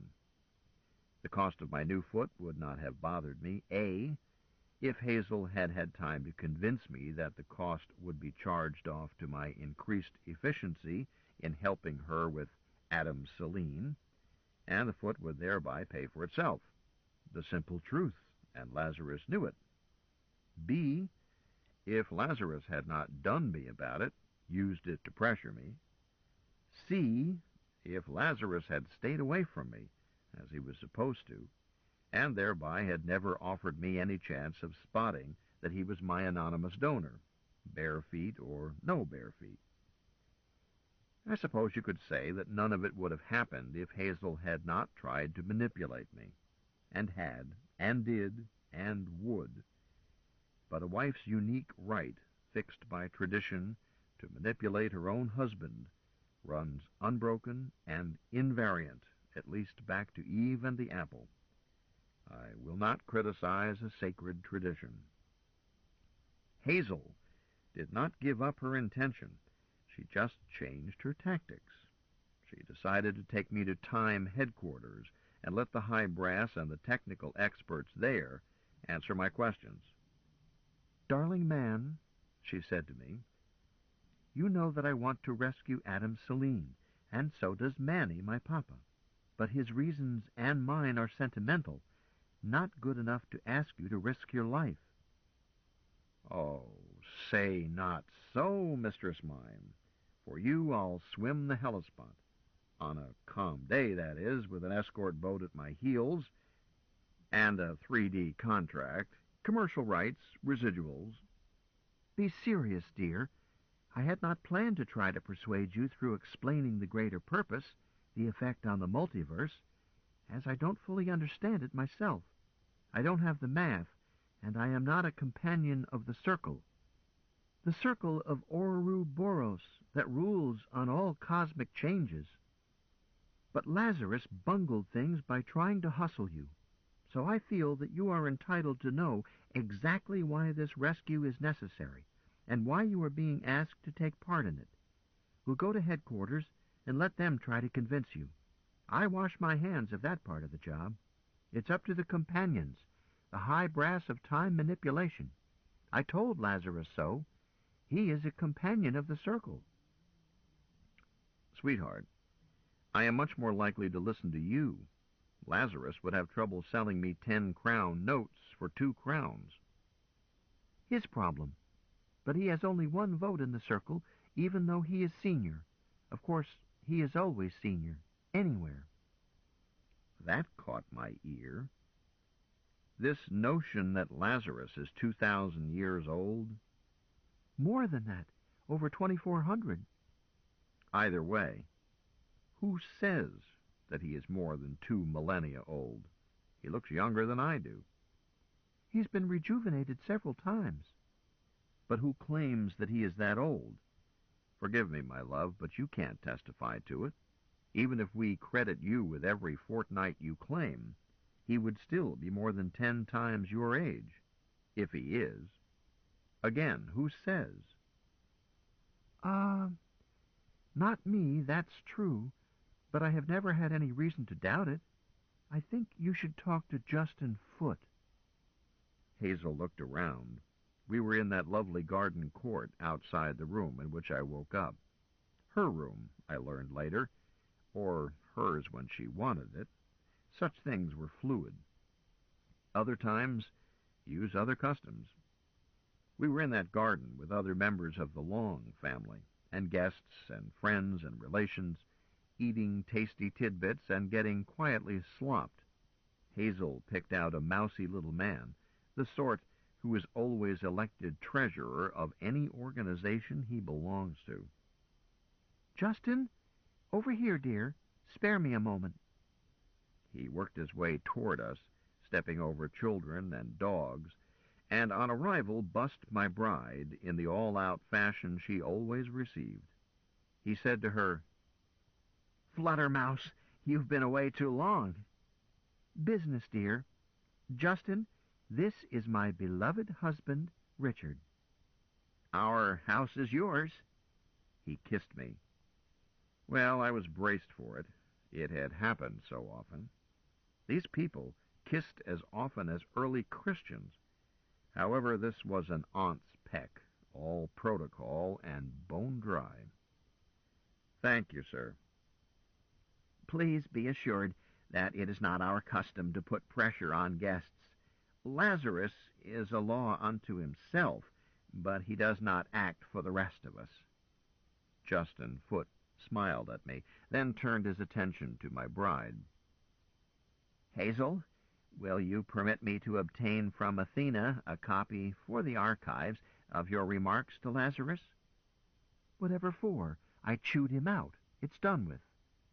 "It is of historical interest. No one else, not even Ishtar, has ever spanked the senior as thoroughly as you did. There is scant disapproval of him on record of any degree. Most people find it hard to disagree with him openly, even when they disagree most. So it is not only an interesting item for future scholars, but it could also be of service to Lazarus himself, if he ever scanned it. He is so used to getting his own way that it is good for him to be reminded now and then that he is not God. Justin smiled. And it's a breath of fresh air for the rest of us. In addition, Hazel, love, its literary quality is great and unique. I do want it for the archives. Poppycock, dear, see Lazarus. Nihil obstat, but it requires his permission. Consider it done. I know how to use his stubborn pride.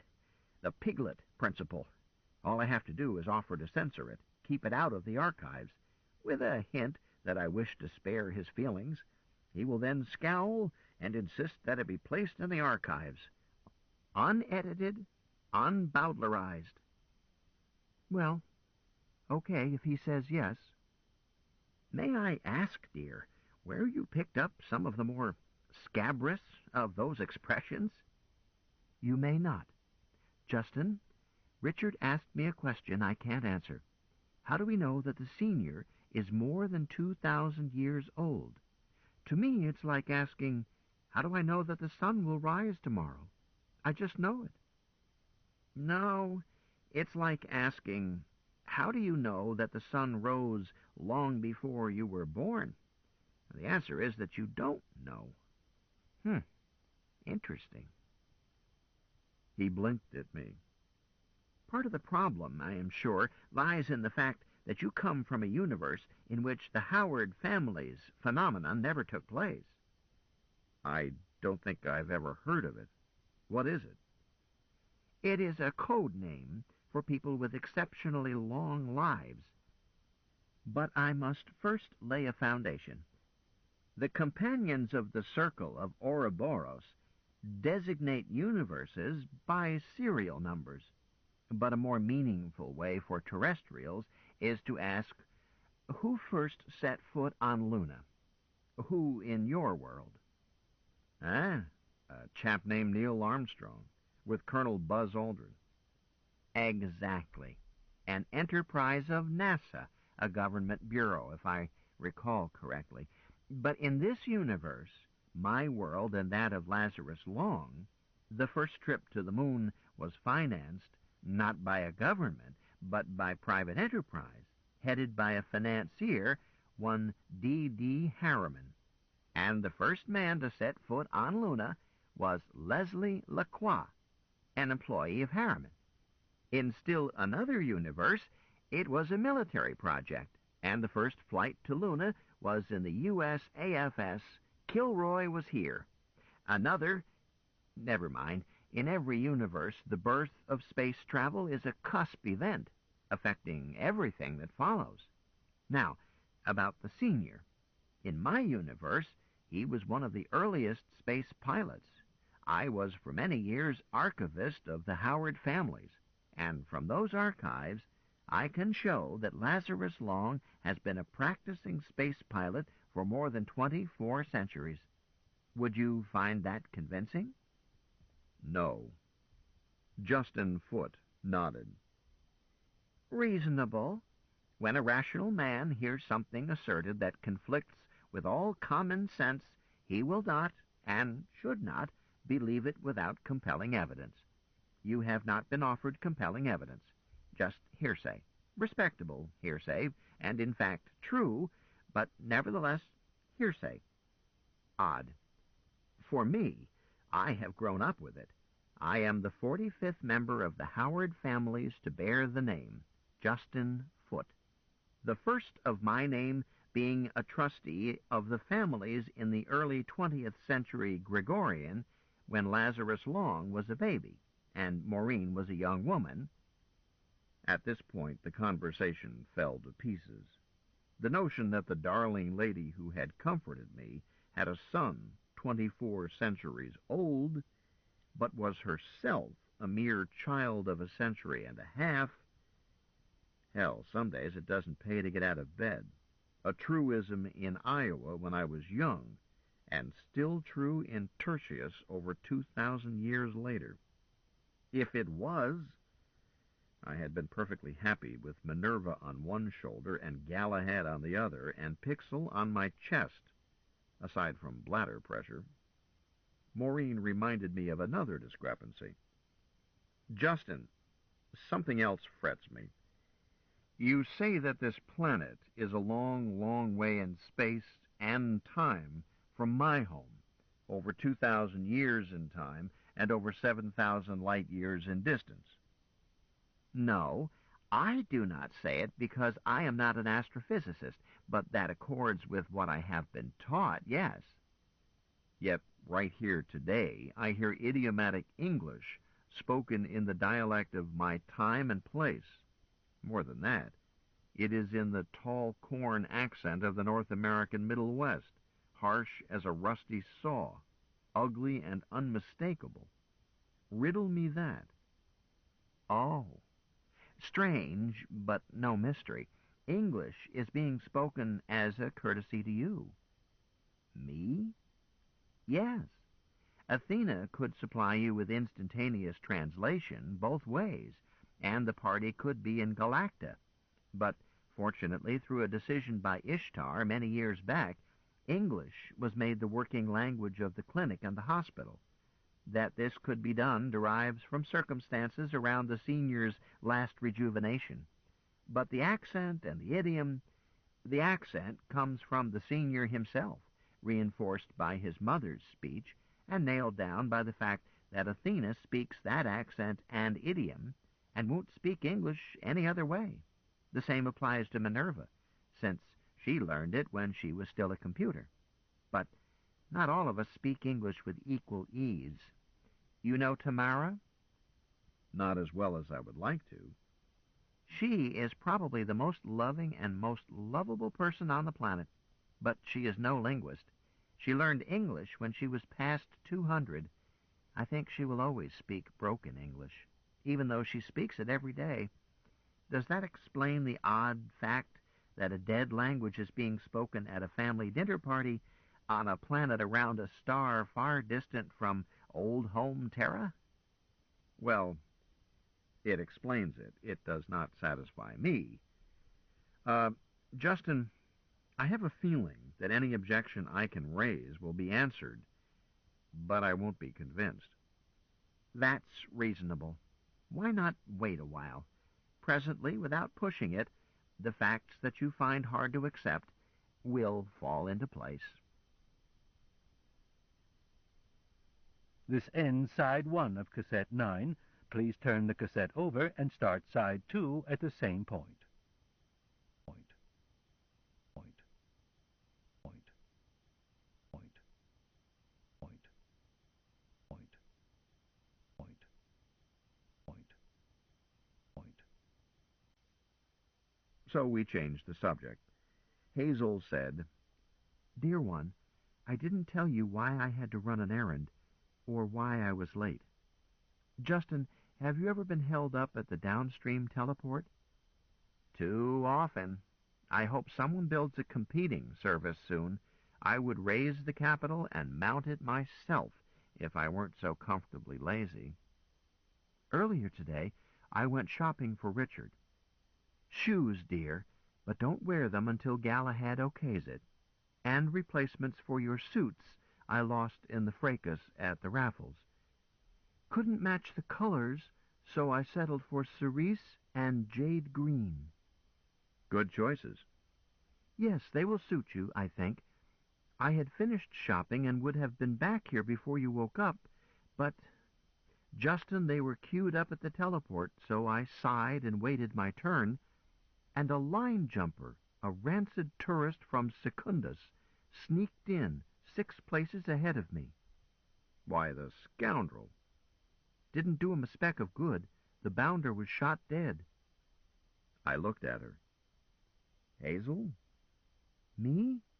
No, darling. I admit that I was tempted, but in my opinion, crowding into a queue out of turn doesn't rate anything heavier than a broken arm. No, That was not what held me up. A bystander's court was convened at once, and I darn near got co-opted as a juror. Only way I could get out of it was to admit that I was a witness. Thought it would save me time. No such luck, and the trial took almost half an hour. They hanged him? Asked Justin. No, the verdict was homicide in the public interest, and they turned her loose, and I came on home. Not quite soon enough. Lazarus, damn him, had got at Richard and made him unhappy and ruined my plans, so I made Lazarus unhappy, as you know. As we all know. Did the deceased tourist have anyone with him? I don't know. I don't care. I do think killing him was too drastic, but I'm a panty-waist and always have been. In the past, when someone shoved ahead of me in queue, I've always let it go with minor mayhem. But queue cheating should never be ignored. That just encourages the louts. Richard, I bought shoes for you because I knew that your new foot could not use the right shoe you were wearing when we arrived here. That's true. My right shoe has always, since amputation, had to be a custom job for the prosthesis. A living foot could not fit it. I didn't go to a shoe shop. I went to a fabricatory having a general pantograph and had them use your left shoe to synthesize a matching right shoe through a mirror image space warp. It should be identical with your left shoe, but right-handed. Right-footed? Dexter. Thank you. I hope it fits. If that darned line jumper hadn't got himself killed practically in my lap, I would have been home on time. I blinked at her. I find I'm astonished again. How is this place run? Is it an anarchy? Hazel shrugged. Justin Foote looked thoughtful. No, I wouldn't say so. It's not that well organized. We left right after dinner, in that four-place space plane. Hazel and I, a small giant named Zeb, Hilda the tiny beauty, Lazarus, Dr. Jacob Burroughs, Dr. Jubal Harshaw, still another redhead, well, strawberry blonde, named Dee Dee, and still another one who was not her twin but should have been, a sweet girl named Elizabeth and called Libby. I looked at these last two and whispered to Hazel, "More of Lazarus's descendants or more of yours?" No, I don't think so. About Lazarus, I mean. I know they aren't mine. I'm not quite that casual. One is from another universe, and the other is more than 1,000 years older than I am. Blame it on Gilgamesh. At dinner, did you notice a little girl, another carrot top, paddling in the fountain? Yes, a cutie pie. She? We started to load, all 9 of us, into that four-place spaceplane. Hazel said, Ask me later, and climbed in. I started to follow. That small giant took my arm firmly, which stopped me, as he outmassed me by about 40 kilos. "We haven't met. I'm Zeb Carter." "I'm Richard Ames Campbell, Zeb. Happy to meet you." "And this is my mom, Hilda May." He indicated the china doll. I did not have time to consider the improbability of his assertion. Hilda answered, I'm his stepmother-in-law, part-time wife and sometime mistress, Richard. Zebby is always not quite in focus, but he's sweet, and you belong to Hazel, so that gives you the keys to the city. She reached up, put her hands on my shoulders, stood on tiptoes, and kissed me. Her kiss was quick but warm and not quite dry. It left me most thoughtful. If you want anything, just ask for it. Zebby will fetch it. It seemed that there were 5 in that family, or sub-family. They were all part of the Long household or family, but I did not have it figured out. Zeb and his wife, Dee Dee, she being that first strawberry blonde whom I had met briefly, and her father, Jake Burroughs, whose wife was Hilda, but who was not mother of Dee Dee, and the fifth was Gay. Zeb had said, "And Gay, of course. You know who I mean." I asked Zeb, "Who is Gay?" "Not me, or just as a hobby. Our car is Gay." A sultry contralto said, "I'm Gay. Hi, Richard. You were in me once, but I don't think you remember it." I decided that the Lethe field had some really bad side effects. If I had at some time been in a woman, she expressed it that way, not I, with a voice of that utterly seductive quality, but I could not remember it? Well, it was time to throw myself on the mercy of the court. I was obsolete. "Excuse me. I don't see her. The lady named Gay." "She's no lady. She's a trollop." "Zebby, you'll regret that. He means I am not a woman, Richard. I'm this car you are about to climb into, and have been in before. But you were wounded and sick, so I'm not hurt that you don't remember me." "Oh, but I do." "You do? That's nice. Anyhow, I'm Gay Deceiver, and welcome aboard." I climbed in and started to crawl through the cargo door back of the seats. Hilda snagged me.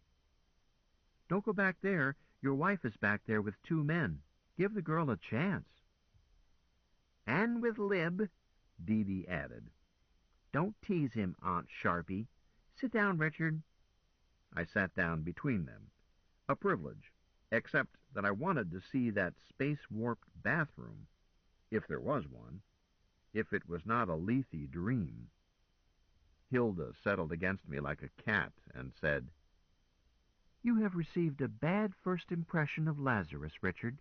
I don't want it to stay that way." I admitted that on a scale of 10, he scored a -3 with me. "I hope it doesn't stay that way. Dee Dee?"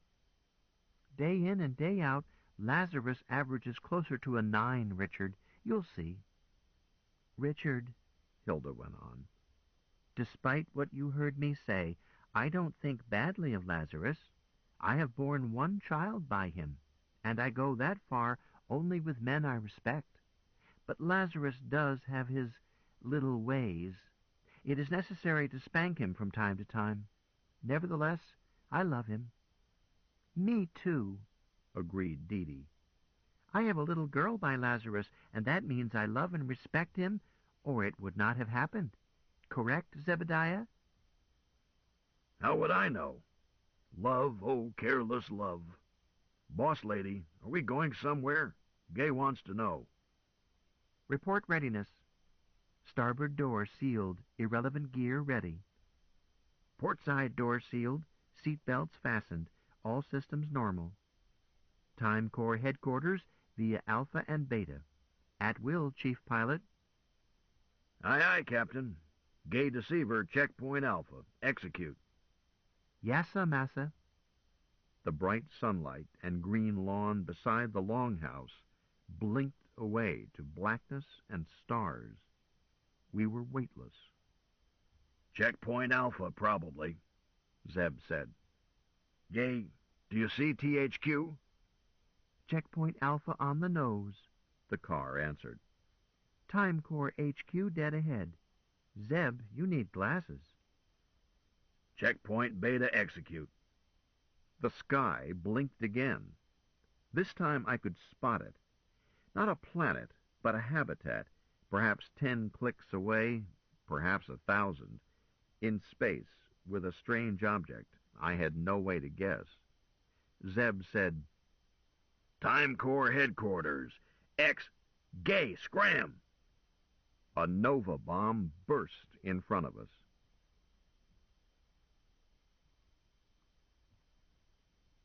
Chapter 25. Schrodinger's Cat.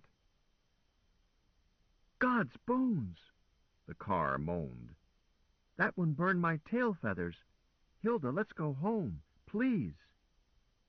The Nova bomb was now a long way off, but it still burned with intense white light, looking like Sol from out around Pluto.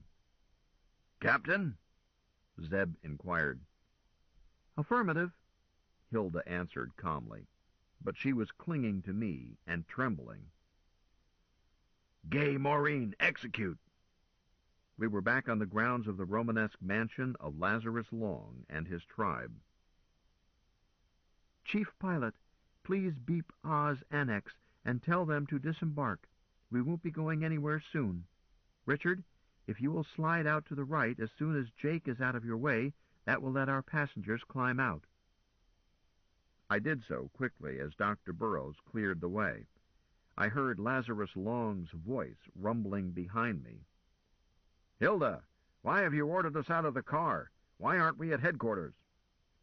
His tone reminded me of a drill sergeant I had had as a boot 10,000 years ago. Forgot my knitting, Woody. Had to go back for it. "Knock it off. Why haven't we started? Why are we disembarking?"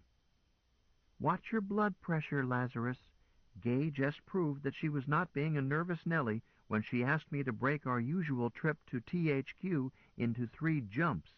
Had I used our old routine, we would all glow in the dark. My skin itches, Gay said fretfully. I'll bet I would make a Geiger stick rattle like hail on a tin roof. Zebby will check you later, dear, Hilda said soothingly, then went on to Lazarus. I don't think Gay was hurt. I think none of us was, because Zeb had one of his bad news flashes and bounced us out of there almost ahead of the photons. But I am sorry to report, sir, that headquarters isn't there anymore.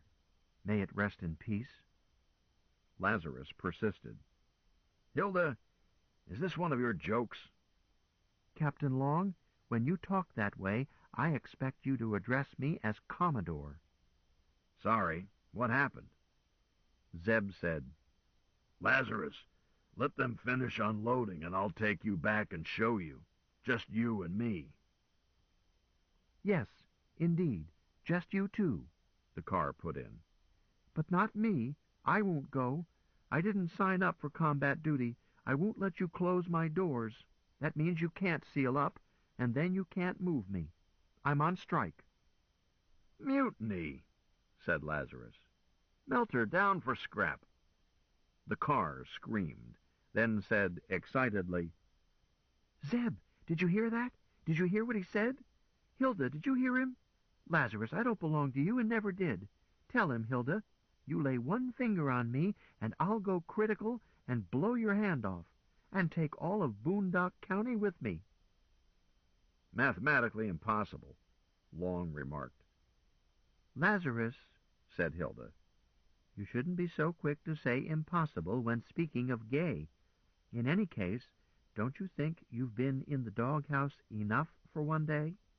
You get Gay sore at you, and she'll tell Dora, who'll tell Tina, who'll tell Minerva, who will tell Ishtar and Maureen and Tamara, and then you'll be lucky to get anything to eat, and you won't be allowed to sleep or go anywhere. "I'm henpecked. Gay, I apologize. If I read you 2 chapters from TikTok tonight, will you forgive me?"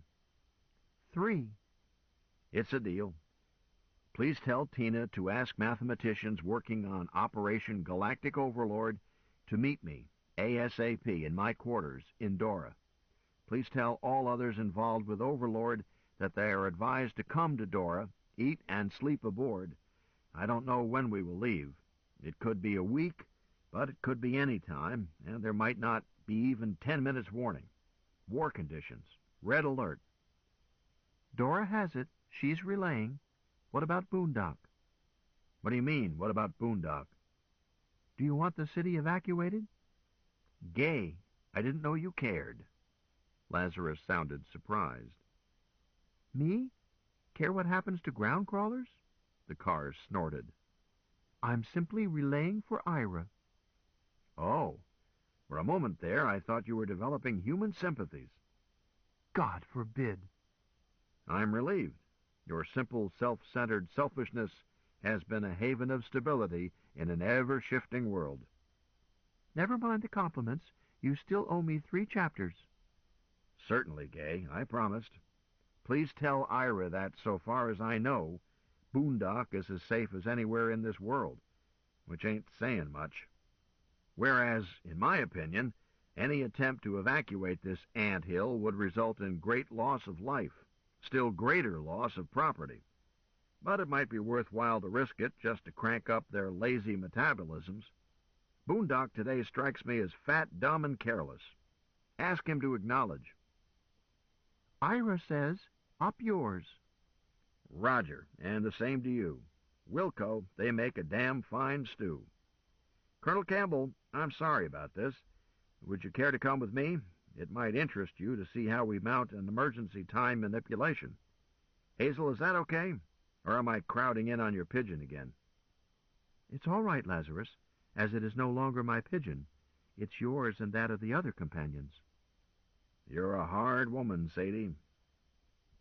What can you expect, Lazarus? Luna is a harsh teacher. I learned my lessons at her knee. May I come along? You're expected. You are still part of Overlord. Are you not? We walked about 50 meters across the lawn to where was parked the biggest, fanciest flying saucer any UFO cultist ever claimed to have seen. I learned that this was Dora, meaning both the ship and the computer that ran the ship. I learned, too, that the Dora was the senior's private yacht, that it was Hilda's flagship, and that it was a pirate ship commanded by Lorelei Lee and/or Lapis Lazuli, and crewed by Castor and Pollux, who were either their husbands or their slaves, or both. They're both, Hazel told me later. and Dora is all 3. Laz and Lore won 60-year indentures from Kaz and Paul in a game of Red Dog shortly after they married them. Laz and Lore are telepathic with each other, and they cheat. My grandsons are smart as whips and as conceited as Harvard grads, and they always try to cheat. I tried to break them of this nasty habit when they were still too young to chase girls, by using a marked deck. Didn't work.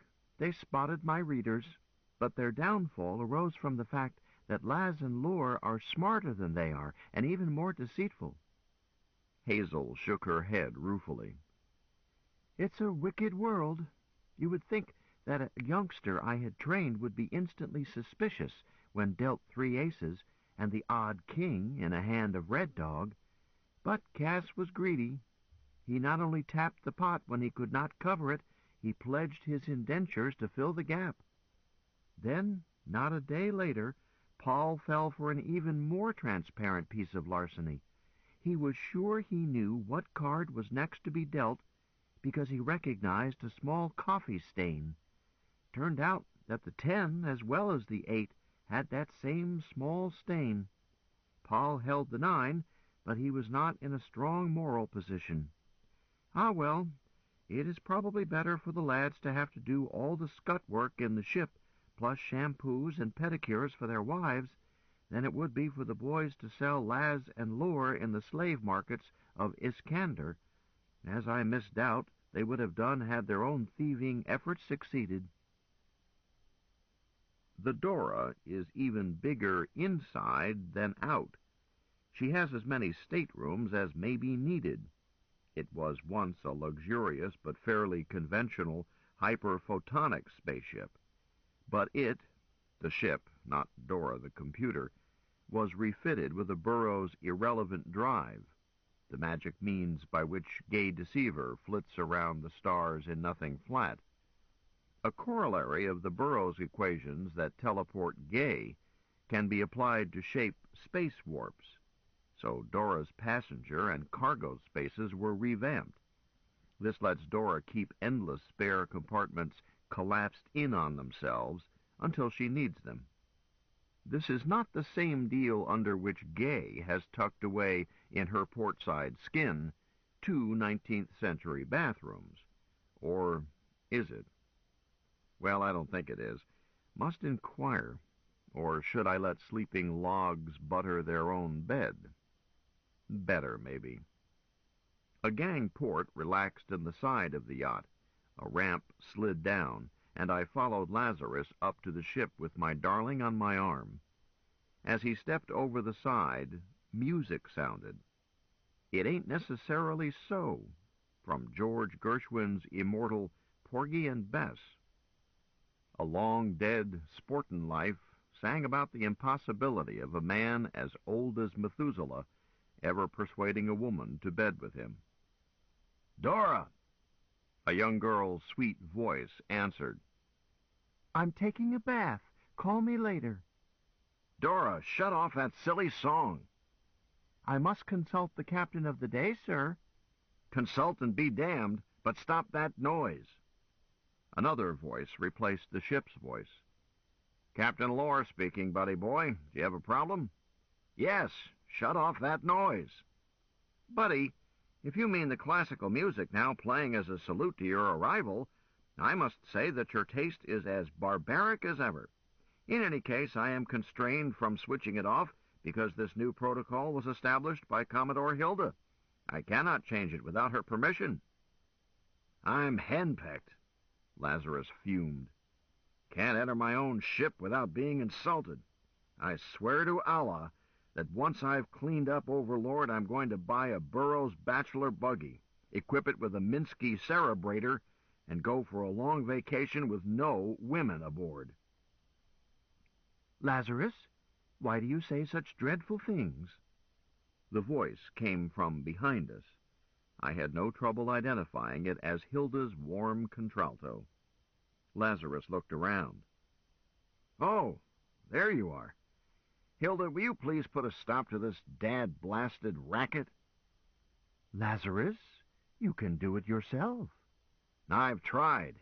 They delight in frustrating me, all three of them. You, too." "Simply by walking 3 paces beyond the door. If there is another musical salute that you would prefer, please name it. Dora and I are trying to find just the right tune for each of our family, plus a song of welcome for any guest." "Ridiculous." "Dora enjoys doing it. So do I. It's a gracious practice, like eating with forks rather than fingers." "Fingers were made before forks." "And flatworms before humans. That does not make flatworms better than people. Move along, Woody, and give Gershwin a rest." He grunted and did so. The Gershwin stopped. Hazel and I followed him, and again music sounded. A pipe and drum band blaring out a march I had not heard since that black day when I lost my foot, and my command, and my honor. The Campbells are coming. It startled me almost out of my wits, and gave me the mighty shot of adrenaline that ancient boast before battle always does. I was so overcome that I had to force myself to keep my features straight, while praying that no one would speak to me until I had my voice back under control. Hazel squeezed my arm, but the darling kept quiet. I think she can read my emotions. She always knows my needs.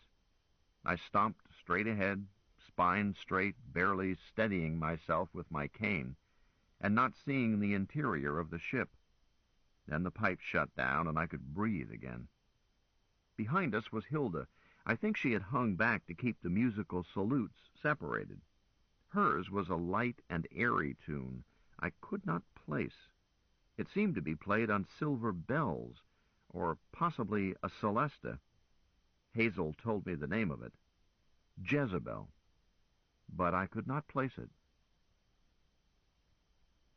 Lazarus's quarters were so lavish that I wondered how fancy the flag cabin of Commodore Hilda might be.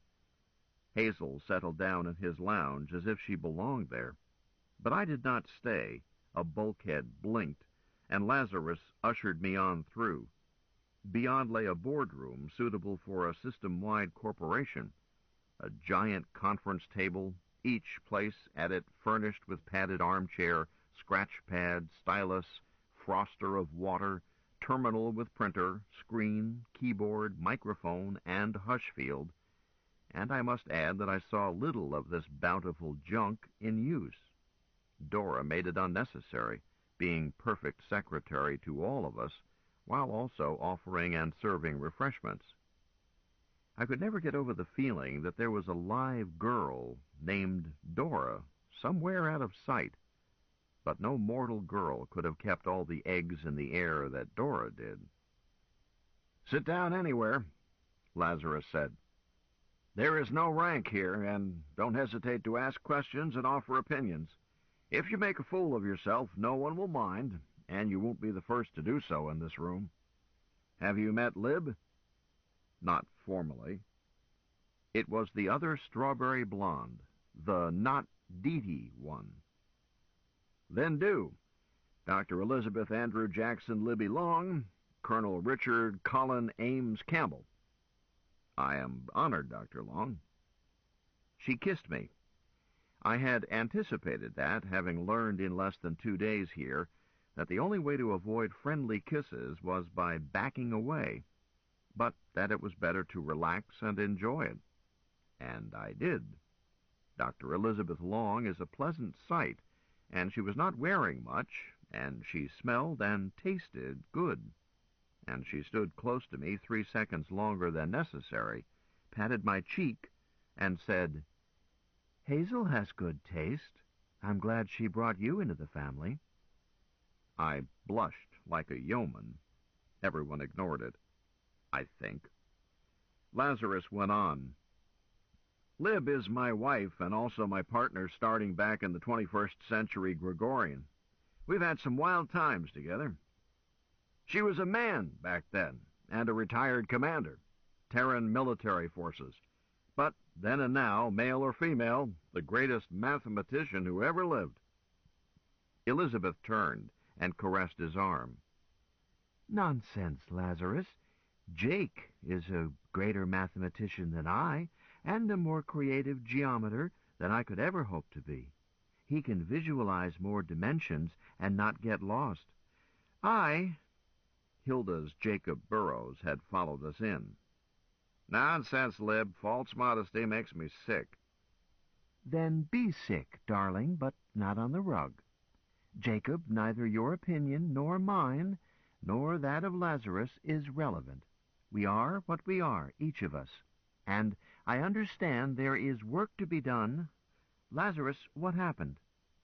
"Wait for Dee Dee and the boys so we don't have to discuss it twice. Where's Jane, Libby?" "Here, Uncle Woody." Just entering was a naked girl who resembled... Look, I'm going to stop talking about family resemblances, hair red or otherwise, and the presence or absence of clothing.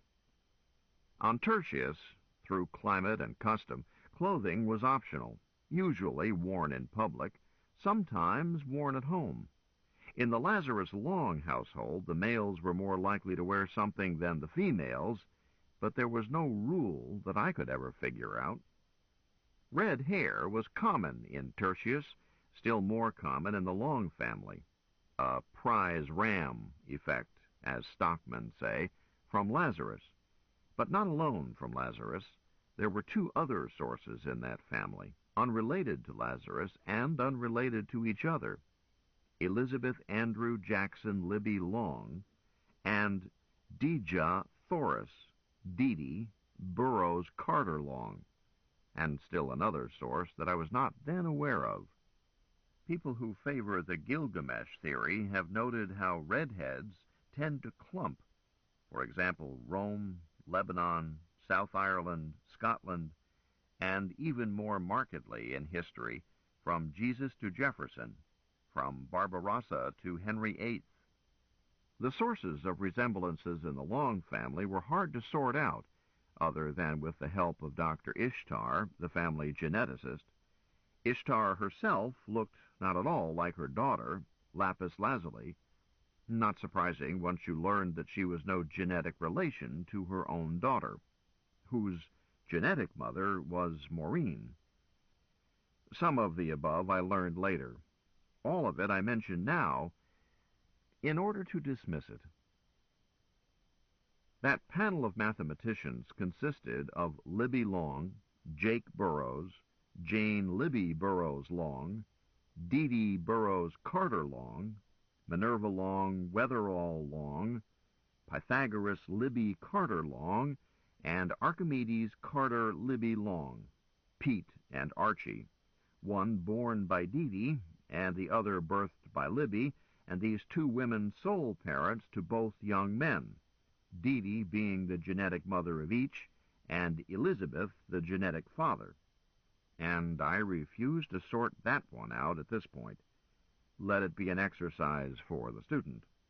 I would rather offer you one more, Maxwell Burroughs Burroughs Long, then conclude by saying that all these weird combinations were supervised by the family geneticist for maximum reinforcement of mathematical genius and no reinforcement of harmful recessives. Watching these geniuses at work had some of the soporific excitement of watching a chess match, but not quite. Lazarus first had Gay Deceiver testify, bringing her voice through Dora's circuits.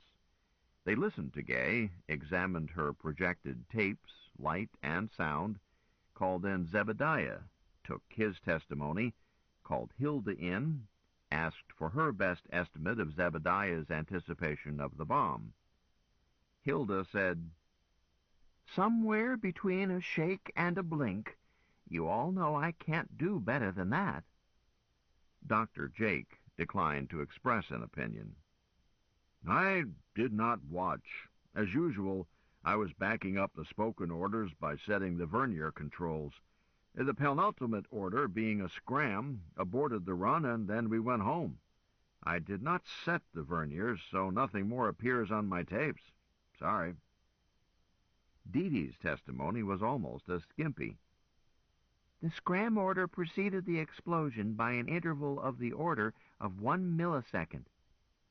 On being pressed, she refused to say that it was of the close order. Burroughs persisted about it and mentioned her built-in clock. Dee Dee stuck her tongue out at him. The young man, an adolescent really, called Pete, said, "I vote insufficient data. We need to place a rosette of sneakies around the site and find out what happened before we decide how close to the tick we can set the rescue." Jane Libby asked, "After the scram, was the Nova bomb already visible from the new point of sight, or did it appear after Gay's translation? Either way, how does that fit the timing at checkpoint beta? Query, is it experimentally established that irrelevant transportation is instantaneous, totally nil in transit time, or is it an assumption based on incomplete evidence and empirical success?" Dee Dee said, "JL, what are you getting at, dear?" I was bracketed by these two. They talked across me, obviously did not expect opinions from me, although I had been a witness. "We are trying to establish the optimum tick for evacuating THQ, are we not?" "Are we? Why not pre-enact evacuation, time it, then start the evacuation at -H hours plus 30 minutes. That gets everyone back here with gobs of time to spare." Dee Dee, you thereby set up a paradox that leaves you with your head jammed up your ass, Burroughs commented. "Pop! That's rude, crude, and vulgar." "But correct, my darling stupid daughter. Now think your way out of the trap." "Easy. I was speaking just of the danger end, not the safe end. We finish the rescue with 30 minutes to spare, then move to any empty space in any convenient universe. Say that orbit around Mars we have used so often. Then turn around and re-enter this universe at a here-now tick 1 minute after we leave for the rescue." Clumsy, but effective. I like simple programming. I do. So do I. But doesn't anyone see anything wrong with taking whatever length of time we need? "Hell yes. Well, Archie? Because it's booby-trapped. Probability .997 plus. How is it booby-trapped? Depends. Who's our antagonist? The Beast? The Galactic Overlord? Bascone? Or is it direct action by another history-changing group? Treaty or no treaty? Or, don't laugh, are we up against an author this time? Our timing must depend on our tactics, and our tactics must fit our antagonist. So we must wait until those big brains next door tell us whom we are fighting. No, said Libby Long. What's wrong, Mama? The lad asked. We will set up all the possible combinations, dear, and solve them simultaneously. Then plug the appropriate numerical answer into the scenario the fabulists give us. No, Lib. You would still be betting a couple hundred lives that the big brains are right, Lazarus objected. They may not be. We'll stay right here and find a safe answer if it takes 10 years. Ladies and gentlemen, these are our colleagues we are talking about. They are not expendable. Damn it, find that right answer. I sat there feeling silly, slowly getting it through my head that they were seriously discussing how to rescue all the people and records and instruments in a habitat I had seen vaporized an hour ago, and that they could just as easily rescue the habitat itself, move it out of that space before it was bombed. I heard them discuss how to do that, how to time it, but they rejected that solution. That habitat must have cost countless billions of crowns, yet they rejected saving it. No, no, the antagonist, be he the Beast of the Apocalypse or Galactic Overlord, I choked, or whatever, he must be allowed to think that he had succeeded. He must not suspect that the nest was empty, the bird flown. I felt a remembered sensation in my left leg. Lord Pixel was again challenging the vertical front face. Furthermore, he was driving in a fresh set of pitons, so I reached down and set him on the table. Pixel, how did you get here? Blurt. You certainly did. Out into the garden, through the west wing, or did you go around? Across the lawn, up into a sealed spaceship, or was the ramp down? As may be, how did you find me? Blurt. He's Schrodinger's cat, Jane Libby said. Then Schrödinger had better come get him before he gets himself lost, or hurt. No. Pixel doesn't belong to Schrödinger. Pixel hasn't selected his human yet. Unless he has picked you? No, I don't think so. Well, maybe. I think he has. I saw him climb into your lap this noon, and now he has come a long way to find you. I think you've been tapped. Are you cat people? Oh, yes, if Hazel lets me keep him. She will. She's cat people. I hope so. Pixel was sitting up on my scratch pad, washing his face, and doing a commendable job in scrubbing back of his ears. Pixel, am I your people? He stopped washing long enough to say emphatically, Blurt. All right, it's a deal. Recruit pay and allowances, medical benefits, every second Wednesday afternoon off, subject to good behavior. Jane Libby, what's this about Schrödinger? How did he get in here? Tell him Pixel is bespoke. Schrödinger isn't here. He's been dead for a double dozen centuries.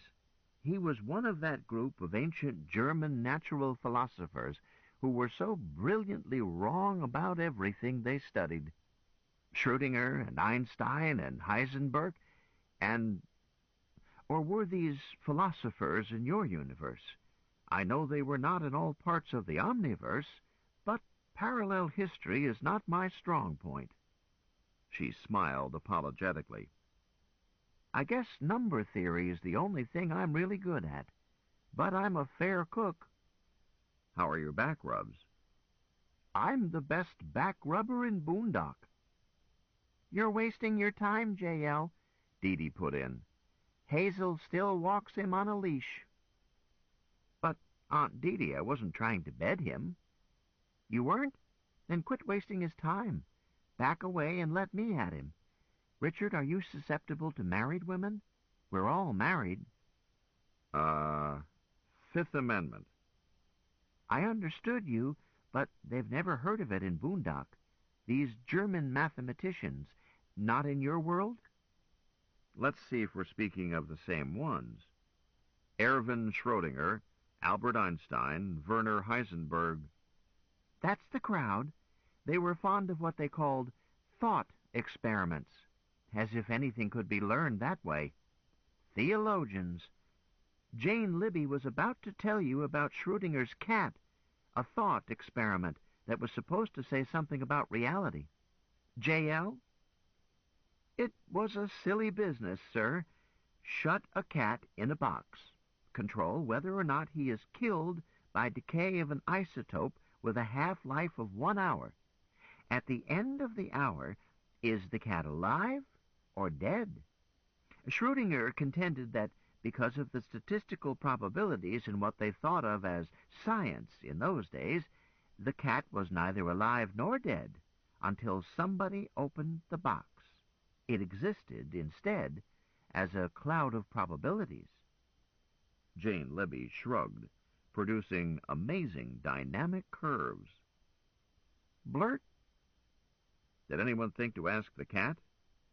Blasphemy, said Dee Dee. Richard, this is science, German philosopher style. You are not supposed to resort to anything so crass. Anyhow, Pixel got the tag Schrödinger's cat hung on him because he walks through walls. How does he do that? Jane Libby answered. It's impossible, but he's so young he doesn't know it's impossible. So he does it anyhow. So there is never any knowing where he will show up. I think he was hunting for you. Dora? Need something, J.L.? The ship answered. Did you happen to notice how this kitten came aboard? I notice everything. He didn't bother with the gangway. He came right through my skin. It tickled. Is he hungry? Probably. I'll fix him something. Is he old enough for solid food? Yes, but no lumps, baby food. Chop, chop. Ladies, I said. Jane Libby used the words brilliantly wrong about these German physicists. Surely you don't include Albert Einstein under that heading. I surely do, Dee Dee answered emphatically. I'm amazed. In my world, Einstein wears a halo. In my world, they burn him in effigy. Albert Einstein was a pacifist, but not an honest one. When his own ox was gored, he forgot all about his pacifist principles and used his political influence to start the project that produced the first city-killer bomb. His theoretical work was never much, and most of it has turned out to be fallacious. But he will live in infamy as the pacifist politician turned killer. I despise him. This ends Side 2 of Cassette 9 of The Cat Who Walks Through Walls. Please fast forward to the end before loading Cassette 10. 10. 10. 10. 10. 10. 10. 10. 10. 10. The Cat Who Walks Through Walls, Cassette 10. Chapter 26. Success lies in achieving the top of the food chain. J. Harshaw. About then, the baby food for Pixel appeared, in a saucer that rose up out of the table, I believe. But I can't swear to it, as it simply appeared. Feeding the baby cat gave me a moment to think. The vehemence of Dee Dee's statement had surprised me. Those German physicists lived and worked in the first half of the 20th century, not too long ago by my notions of history. But if what these tertians wanted me to believe were true, unlikely, a truly long time to them. "A double dozen centuries," Jane Libby had said. How could this easy-going young lady, Dr. Dee Dee, be so emotional about long-dead German pundits? I know of only one event 2,000 years or more in the past that people get emotional about, and that one never happened. I had begun to make a list in my mind of things that did not add up. The claimed age of Lazarus, that long list of deadly diseases I was alleged to have suffered from, half a dozen weird events in Luna, most especially Tertius itself. Was this indeed a strange planet far distant from Earth in both space and time? Or was it a Potemkin village on a South Pacific island? Or even Southern California? I had not seen the city called Boondock, 1 million people more or less, so they said. I had seen maybe 50 people, all told. Did the others exist only as memorized background for dialogue extemporized to fit Potemkin roles? Watch it, Richard. You're getting paranoid again. How much lethe does it take to addle the brain?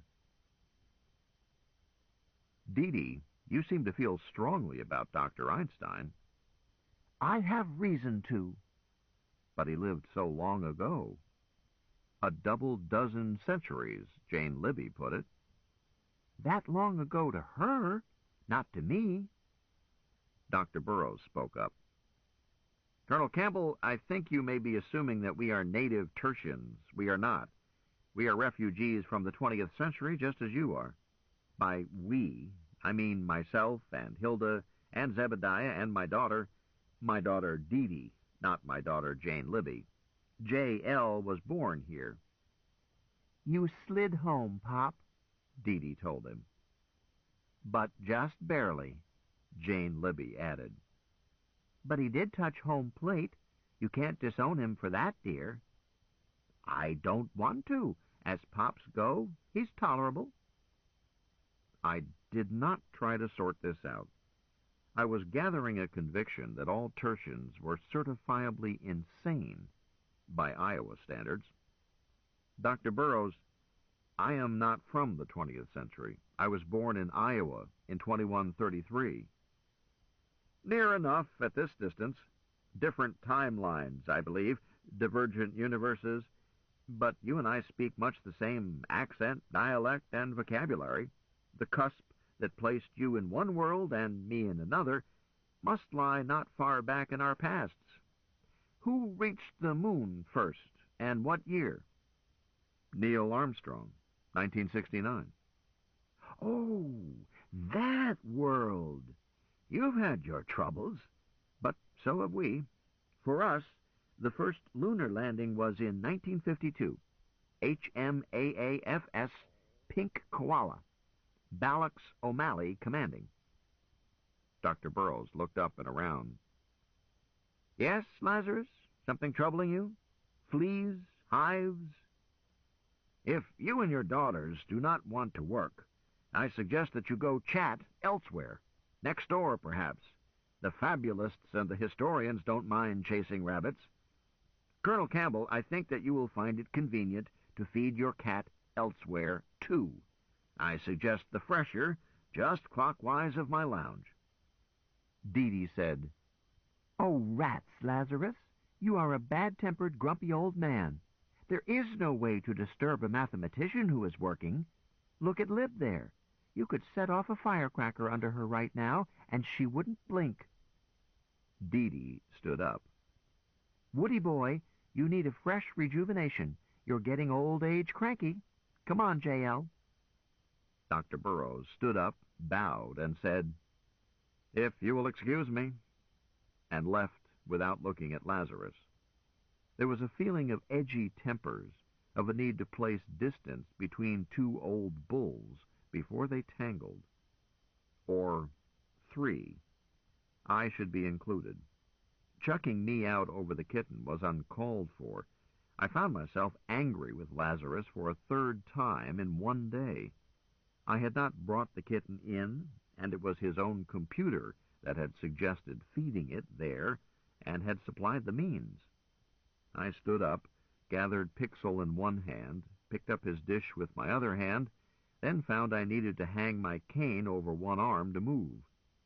Jane Libby saw my problem, took the kitten and cuddled it to her. I followed her, leaning on my cane and carrying the dish of baby food. I avoided looking at Lazarus. In passing through the lounge, we picked up Hazel and Hilda. Hazel waved to me, patted the seat by her. I shook my head and kept going, whereupon she got up and came with us. Hilda followed her. We did not disturb the session in the lounge. Dr. Harshaw was lecturing. We were barely noticed. One delightful, decadent, sybaritic aspect of life in Tertius was the quality of their refreshers, if such a mundane term can apply. Without trying to describe any of the furnishings strange to me, let me define a rich Tertian's luxury refresher, and Lazarus was, I feel certain, the richest man there. Define it in terms of function.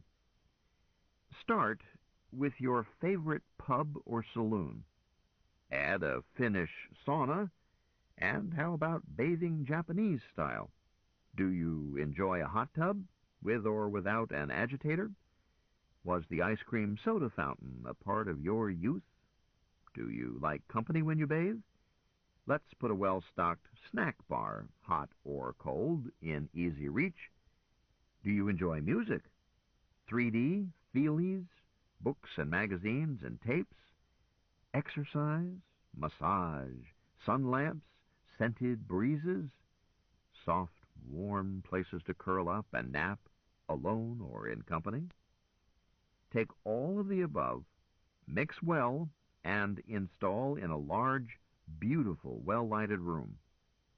That list still does not describe the social refresher off Lazarus Long's cabin, as it omits the most important feature: Dora. If there was any whim that ship's computer could not satisfy, I was not there long enough to discover it. I did not sample at once any of these luxuries. I had a duty to a cat.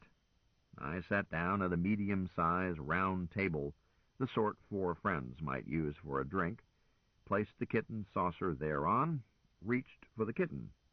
Instead, Jane L. sat down and placed Pixel at the food. Burroughs joined us. The kitten sniffed at the food he had been greedily eating minutes earlier, then gave an inspired bit of acting, showing Jane L. that he was horrified at her action in offering him something unfit for cats. Jane L. said, "Dora, I think he's thirsty." "Name it, but bear in mind that the management does not permit me to serve alcoholic beverages to minors other than for purposes of seduction." "Quit showing off, Dora. Colonel Campbell might believe you. Let's offer the baby both water and whole milk, separately, and at blood temperature, which for kittens is 38.8 degrees, coming up pronto." Hilda called out from a plunge. No, a lounging tub, I guess, a few meters away. "J.L., come soak, dear. Dee Dee has some swell gossip." "Ah," the girl seemed torn. "Colonel Campbell, will you take care of Pixel now? He likes to lick it off your finger. It's the only way to get him to drink enough." "I'll do it your way." The kitten did like to drink that way, although it seemed possible that I would die of old age before I got as much as 10 milliliters down him. But the kitten was in no hurry. Hazel got out of the lounging tub and joined us, dripping. I kissed her cautiously and said, "You're getting that chair soaking wet." "Won't hurt the chair. What's this about Lazarus acting up again?" That mother. In his case, that's merely descriptive. What happened? Uh, Maybe I reacted too strongly. Better ask Dr. Burroughs. Jacob? No, Richard did not overreact. Lazarus went out of his way to be offensively difficult with all four of us. In the first place, Lazarus has no business trying to supervise the mathematics section. He is not a mathematician in any professional sense and is not qualified to supervise. In the second place, each of us in the section knows the quirks of the others. We never interfere with each other's work. But Lazarus kicked me out, and Dee Dee, and Jane Libby, for daring to talk a few moments about something not on his agenda, totally unaware, or at least uncaring, that I and both my daughters use a two-level mode of meditation. Hazel, I kept my temper. Truly I did, dear. You would have been proud of me. I'm always proud of you, Jacob. I would not have kept my temper. In dealing with Lazarus, you should take a tip from Sir Winston Churchill and step on his toes until he apologizes. Lazarus doesn't appreciate good manners. But what did he do to Richard? Told him not to feed his cat at the conference table. Ridiculous! As if it could possibly harm his fancy table if this kitten happened to pee on it. Hazel shook her head and looked grim, which doesn't fit her face. Lazarus has always been a rough cob, but ever since this campaign, Overlord, I mean, started, he has been growing increasingly difficult. Jacob, has your section been handing him gloomy predictions? Some. But the real difficulty is that our long-range projections are so vague. That can be maddening, I know, because when a city is destroyed, the tragedy is not vague. It's sharp and sickening. If we change history, we aren't truly undestroying that city. We are simply starting a new timeline. We need projections that will let us change history before that city is destroyed. He looked at me. That's why rescuing Adam Celine is so important. I looked stupid. My best role. To make Lazarus better-tempered? Indirectly, yes. We need a supervising computer that can direct and program and monitor other large computers in creating multiverse projections. And the biggest supervising computer we know of is the one on this planet, Athena or Tina, and her twin on Secundus. But this sort of projection is a much bigger job. Public functions on Tertius are mostly automated fail-safe, and Tina steps in only as a troubleshooter. But the Holmes Four, Adam, Celine, or Mike, through a set of odd circumstances, grew and grew and grew, with apparently no one trying to keep his size down to optimum. Then his self-programming increased enormously through a unique challenge, running the lunar revolution. Colonel, I don't think any human brain or brains could possibly have written the programs that Holmes 4 self-programmed to let him handle all the details of that revolution. My older daughter, Dee Dee, is a top specialist in programming. She says a human brain could not do it, and that, in her opinion, an artificial intelligence could swing it only the way Holmes 4 did it, by being faced with the necessity, a case of root, hog, or die. So we need Adam Celine, or his essence, those programs he wrote in creating himself, because we don't know how to do it. Hazel glanced at the pool. I'll bet Dee Dee could do it, if she had to. Thank you, dear, on behalf of my daughter, but she is not given to false modesty. If Dee Dee could do it, or thought she had even a slim chance, she would be hacking away at it now. As it is, she's doing what she can. She is working hard at tying together the computer bank we have. Jacob, I hate to say this. Hazel hesitated. Maybe I shouldn't. Then don't. I need to get it off my chest. Papa Manny isn't optimistic over the results, even if we are totally successful in retrieving all the memory banks and programs that constitute the essential Adam Selene, or Mike, as Papa Manny calls him.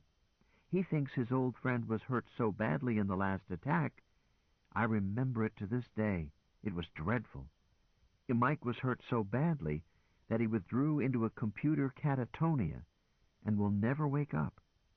For years, Papa tried to wake him after the revolution when Papa had free access to the warden's complex. He doesn't see how bringing those memories and programs here will do it. Oh, he wants to try. He's eager to. He loves Mike. But he's not hopeful. When you see Manuel, tell him to cheer up. Dee Dee has thought of an answer. Really? Oh, I hope so. Dee Dee is going to provide Tina with lots more unused capacity, both for memory and for symbol manipulation. Thought. And then she'll shove Mike into bed with Tina. If that does not bring Mike back to life, nothing will. My love looked startled, then giggled. Yes, that ought to do it. She then went back to the pool, and I learned from Jacob Burrows why his daughter Dee Dee spoke so emotionally about the father of the atom bomb. They had seen, all four of them, their own home wiped out by an atom bomb, a fission bomb, I inferred, but Jake did not say. Colonel, it is one thing to read a headline or hear a news report. It is something else entirely when it's your own home that has the mushroom cloud covering it. We are dispossessed. We can never go home. Eventually, we were wiped completely off the slate.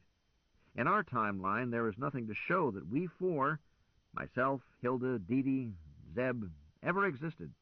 The houses we once lived in are gone, never were.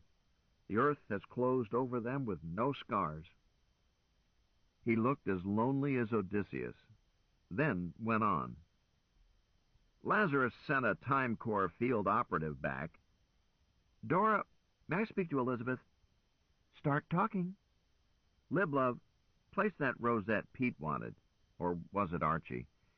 Spike the earliest date of surveillance. Go back 3 years. Evacuate. Paradox, Jacob. Yes. Place those 3 years in a loop. Squeeze them off. Throw them away. Check it. I check you, dear. More? No. Off now. Burroughs continued. Sent a field operative to our timeline to try to find us, anywhere in the 50-year bracket from my birth to the night we ran for our lives. We are not there at all. We were never born. Both Zeb and I had military careers as well as academic ones. We are not in military records. We are not in campus records. There is a record of my parents, but they never had me. Colonel, in all the dozens, hundreds of ways that citizens were recorded in the 20th century in the United States of North America, not one trace could be found that showed that we had ever been there. Burroughs sighed. The gay deceiver not only saved our lives that night, she saved our very existence. She took evasive action so fast that the beast lost track. What is it, dear? Jane Libby was standing by us, dripping and looking round-eyed. Papa? Say it, love. We need those sneakies Pythagoras wanted, but they should go back much farther, 10 years or more. Then, when they spot the tick at which the Overlord, or whoever started watching THQ, back off some and evacuate. Loop and patch, and they'll never suspect that we outflanked them. I told Dee Dee. She thinks it could work. What do you think? I think it will. Let me get your mother online and we'll introduce it. Dora, let me have Elizabeth again, please. Nothing in his face or manner suggested that he had just spoken to Libby Long, proposing what was, so far as I could see, the same plan. Elizabeth, a message from our table tennis champ. Jane Libby says to place that rosette at -10 years, spike first surveillance, then go back, say 3 years, evacuate, Squeeze off a loop and patch in. Both Dee Dee and I think it will work. Please submit it to the panel. Credited to Jane L., with Dee Dee's vote and mine noted. And my vote. You have smart children, mistress mine. Comes of picking smart fathers, sir, and good ones. Good to his offspring, good to his wives. Off? Off. Burroughs added to the girl waiting, Your parents are proud of you, Janie. I predict that the math section will produce a unanimous report in the next few minutes. You have answered the objection Lazarus raised, his quite legitimate objection, by producing a solution under which it does not matter who did this to us. We can repair it safely without knowing who did it. But did you notice that your method may also tie down who did it? With a little bit of luck. Jane Libby looked as if she had just received a Nobel Prize. I noticed, but the problem simply called for safe evacuation. The rest is serendipitous. Serendipitous is another way of spelling smart. Ready for some supper? Or do you want to get back in the bowl? Or both? Why don't you throw Colonel Campbell in with his clothes on? Dee Dee and Hilda will help you, I'm certain, and I think Hazel might. Now, wait a minute, I protested. Sissy. Colonel, we won't do that to you. Papa's joking. I am like hell joking. Throw your pop in first, for drill. If it doesn't hurt him, then I'll submit quietly. Blurt. You just keep out of this. Janie, baby. Yes, Pop. Find out how many orders there are for strawberry malted milks and hot dogs, or unreasonable facsimiles. And while you're doing that, I will hang my clothes in the dry cabinet, and if the Colonel is smart, he will too. Colonel, this is a rowdy bunch, especially in this exact combination. Hilda, Dee Dee, Hazel, and Janie. Explosive. Who takes care of the kitten? An hour later, Dora, a little blue light, led us to our stateroom. Hazel carried the kitten and one saucer. I carried our clothes, the other saucer, my cane, and her handbag. I was pleasantly tired and looking forward to going to bed with my bride. For too long she had not been in my bed. From my viewpoint, we had missed 2 nights, not long for old married couples, much too long for a honeymoon. And the moral of that is, don't get yourself mugged on your honeymoon. From her standpoint, it had been a month. Best of girls, how long has it been? That Lethe field has left me with my time sense fouled up. Hazel hesitated. It has been 37 tertian days here, but to you it should feel like overnight. Well, 2 nights, because by the time I came to bed last night, you were snoring. I'm sorry. Hate me some, but not too much. Here's our wee Bunty Ben. Wee Bunty Ben, indeed. It was larger than my luxury suite in Golden Rule, and more lavish, with a bigger and better bed. Bride, we bathed in Lazarus's Taj Mahal playroom. I no longer have to remove my cork leg, and I took care of everything else in that Taj Mahal. If you have anything to do, do it. But be quick about it. I'm eager. Nothing, but must take care of Pixel. We'll put his saucers in the fresher, shut him in, let him out later. So we did, and went to bed, and it was wonderful. And the details are none of your business. Sometime later, Hazel said, We've been joined. We still are. I mean, we have company. So I noticed. He climbed on my shoulder blades way back when, but I was busy, and he weighs almost nothing, so I didn't mention it. Can you grab him and keep him from being rolled on and crushed while I get us untangled? Yes, no hurry about it. Richard, you're a good boy. Pixel and I have decided to keep you. Just try to get rid of me. You can't. Love, you phrased something oddly. You said it was 37 tertian days here. She looked up at me soberly. It was longer than that for me, Richard. I wondered. How long? About 2 years. Earth years. I'd be goddamn.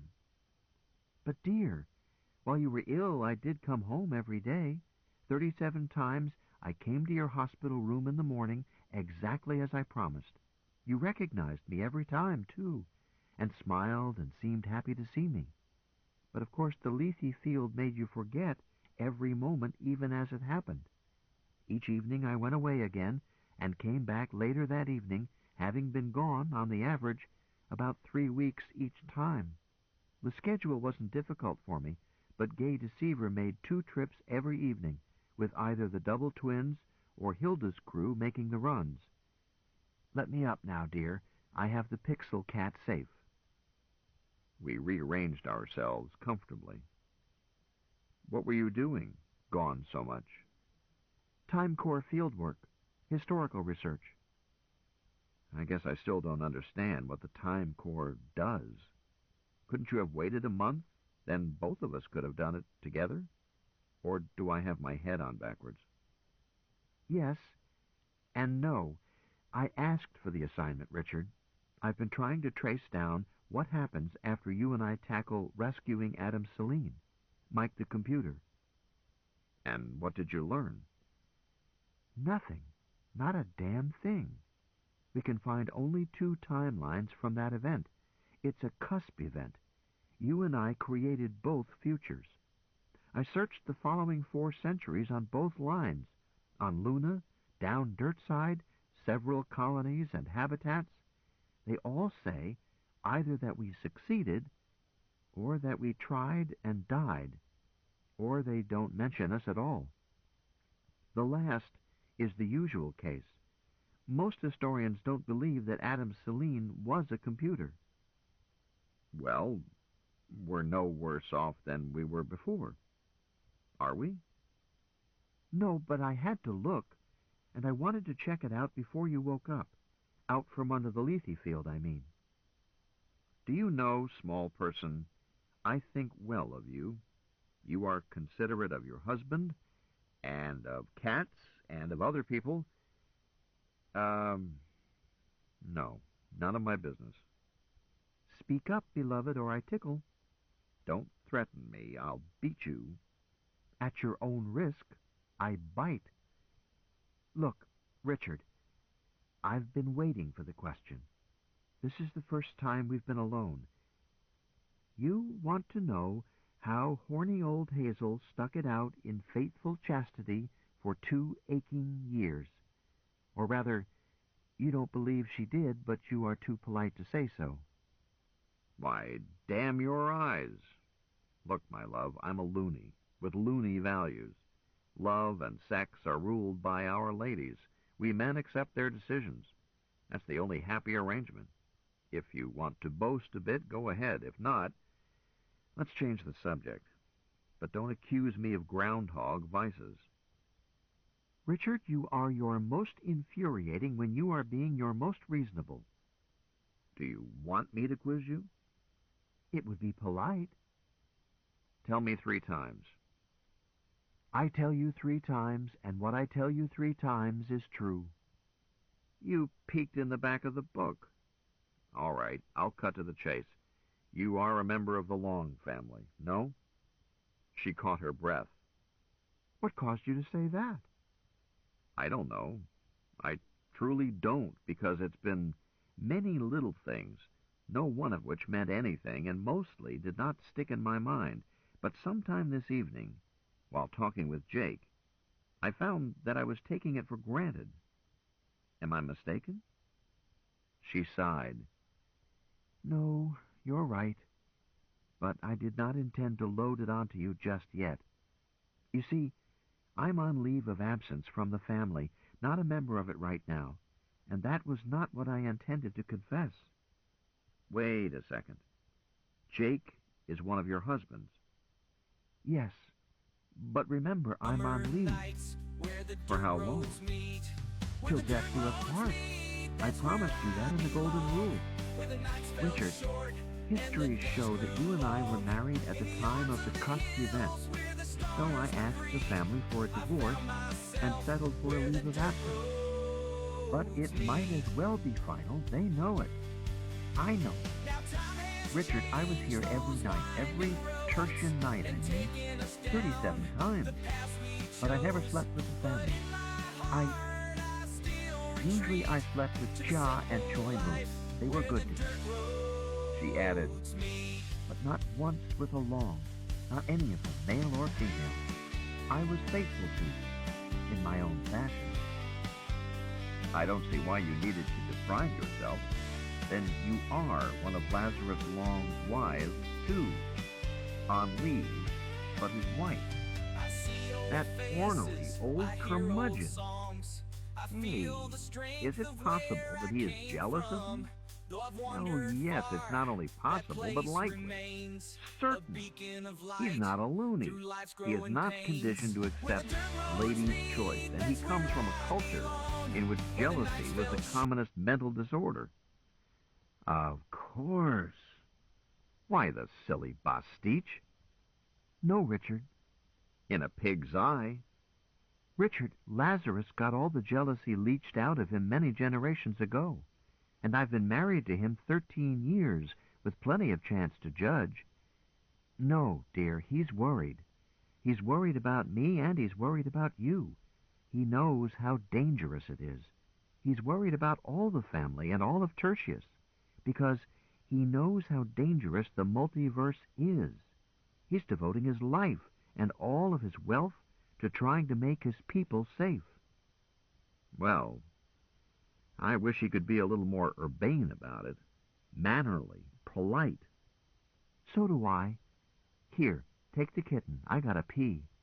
Then I vote for some sleep. Me too. Both. My, it feels good to get out of bed and stroll to the Jakes without having to hop.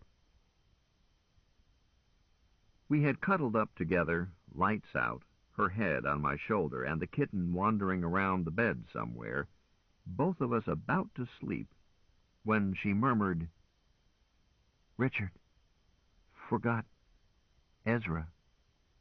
Forgot what? His legs, when he first walked on them, with crutches, 3 days ago, I think. 'Bout 3 months back for me. Cha and I congratulated Ezra horizontally. The best way. Took him to bed, wore him out.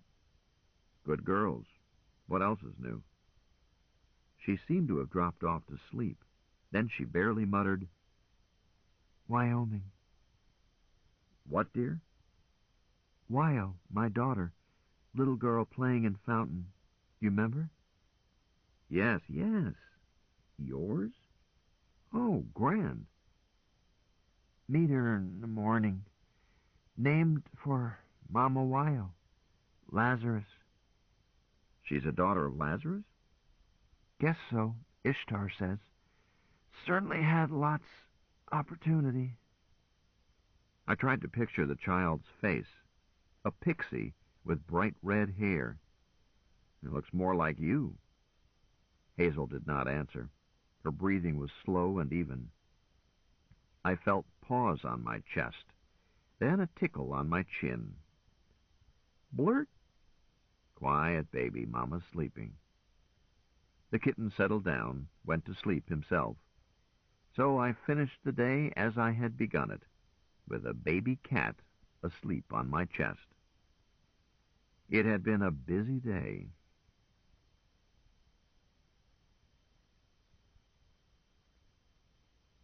Chapter 27. It's a poor sort of memory that only works backwards. Charles Lutwidge Dodson. Gwendolen, my love. Hazel stopped with the teeth clean in hand, looked startled. Yes, Richard? This is our first anniversary. We must celebrate. I'm quite willing to celebrate, but I can't figure out your arithmetic. And celebrate how? A fancy breakfast or back to bed? Both. Plus a special treat, but eat first. As for my arithmetic, attend me. It is our anniversary because we have been married exactly a week. Yes, I am aware that you think of it as 2 years. I do not. Doesn't count. Like time spent in Brooklyn. And you tell me that I have been here 37, 38, 39 days, more or less. But it is not 39 days to me, Gwen Hazel, as Allah will not subtract from my allotted time those days spent in the Lethe field. So I don't count them. Hell, I wouldn't believe in them if it weren't that I now have 2 feet. You're complaining? Oh, no. Except that I now have to cut twice as many toenails. Blurt. What do you know about it? You don't have toenails. You have claws.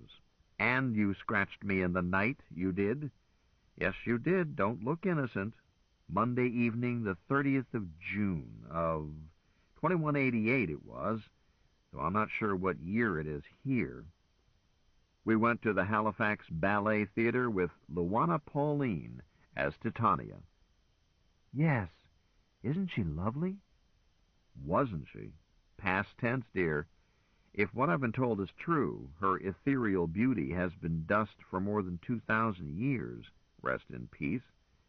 Then we went to Rainbow's End for a late supper, and a total stranger had the bad taste to get himself abruptly dead at our table, whereupon you raped me. Not at the table. No, in my bachelor's apartment. And it wasn't rape.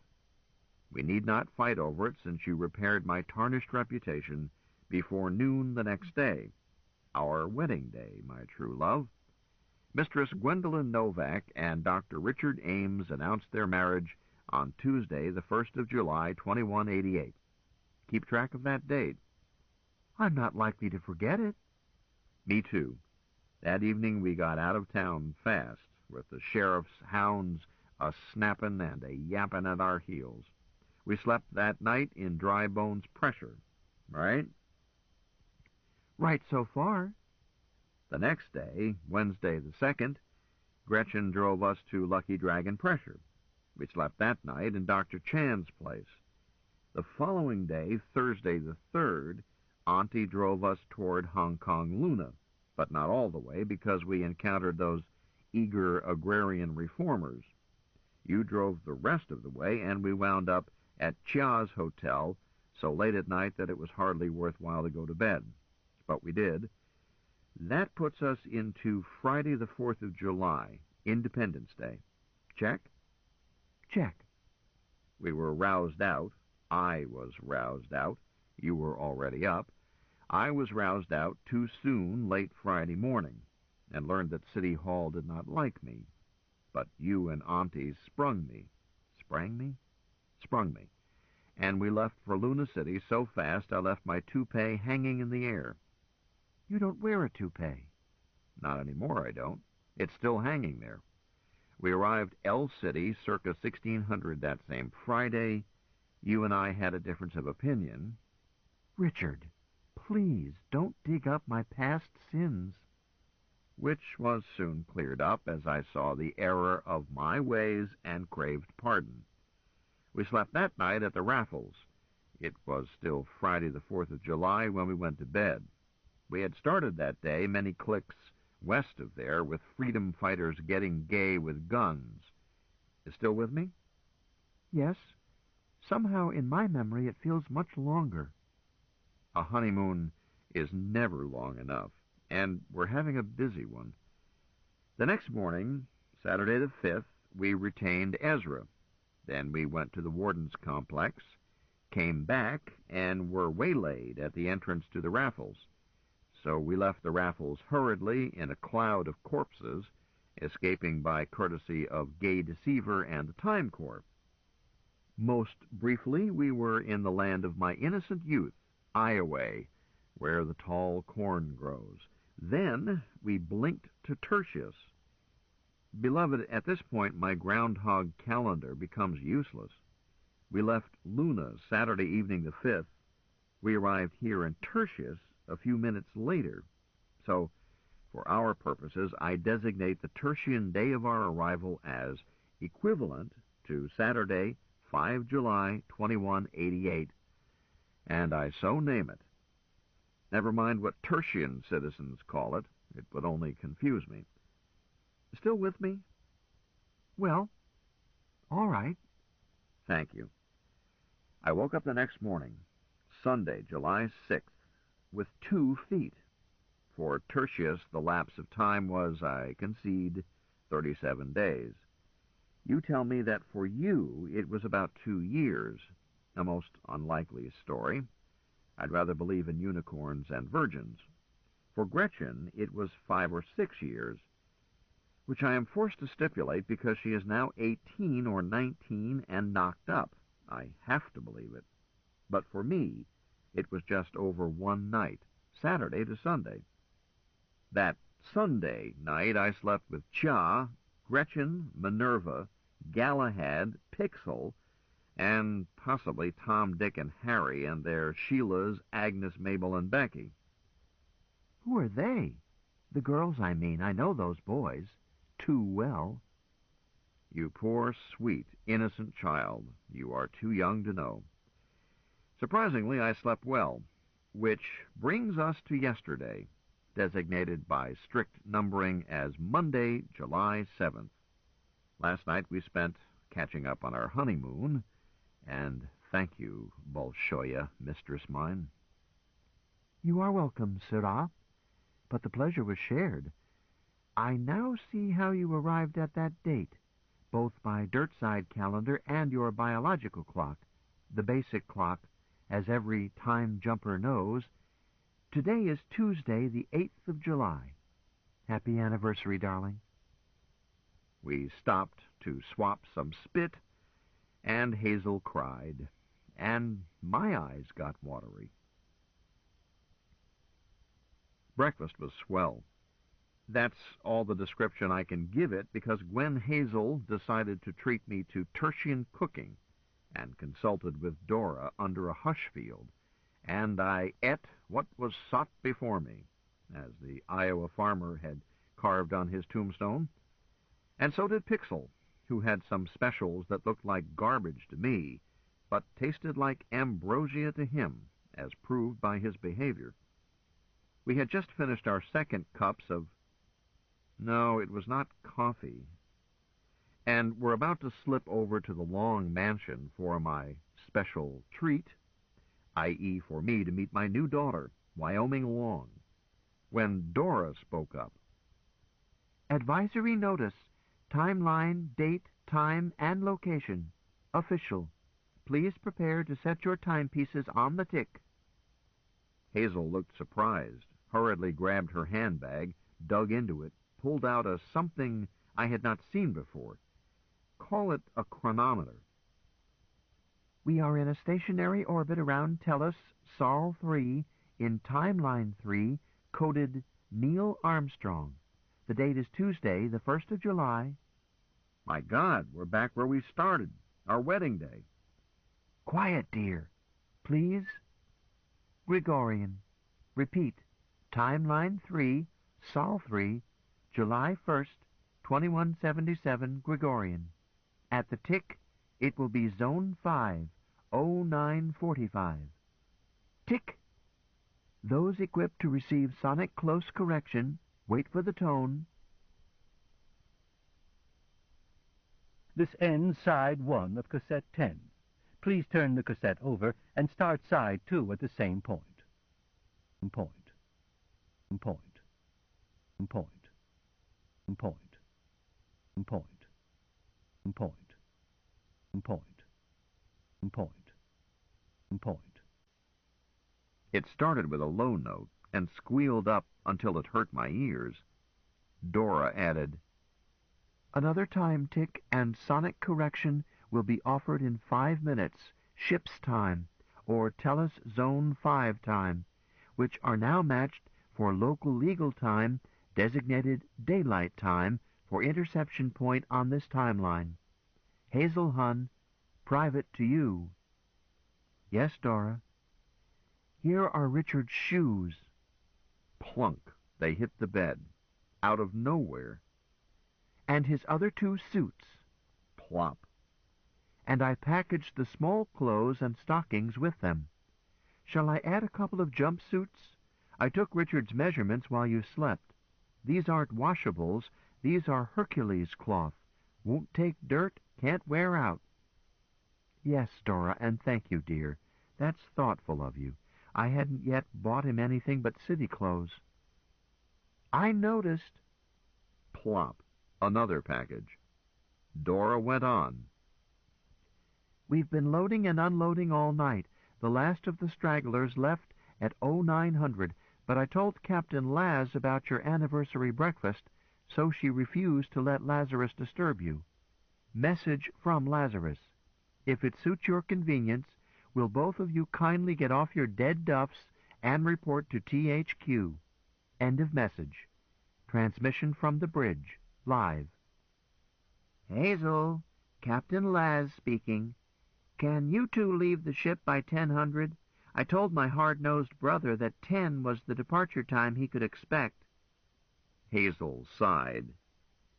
Yes, we'll leave for the car pocket at once. Good. Felicitations to both of you from me and Lore and Dora. Many happy returns of the day. It has been a pleasure to have you aboard. We were at the car pocket with 2 minutes to spare, me loaded with packages and Cat, and getting used to new shoes. Well, one old, one new. I learned that the car pocket referred to our old friend Gay Deceiver. The end of a short passage led right into her starboard door. Again, I missed seeing those space warp bathrooms. Hazel's grandsons piloted us, and we were told to take the back seats. Paul got out to let us get in. Hi, Grandma. Good morning, sir. I said good morning, and Hazel kissed both her grandsons in passing, no seconds lost, and we settled down and strapped in. Kaz called out, "Report seatbelts." Passenger seatbelts fastened, Hazel reported. Bridge, ready for launch. Laz answered, Launch at will. Instantly, we were out in the sky and weightless. Pixel started to struggle. I caged him with both hands. I think it was weightlessness that startled him. But how could he tell? He didn't weigh anything to start with. Earth was off to starboard, apparently full, although one can't tell that close up. We were opposite the middle of North America, which told me that Laz was more than a competent pilot. Had we been in the usual 24-hour orbit, concentric with Earth's equator, we would have been over the equator at 90 west, i.e. over the Galapagos Islands. I guessed that she had selected an orbit tilted at about 40 degrees and timed for 1000 ship's time, and made a mental note to check it later, if and when I ever got a look at the ship's log. A pilot can't help second-guessing every other pilot. It's an occupational disease. Sorry. Then we were suddenly in atmosphere, down 36,000 clicks in a tick. Gay spread her wings, Cass tilted her nose down, then leveled off, and we again had weight at 1G. And Pixel liked this change still less. Hazel reached over and took Pixel, soothed him. He quieted down. I think he felt safer with her. With her wings raked in for hypersonic, the only way I had seen her, Gay is mostly a lifting body. With her wings spread, she has lots of lift area, and she glides beautifully. We were 1,000 meters up, give or take, and over farm country on a fine summer day. Clear, save for anvil cumuli here and there on the horizon. Glorious. A day to feel young again. Cass said, "I hope that translation did not bother you. Had I left it up to Gay, she would have put us on the ground in one jump. She's nervous about anti-aircraft fire." "I am not nervous. I'm rationally careful." "Right you are, Gay. She does have reason to be careful. The pilot's precautionary notice for this planet on this timeline at this year states that one must assume AA weapons around all cities and larger towns. So Gay blinks down below the AA radar. You hope, said the car, so that we will show up simply as a subsonic private plane on air control radar, if there is any. None, that is, where we are. Optimist, the car sneered. Quit bitching. Have you spotted your squat? Long since. If you'll quit yakking and give me permission, I'll take it. At will, Gay. I said, Hazel, I had counted on getting acquainted with my new daughter about now. Wyoming. Don't fret, dear. She will never know we were away. That's the way to handle it until the child is old enough to understand. She won't know, but I will. I'm disappointed. All right, let's table it. The scene blinked again, and we were on the ground. Cass said, Please check to see that you aren't leaving anything behind. As we got out and stood clear, Gay Deceiver disappeared. I stared through the space she had occupied. My Uncle Jock's house was 200 meters away. Hazel, what date did Dora say this is? Tuesday, July 1st, 2177. That's what I thought I had heard. But when I thought it over, I decided that I must have been mistaken. I now see that she wasn't fooling. 77. 11 years in the past. Sweetheart, that ratty old barn there is standing where we landed last Saturday, 3 days ago. You wheeled me from there toward the house in Ezra's wheelchair. Hon, that barn we're looking at was torn down years back. That's just its ghost. This is bad. Don't fret about it, Richard. In time jumping, it feels that way the first time you get involved with a loop.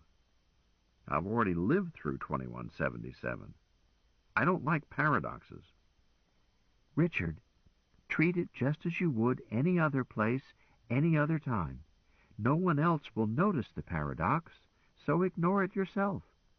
The chance of being recognized when you are living paradoxically is 0 for any era outside your own normal lifetime, but usually only 1 in a million even if you time jump close to home. You left this area quite young, did you not? I was 17, 2150. So, forget it. You can't be recognized. Uncle Jock will know me. I've been back to see him a number of times, although not recently, unless you count our quick visit 3 days ago. He won't remember our visit 3 days ago. He won't, huh? Sure, he's 116 years old, or will be 11 years from now, but he's not senile. You're right, he's certainly not senile, and Uncle Jock is used to time loops. As you have guessed by now, he's in the Corps and quite senior. In fact, he's the major station keeper for North America in Timeline 3. Last night's evacuation of THQ was made to this station. Didn't you realize that? Hazel, I didn't even touch second. 20 minutes ago, I was sitting in our stateroom. Dora was parked on the ground on Tertius, so I thought, and I was trying to decide whether to have another cup or to take you back to bed. Since then, I've been running as fast as I can to try to catch up with my own confusion. Unsuccessfully. I'm just an old soldier and harmless hack writer. I'm not used to such adventures. Well, let's go. I want you to meet my Aunt Sissy. Gay had put us down across the road from Uncle Jock's place.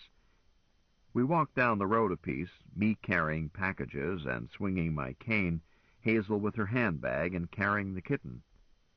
Some years back, Uncle Jock had placed a much stouter fence around his farm than was usual in Iowa in those days. It was not yet built when I left home and enlisted in 2150. It was in place by the time I visited in 2161? That's about right. The fence was heavy steel mesh, 2 meters high, and with a 6-strand cradle of barbed wire on top of that. I think the barbed wire was added later. I did not recall it. Inside the cradle were copper wires on ceramic insulators. About every 20 meters, there was a sign. Danger. Do not touch fence without opening master switch number 12. At the gate was another sign, larger. Inter-Bureau Liaison Agency, Bioecological Research Division, District Office. Deliver radioactive materials to Gate 4, Wednesdays only. 7D 9210 3SC. Your taxes at work. Hazel said thoughtfully, Richard, it does not look as if Uncle Jock lives here this year, or this is the wrong house and Gay missed her clues. I may have to call for help. It's the right house, and Uncle Jock does live here this year, if this year is 2177, on which I'm keeping an open mind. That sign smells like Uncle Jock. He always did have funny ideas about privacy. One year it was piranhas and a moat. I found a push button to the right of the gate and pressed it. A brassy voice, so artificial that it had to be an actor, announced, Stand 1/2 meter from pickup. Display your clock badge. Face pickup. Turn 90 degrees and show profile. These premises are guarded by attack dogs, gas, and snipers. Is Jock Campbell at home? Identify yourself. This is his nephew, Colin Campbell. Tell him her father found out. The brassy voice was replaced by one I recognized. Dickie, are you in trouble again? No, Uncle Jock, I simply want to get in. I thought you were expecting me. Anyone with you? My wife. What's her first name? Go to hell. Later, don't rush me. I need her first name. And I won't play games. We're leaving. If you see Lazarus Long or Dr. Hubert, tell him that I'm sick of childish games and won't play. Goodbye, Uncle. Hold it. Don't move. I have you in my sights. I turned away without answering and said to Hazel, Let's start walking, hon. Town is a far piece down the road, but somebody will come along and give us a lift. People around here are friendly. I can phone for help, the way I did from the raffles. She lifted her handbag. Can you? Wouldn't the call be relayed right back to this house, no matter where or when or what timeline? Or have I failed to understand any of it? Let's start hoofing it. My turn to carry that fierce cat. All right. Hazel did not seem to be troubled over our failure to get into Uncle Jock's place, or time headquarters, whichever. As for me, I was happy, light-hearted. I had a beautiful, lovable bride.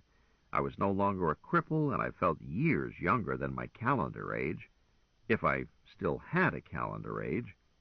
The weather was heavenly in a fashion that only Iowa knows. Oh, it would be hot later in the day. It takes hot sun to grow good corn. But now, at about 10:15, it was still balmy. By the time it was really hot, I would have my bride and the kitten indoors, even if we had to stop at the next farmhouse. Let's see. The Tangays? Or had the old man sold out by 2177? No matter. I was not worried by my lack of local legal money, my lack of tangible assets of any sort. A beautiful summer day in Iowa leaves no room for worry. I could work, and would, spreading manure if that was the sort of work available, and I would soon spread manure of another sort, moonlighting nights and Sundays. In 2177, Evelyn Fingerhut had not yet retired, so pick some new pen names and sell him the same old tripe. The same stories, just file off the serial numbers. File off the serial numbers, change the body lines a bit, give it a new paint job, switch it over the state line, and it's yours. That's the secret of literary success. Editors always claim to be looking for new stories, but they don't buy them. They buy mixture as before, because the cash customers want to be entertained, not amazed, not instructed, not frightened. If people truly wanted novelty, baseball would have died out 2 centuries back, instead of being ever popular. What can possibly happen in a baseball game that everyone has not seen many times before? Yet people like to watch baseball. Shucks, I'd enjoy seeing a baseball game right now, with hot dogs and beer. Hazel, do you enjoy baseball? Never had a chance to find out. When the drugs against acceleration came along, I went dirt side for my law degree, but never had time to watch baseball, even in the idiot box. I worked my way through law school, and was I busy. That was when I was Sadie Lipschitz. Why were you? You said you didn't like that name. Sure you want to know? The answer to why is always money. If you want me to know, you'll tell me. Scoundrel. That was right after Slim Lemke Stone died, and what in the world is that racket? That's an automobile. I glanced around for the source of the noise. Starting about 2150, or a little earlier, I saw my first one the year I signed up. Supreme swank for an Iowa farmer was to own and drive a working replica of a 20th century automobile, personal transport vehicle. Of course, not a vehicle moved by means of internal explosions of a derivative of rock oil. Even the People's Republic of South Africa had laws against placing poisons in the air. But with its shipstone concealed and a sound tape to supply the noise of a soi-disant IC engine, the difference between a working replica and a real automobile was not readily apparent. This one was the swankiest of all replicas, a Tin Lizzie, a Ford touring car Model T, 1914. It was as dignified as Queen Victoria, whom it resembled, and it was Uncle Jock's, as I had suspected when I heard that infernal banging. I said to Hazel, "Here, you take Pixel and soothe him. He's certainly never heard anything like this. And ease well off to the side of the road. These wagons are erratic." We continued on down the road. The replica pulled alongside us and stopped. "Need a lift, folks?" Uncle Jock asked. Up close, the racket was horrible. I turned and grinned at him and answered, mouthing my words so that they couldn't possibly be heard above the noise. "fourscore and 7 years ago did gyre and gimble in the wabe." How's that again? "Billiards will never replace sex, or even tomatoes." Uncle Jock reached down and switched off the sound effects. I said, "Thanks, Uncle. The noise was scaring our kitten. It's mighty nice of you to turn it off. What were you saying? I couldn't hear you over the engine noise." "I asked if you wanted a lift." "Why, thank you." "Going into Grinnell?" "I plan to take you back to the house. Why did you run away?" "You know why. Did Dr. Hubert or Lazarus Long or whatever name he's using this week put you up to it? If so, why?" "Introduce me first, if you please, nephew, and pardon me for not getting down, ma'am. This steed is skittish." "Jock Campbell, you old goat, don't you dare pretend that you don't know me. I'll have your rocks for castanets. Believe." For the first time that I can remember, Uncle Jock seemed shocked and baffled. "Madam?" Hazel saw his expression, said hastily, "Are we inverted? I'm sorry. I'm Major Sadie Lipschitz, Time Corps, DOL, assigned to Overlord. I met you first in Boondock about 10 of my subjective years ago. You invited me to visit you here, and I did, in the year 2186, as I recall." Click. Click, a clear inversion. "Major, I'm happy indeed to meet you, but I'm happier still to learn that I will meet you again. I'm looking forward to it." Hazel answered, "We had a good time, I promise you. I'm married to your nephew now, But you're still an old goat. Get down out of that toy wagon and kiss me like you mean it. Hastily, Uncle unclutched his rotor and got down. Hazel handed Pixel to me, which saved his life. After a while, the old goat said, "No, I have not met you before. I could not possibly forget."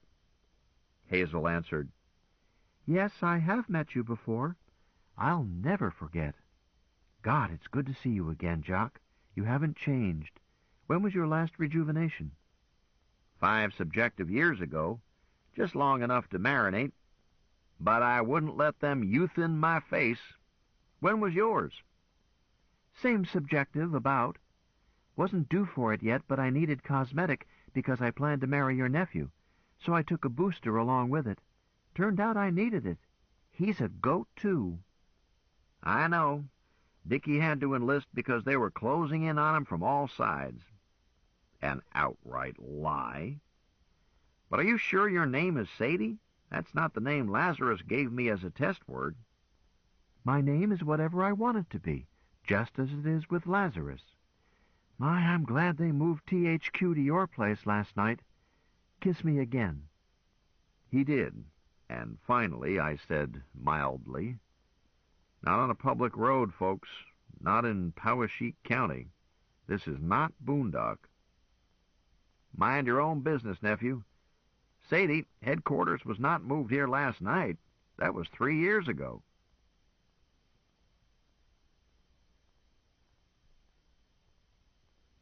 Chapter 28.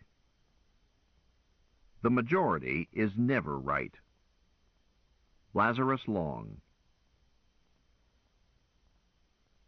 We rode back to the house, Hazel up front with Uncle Jock, Pixel and me back with the packages. As a favor to Pixel, the replica Model T moved as silently as a ghost. Do ghosts really move silently? How do such cliches get started? The gate opened to Uncle Jock's voice, and no lethal defenses were actuated, if there were any. Knowing Uncle Jock, I suspect there were, but not the ones posted. We were met on the front veranda by Aunt Till and Aunt Sissy. While Uncle Jock went inside, my aunts welcomed my bride into the family with all the warmth of country manners.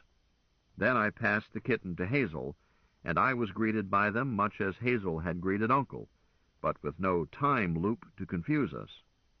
Golly, it was good to be home. Despite my sometimes stormy adolescence, the happiest memories of my life were associated with this old house. Aunt Sissy looked older today in 2177 than I recalled her looking the last time I had seen her. 2183, was it? Was this a clue as to why Aunt Till had always looked the same age? An occasional trip to Boondock could work wonders. Were all four, including Aunt Belden, serving 50-year enlistments with the Fountain of Youth as one of the perks? Was Uncle Jock metabolically about 30 while maintaining the face and neck and hands of an old man in order to support a charade? None of your business, Richard. Where's Aunt Belden? She's gone to Des Moines for the day, Aunt Till answered. She'll be home for supper. Richard, I thought you were on Mars? I consulted a calendar in my head. Come to think about it, I am. Aunt Till looked at me keenly. Are you looped? Uncle Jock came back out just in time to say, Stop it. That sort of talk is forbidden. You all know it. You all are subject to the code. I said quickly, I'm not subject to the code, whatever it is. Yes, Aunt Till, I'm looped. Back from 2188. Uncle Jock fixed me with a look that used to scare me when I was 10 or 12. Richard Collin, what is this? Dr. Hubert gave me to understand that you were under orders to report to Time headquarters. Just this minute I stepped inside and phoned him about your arrival. But no one goes to headquarters who is not sworn in and ruled by the code. Leastwise, if he did, he wouldn't come out again. You said earlier that you weren't in trouble, but you can stop lying now and tell me about it. I'll help you if I can. Blood's thicker than water. So let's have it. I'm not in any trouble that I know of, Uncle, but Dr. Hubert keeps trying to hand me some. Are you seriously suggesting that reporting to Time Headquarters could result in my not coming out alive? I'm not sworn into the Time Corps, and I am not subject to its code. If you are serious, then I should not report to the Time Corps headquarters. Aunt Till, is it all right for us to spend the night here, or would that embarrass you, or Uncle Jock? Without consulting Uncle Jock, even by eye, Aunt Till answered, "Of course you can stay here, Richard. You and your darling bride are welcome tonight and as long as you'll stay and whenever you come back. This is your home, and always has been." Uncle shrugged, said nothing. Thanks. Where shall I drop these packages? My room? And I need to make arrangements for this fierce feline. Is there a sandbox around from the last litter? And while Pixel has had his breakfast, I think he could use some milk. Aunt Sissy stepped forward. "Till, I'll take care of the kitten. Isn't he a pretty one?" She reached for Pixel. Hazel passed him over. Aunt Till said, "Richard, your room has a guest in it, a Mr. Davis. I think this being July that the north room on the 3rd floor would be the most comfortable for you and Hazel." Hazel? Uncle Jock interjected.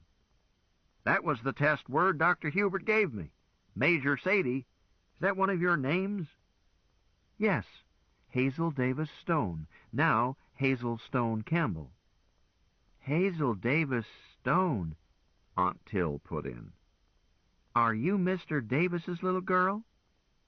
My bride suddenly perked up. "Depends. A long time ago I was Hazel Davis. Is this Manuel Davis? Manuel Garcia O'Kelly Davis?" "Yes." "My papa! He's here?" "He'll be here for supper, I hope. But, well, he has duties." "I know. I've been in the Corps 46 years subjective, and Papa about the same, I think. So we hardly ever see each other, the Corps being what it is. Oh, goodness! Richard, I'm going to cry. Make me stop." Me? Lady, I'm just waiting for a bus, but you can use my handkerchief. I offered it to her. She accepted it, dabbed at her eyes. "Brute! Aunt Till, you should have spanked him oftener." "Wrong aunt, dear. That was Aunt Abigail, now gone to her reward."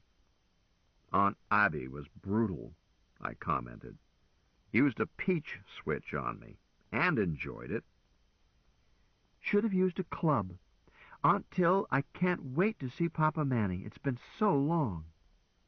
Hazel, you saw him right here, right there, I said, pointing at a spot halfway to the old barn. Only 3 days ago. I hesitated. Or was it 37 days? 39? No, Richard, neither. By my time, subjective, it's over 2 years." Hazel added to the others. "It's all still new to Richard. He was recruited, his subjective time, just last week." But I wasn't recruited, I objected. That's why we're here. "We'll see, dear. Uncle Jock, that reminds me. I want to tell you something, and I must bend the code a bit to do so. That doesn't worry me. I'm a loony and never obey laws I don't like. But are you really so regulation that you won't listen to coming attractions talk?" Well, Uncle Jock said slowly. Aunt Till snickered. Uncle Jock turned to her and said, "Woman, what are you laughing at?" "Me? I wasn't laughing." "Nah. Major Sadie, my responsibilities and duties require a certain latitude in interpreting the code. Is this something I need to know? In my opinion, yes. That's your official opinion? Well, if you put it that way. Never mind. Perhaps you'd better tell me and let me be the judge. Yes, sir. On Saturday, the 5th of July, 11 years forward, 2188, THQ will transfer to New Harbor on Timeline 5. You will go along. All your household, I think. Uncle Jock nodded. That is exactly the sort of loop-derived information the code is designed to suppress, because it can so easily create positive feedback and result in heterodyning and possible panic. But I can take it calmly and make good use of it. May I ask why the move? As it seems unlikely that I would go along, and surely not my household. This is a working farm, no matter what it conceals. I interrupted. Uncle, I'm not bound by any silly code. Those West Coast hotheads finally quit talking and seceded. His eyebrows shot up. No, really? I didn't think they would ever get off the pot. They did. Mayday 88. By the day Hazel and I were here, Saturday, July the 5th, the Angelino Phalanges had just captured Des Moines. Bombs were dropping all around here. You may think today that you wouldn't pull out, but I know that you were about to do so then. I was there. Will be there. Ask Dr. Hubert, Lazarus Long. He thought this place was too dangerous to hang around any longer. Ask him. Colonel Campbell? I knew that voice. I turned and said, Hi, Lazarus. That sort of talk is strictly forbidden. Understand me? I took a deep breath, then said to Hazel, He'll never learn. Then to Lazarus, Doc, you've been trying to make me stand at attention ever since we first met. It won't work. Can't you get that through your head? Somewhere, somewhen, Lazarus Long had had some sort of formal training in emotional control. I could now see him calling on it to help him. It took him about 3 seconds to invoke whatever it was he used. Then he spoke quietly, in a lower register. Let me try to explain. Such talk is dangerous to a person you talk to. Making predictions, I mean, from knowledge gained from a loop. It is an observed fact that again and again it turns out to be a disservice to the person you inform when you tell him something in his future that you have learned in your past. As to why this is true, I suggest that you consult one of the mathematicians who deal with time, Dr. Jacob Burrows or Dr. Elizabeth Long, or anyone from the core staff of mathematicians. And you should consult the Council of Historians for examples of the harm it does. Or you could look it up in our headquarters library. File Cassandra and file Ides of March, for starters. Then see file Nostradamus. Long turned to Uncle Jock. Jock, I'm sorry about this. I pray that you will not let the troubles of 88 make your household gloomy during the forward years till then. I never planned to bring your nephew here, not yet trained in the disciplines of time. I never planned to bring your nephew here at all. We do need him, and we expected to recruit him at Boondock with no need to bring him to headquarters. But he refused to enlist. Do you want to try to change his mind? I'm not sure I have any influence over him, Leif. How about it, Dickie? Want to hear what a good deal of career in the Time Corps can be? You could say that the Time Corps supported you throughout your childhood. You could say it because it's true. The sheriff was about to auction this farm right out from under us when I joined up. You were just a tad, but you may remember a time we ate cornbread and not much else. Then things got better and stayed better. Do you remember? You were about 6. I had some long thoughts. Yes, I remember. I think I do. Uncle, I'm not against joining. You're in it, my wife is in it, several of my friends are in it, but Lazarus has been trying to sell me a pig in a poke. I've got to know what it is they want me to do and why they want me to do it. They say they want me for a job with the chances only 50-50 that I get out of it alive. With those odds, there is no point in talking about retirement benefits. I don't want some chair warmer in headquarters being that casual about my neck. I must know that it makes sense before I'll accept those odds. Leif, just what is this job you have for my boy? It's Task Adam Selene in Operation Galactic Overlord. I don't think I've heard of it. And now you should forget it, as you don't figure into it, and it has not been mounted as of this year. That makes it difficult for me to advise my nephew. Shouldn't I be briefed? Hazel intervened. Lazarus, knock it off. Major, I'm discussing official business with the THQ station keeper. Pig whistle.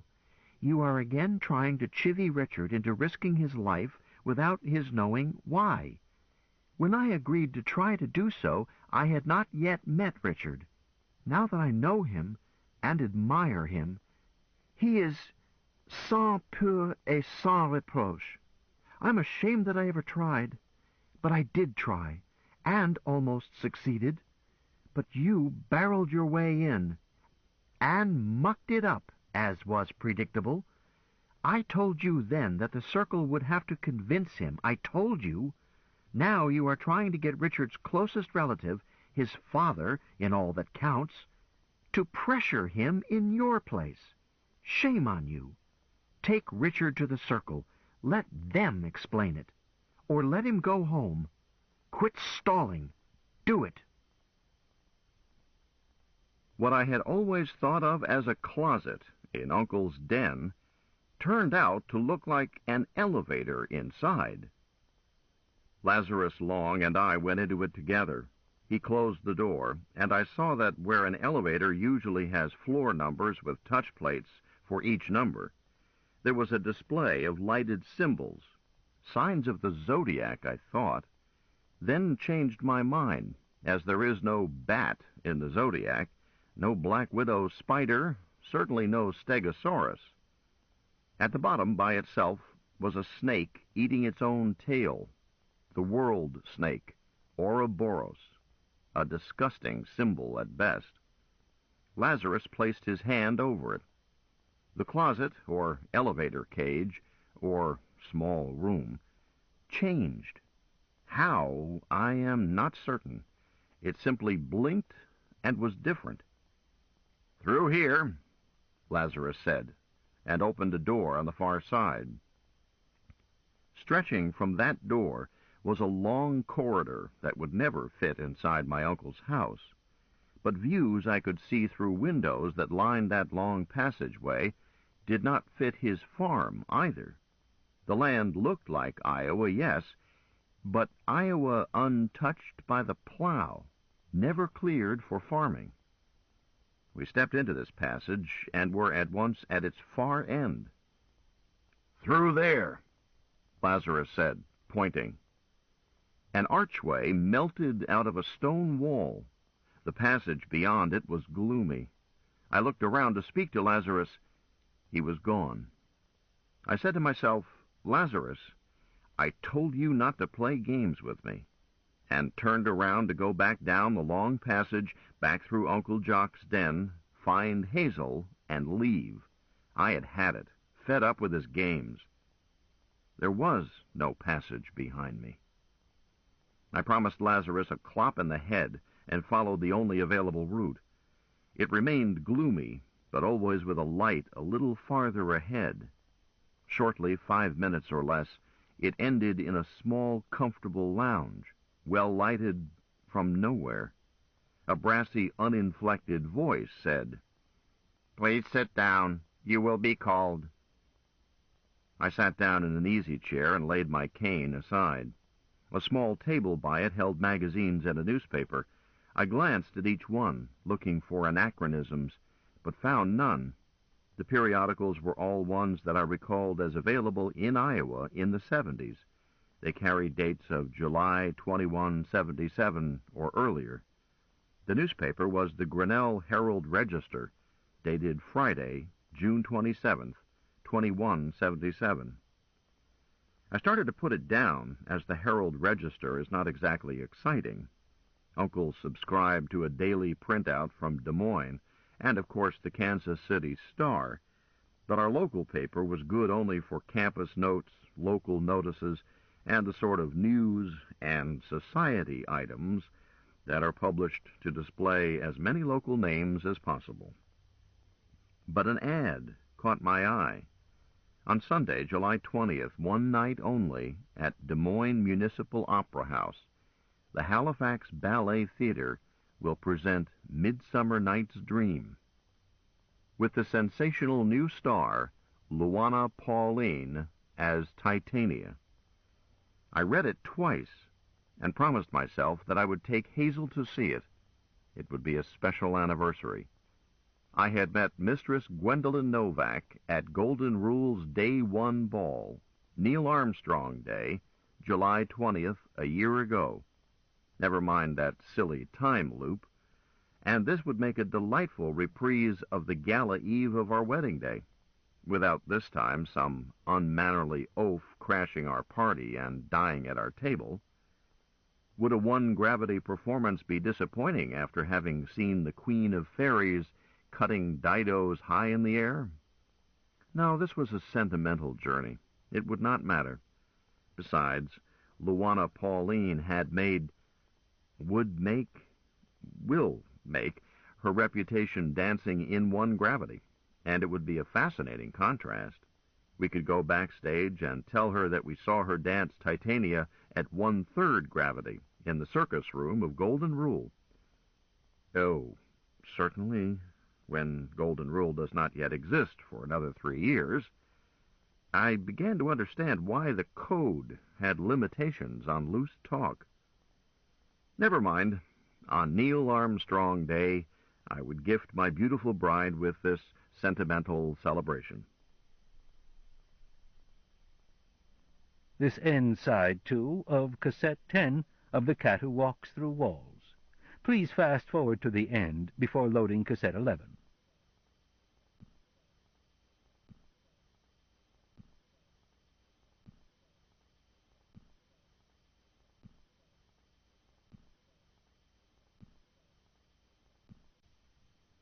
The Cat Who Walks Through Walls, cassette 11. While I was looking at the Herald-Register, an abstract design on the wall changed to a motto in glowing letters. A stitch in time saves 9 billion.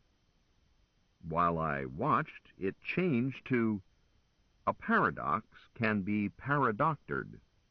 Then, the early worm has a death wish, followed by, don't try too hard, you might succeed. I was trying to figure out that last one when it suddenly changed to, why are you staring at a blank wall? And it was a blank wall. Then on it appeared, large, the world's snake, and inside the circle it made by its nauseating way of eating, letters were chasing themselves. Then they leveled out into a straight line, making order out of chaos. Then, under that, the circle of Ouroboros. This was displaced by another archway. That brassy voice said, "Please enter." I grabbed my cane and went through the archway and found myself translated to the exact center of a large circular room. There is such a thing as too much service. There were a dozen odd people seated around the room on a dais about a meter high, a theater in the round, with me in the leading role, in the sense in which an insect pinned to the stage of a microscope is the star of the show. That brassy voice said, "State your full name." "Richard Colin Ames Campbell." "What is this, a trial?" "Yes, in one sense." "You can adjourn court right now. I'm not having any. If anyone is on trial, it's all of you, as I want nothing from you, but you seem to want something from me. It is up to you to convince me, not the other way around. Keep that clear in your mind." I turned slowly around, looking over my judges. I found a friendly face, Hilda Burroughs, and felt enormously better. She threw me a kiss. I caught it and ate it. But I was enormously surprised, too. I would expect to find this tiny beauty at any gathering requiring elegance and grace, but not as a member of a group that had been represented to me as being the most powerful council in all history and any universe.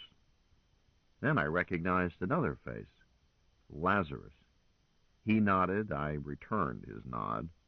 He said, "Please don't be impatient, Colonel. Allow protocol to proceed." I said, "Protocol is either useful or it should be abolished. I am standing and all of you are seated. That is protocol establishing dominance, and you can stuff it. If I don't have a chair in 10 seconds, I am leaving.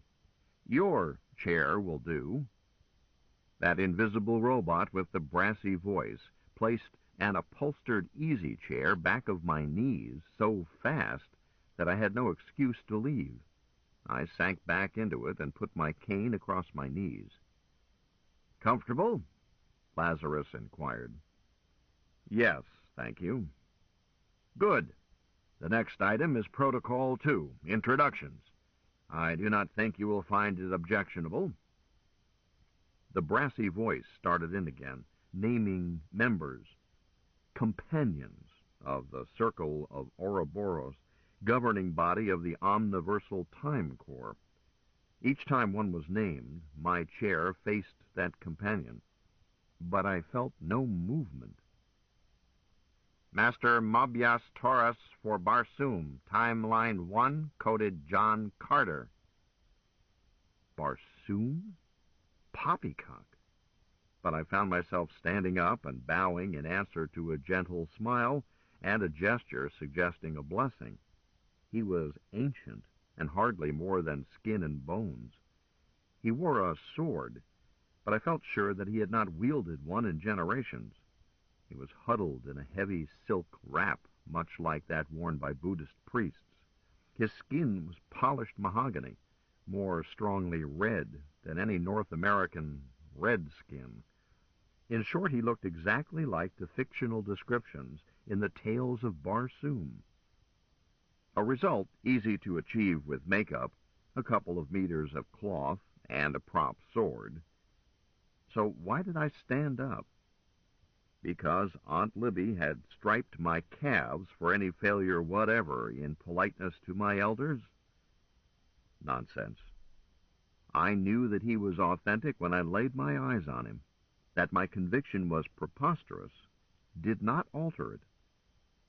"Her wisdom star, arbiter of the 90 universes, composite timelines, code Cyrano." Her wisdom smiled at me, and I wiggled like a puppy. I'm no judge of wisdom, but I am certain that males with high blood pressure and any history of cardiac problems, or TIA, should not be too close to her. Star, Mrs. Gordon, is as tall or taller than I, weighs more, and all of it muscle, but her breasts and that slight layer of that smooths female body lines. She was wearing too little for Poweshiek County, quite a lot for Boondock. Star may not be the most beautiful woman in all her many universes, but she may be the sexiest, in a sultry Girl Scout fashion. Just walking through a room she is in should change a boy into a man. Woodrow Wilson Smith, senior of the Howard families, Timeline 2, code Leslie Lacroix. Lazarus and I again exchanged nods. Dr. Jubal Harshaw, Timeline 3, code Neil Armstrong. Dr. Harshaw raised his hand in a half salute, and I smiled. I answered the same way, and made a note to buttonhole him, back in Boondock, perhaps, about the many legends of the man from Mars.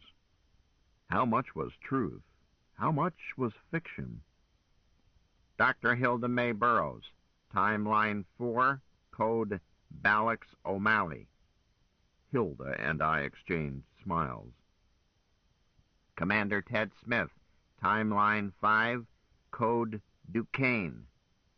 Commander Smith was a square-jawed athlete with ice-blue eyes. He was dressed in an undecorated gray uniform, carrying a holstered handgun, and wearing a bejeweled heavy bracelet. Captain John Sterling, Timeline 6, Code Neil Armstrong, alternate timeline. I looked at my boyhood hero and considered the possibility that I was asleep and having a vivid dream. Hazel had told me and told me again that the hero of her space opera was real, but not even the repeated use of the code phrase Operation Galactic Overlord had convinced me. And now, here he was, the foe of the Overlord. Or was it he? What proof? Sky Marshal Samuel Bow, Timeline 7, Code Fairacre. Marshal Bow was over 2 meters tall, massed at least 110 kilos, all of it muscle and rhinoceros hide. He was dressed in a midnight black uniform and a frown, and was as beautiful as a black panther. He stared at me with jungle eyes. Lazarus announced, "I declare quorum. The circle is closed. Dr. Hilda Burroughs now speaks for the circle." Hilda smiled at me and said, "Colonel Campbell, I have been conscripted to explain to you our purposes, and enough of our methods to enable you to see how the job you are being asked to do fits into the master plan, and why it must be done. Don't hesitate to interrupt, or to argue, or to demand more details. We can continue this discussion from now until lunchtime, or for the next 10 years, or for a truly long time, as long as necessary."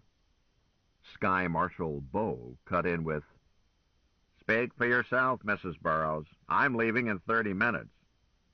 Hilda said, "Sambo, you really should address the chair. I can't let you leave until you speak your piece, but if you need to leave, you can speak now. Please explain what you do and why." Why is this man being coddled? I've never been asked to explain my duties to a raw recruit before. This is ridiculous. Nevertheless, I ask you to do so. The Sky Marshal settled back in his chair and said nothing. Lazarus said, "Sambo, I know this is without precedent, but all the companions, including the 3 who are not here, have agreed that Task Adam Selene is essential to Operation Galactic Overlord, that Overlord is essential to Campaign Boscone, and that Boscone is essential to our Plan Longview, and that Colonel Campbell is essential to Task Adam Selene. The circle is closed on this. No dissent. We need Campbell's services, given fully and freely, so we must persuade him. You need not go first, but if you expect to be excused from the circle in 30 minutes, you had better speak up." "And if I don't choose to?" "Your problem. You are free to resign. All of us are, any time, and the circle is free to terminate you." "Are you threatening me?" "No." Lazarus glanced at his wrist. "You've stalled for 4 minutes against the unanimous decision of the circle. If you expect to comply with the circle's decision, you are running out of minutes." "Oh, very well. Campbell, I am commanding officer of the Armed Forces of the Time Corps." "Correction," Lazarus Long interrupted. "Sky Marshal Bow is the Chief of Staff of—" "It's the same thing." "It is not the same thing, and I knew exactly what I was doing when I set it up that way. Colonel Campbell, the Time Corps sometimes intervenes in key battles in history. Histories.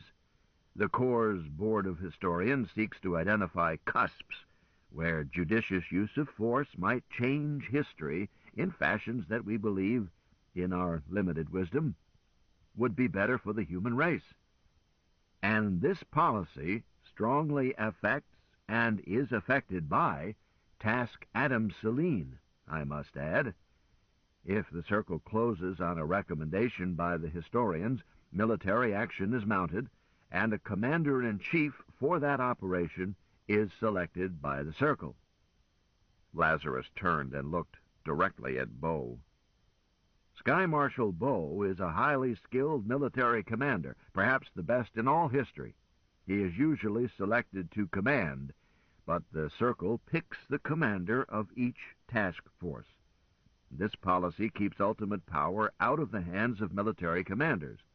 I must add that the Chief of Staff is an auditor without a vote. He is not a companion of this circle. Sambo, do you have anything to add? You seem to have made my speech. Because you were stalling. You are free to correct, amend, and elaborate. Oh, never mind. You should give elocution lessons. Do you now wish to be excused? Are you telling me to leave? No. I'll hang around a while, as I want to see what you do with this joker. Why didn't you simply conscript him and assign him to Task Selene? He's an obvious criminal type. Look at his skull.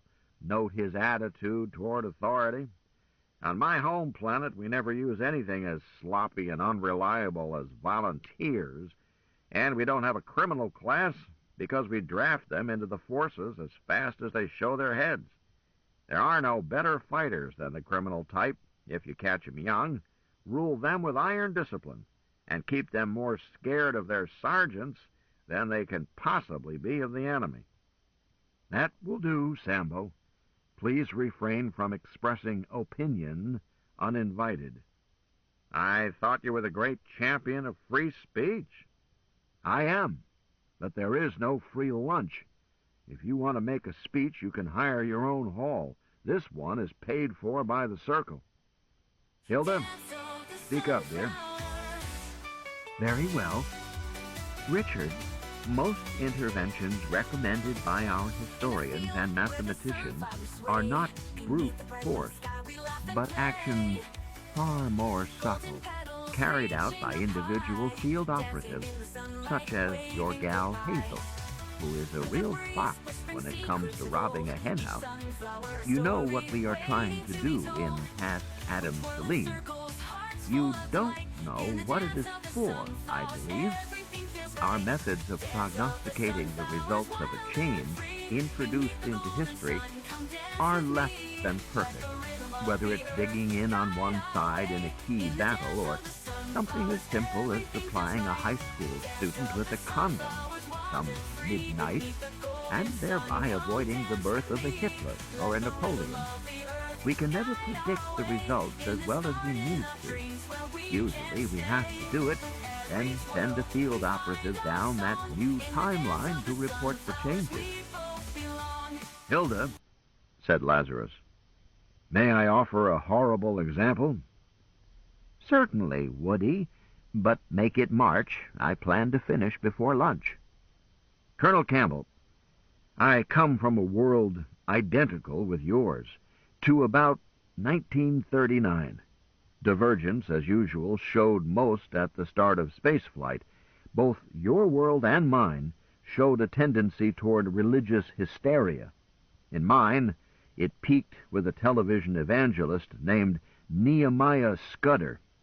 His brand of fire and brimstone and scapegoatism, Jews, of course, no novelty, peaked at a time when unemployment also peaked, and public debt and inflation got out of hand. The result was a religious dictatorship, a totalitarian government as brutal as my world has ever seen. So this circle set up an operation to get rid of Nehemiah Scudder. Nothing as crass as assassination. The specific method Hilda mentioned was used. A high school boy without a rubber was provided with one by a field operative. And the little bastard who became Nehemiah Scudder was never born. So Timeline 2, mine, was split, and Timeline 11 was created. Ali Sami, but without Nehemiah Scudder, the prophet. Bound to be better, right? Wrong. In my timeline, World War III, the nuclear war, sometimes known by other names, badly damaged Europe, but did not spread. North America under the prophet had opted out of international affairs. In Timeline 11, the war started a little sooner in the Middle East, spread to all the world overnight, and 100 years later it was still impossible to find any life superior to cockroaches on the land masses of what had once been the cool green hills of Earth. Take it, Hilda. Thank you too much. Lazarus leaves me with a planet glowing in the dark to show why we need better prediction methods. We hope to use Adam Selene, supervising computer Holmes 4, known as Mike, the programs and memories that make him unique, to tie the best computers of Tertius and some other planets into a mammoth logic that can correctly project the results of a defined change in history, so that we won't swap Nehemiah Scudder, who can be endured, for a ruined planet that cannot be endured. Lazarus, should I mention the Super Snooper Scope? You just did, so you had better. Richard, I'm way out of my depth. I'm just a simple housewife. A groan went up in that hall. Lazarus may have led it, but it seemed to be unanimous. Who lacks a technical background, but I do know that engineering progress depends on accurate instruments, and that accurate instruments, ever since the 20th century, my century, have depended on progress in electronics. My number one husband, Jake Burroughs, and Dr. Libby Long and Dr. D.D. Carter are whipping up a little doozy, combining Jake's space-time twister with television and the ordinary snooperscope. With it, you will be able not only to watch what your wife is doing while you are away overnight, but also to watch what she will be doing 10 years from now, or 50, or 500. Or it could let the circle of Ouroboros see what would be the result of an intervention before it is too late to refrain.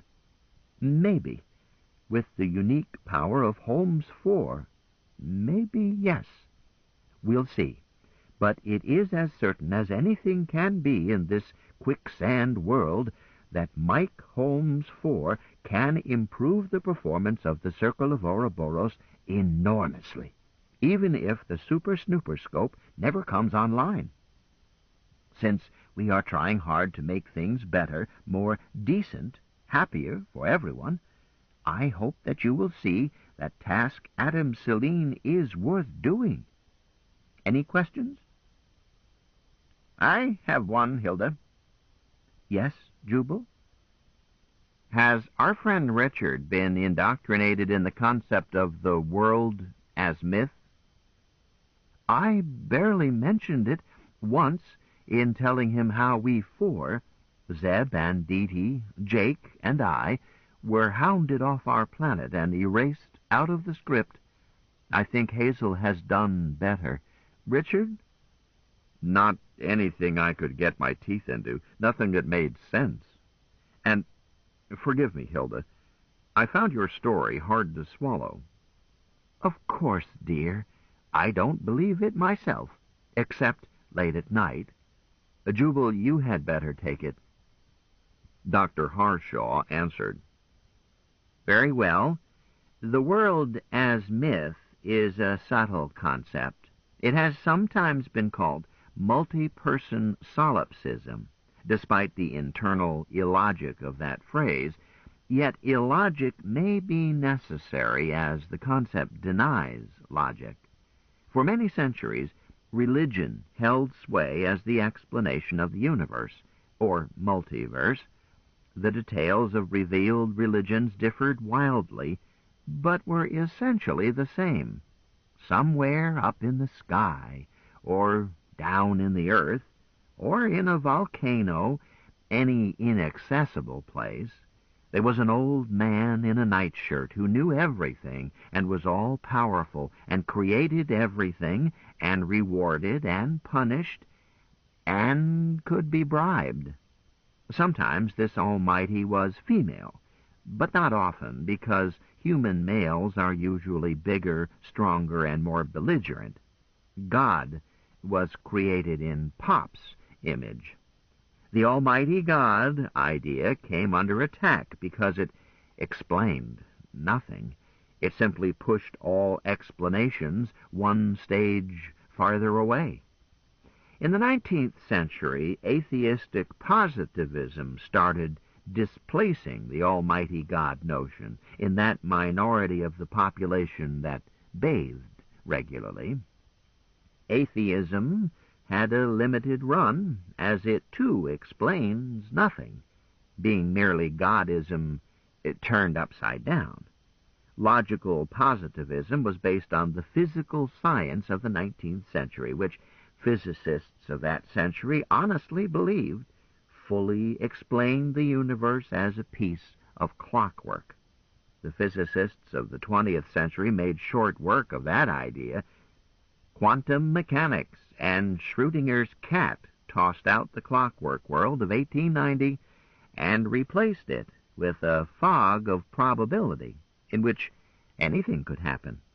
Of course, the intellectual class did not notice this for many decades, as an intellectual is a highly educated man who can't do arithmetic with his shoes on, and is proud of his lack.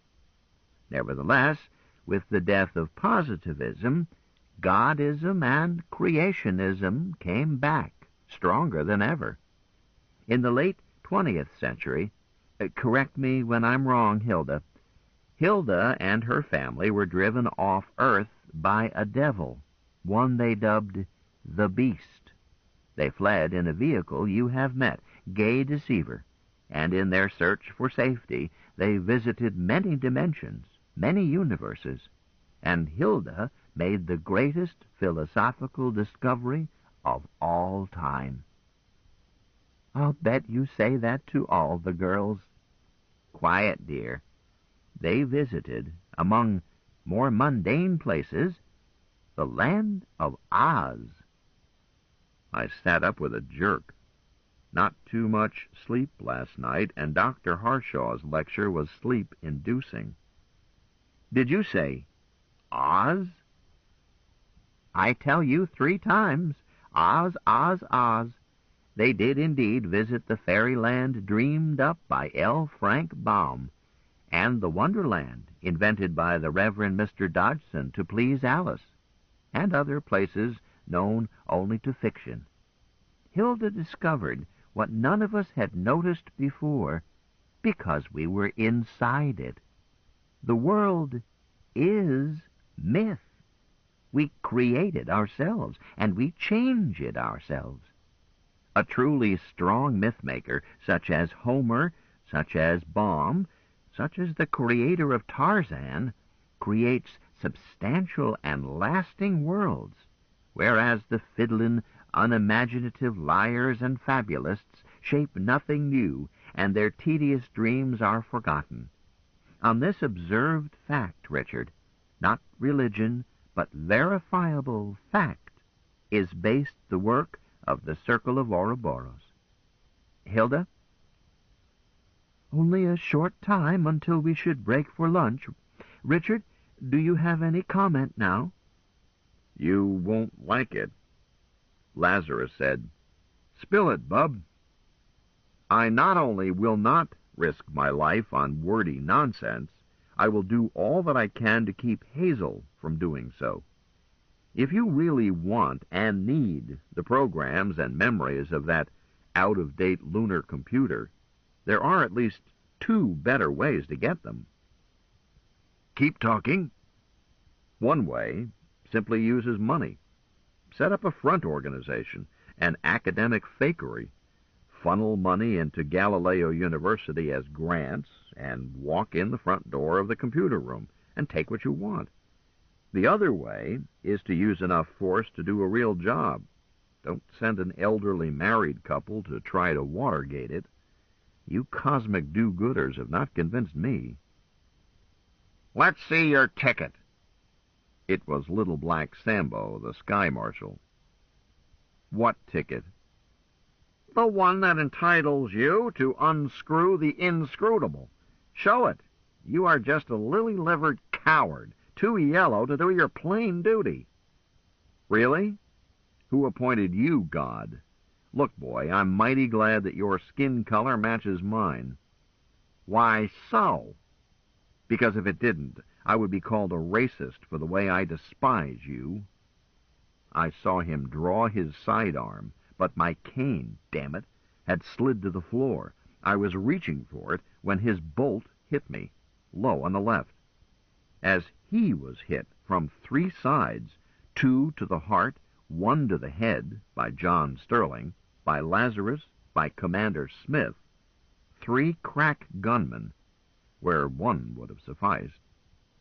I didn't hurt yet, but I knew I was gut-shot. Bad, final bad, if I didn't get help fast. But something was happening to Samuel Bow. He leaned forward and fell off his chair, dead as King Charles, and his body began to disappear. It didn't fade out. It disappeared in swipes, through the middle, then across the face, as if someone had taken an eraser to a chalkboard. Then he was gone completely. Not even blood was left. Even his chair was gone. And the wound in my gut was gone.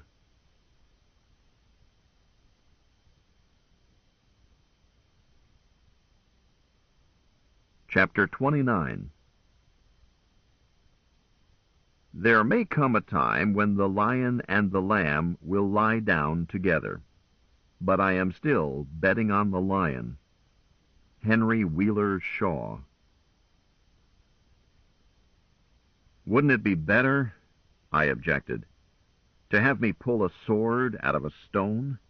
If you really want to sell the product, the whole plan is silly. We were seated at a picnic table in the East Orchard. Manny Davis, Captain John Sterling, Uncle Jock, Jubal Harshaw, and I, and a Professor Rufo, a bald-headed old coot introduced to me as an aide to Her Wisdom, and, impossible, her grandson. But having seen with my own bloodshot eyes some of the results of Dr. Ishtar's witchcraft, I was no longer using the word impossible as freely as I did a week ago. Pixel was with us too, but he had long since finished his lunch and was down in the grass trying to catch a butterfly. They were evenly matched, but the butterfly was ahead on points. The bright and cloudless sky promised a temperature of 38 or 40 by mid-afternoon. My aunts had elected to eat lunch in their air-conditioned kitchen, but there was a breeze and it was cool enough under the trees. A lovely day, just right for a picnic. It reminded me of our conference with Father Hendrik Schultz in the orchard of Old MacDonald's farm just a week ago, and 11 years forward. Except that Hazel was not with me. That groused me, but I tried not to show it. When the circle opened for lunch, Aunt Till had a message waiting for me. "Hazel left here with Leif just a few minutes ago," she told me. "She asked me to tell you that she will not be here for lunch, but expects to see you later this afternoon, and will be here for supper without fail." A damned skimpy message. I needed to discuss with Hazel all the talk and happenings in the closed circle. Damn it, how could I decide anything until I had a chance to talk it over with my wife? Women and cats do what they do. There is nothing a man can do about it. "I'll sell you a sword in a stone," said Professor Rufo. "Cheap, like new, used just once by King Arthur. In the long run it didn't do him any good, and I can't guarantee that it will help you, but I don't mind turning a profit on it." Uncle said, "Rufo, you would sell tickets to your own funeral." "Not would. Did. Netted enough to buy a round two-wit I badly needed, because so many people wanted to be certain I was dead." "So you cheated them?" "Not at all. The tickets did not state that I was dead. They simply called for admit bearer to my funeral, and it was a nice funeral, the nicest I've ever had, especially the climax, when I sat up in my coffin and sang the oratorio from The Death of Jesse James, doing all the parts myself. Nobody asked for his money back. Some even left before I reached my high note.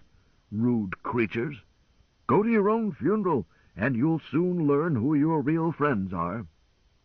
Rufo turned to me. "You want that sword and stone?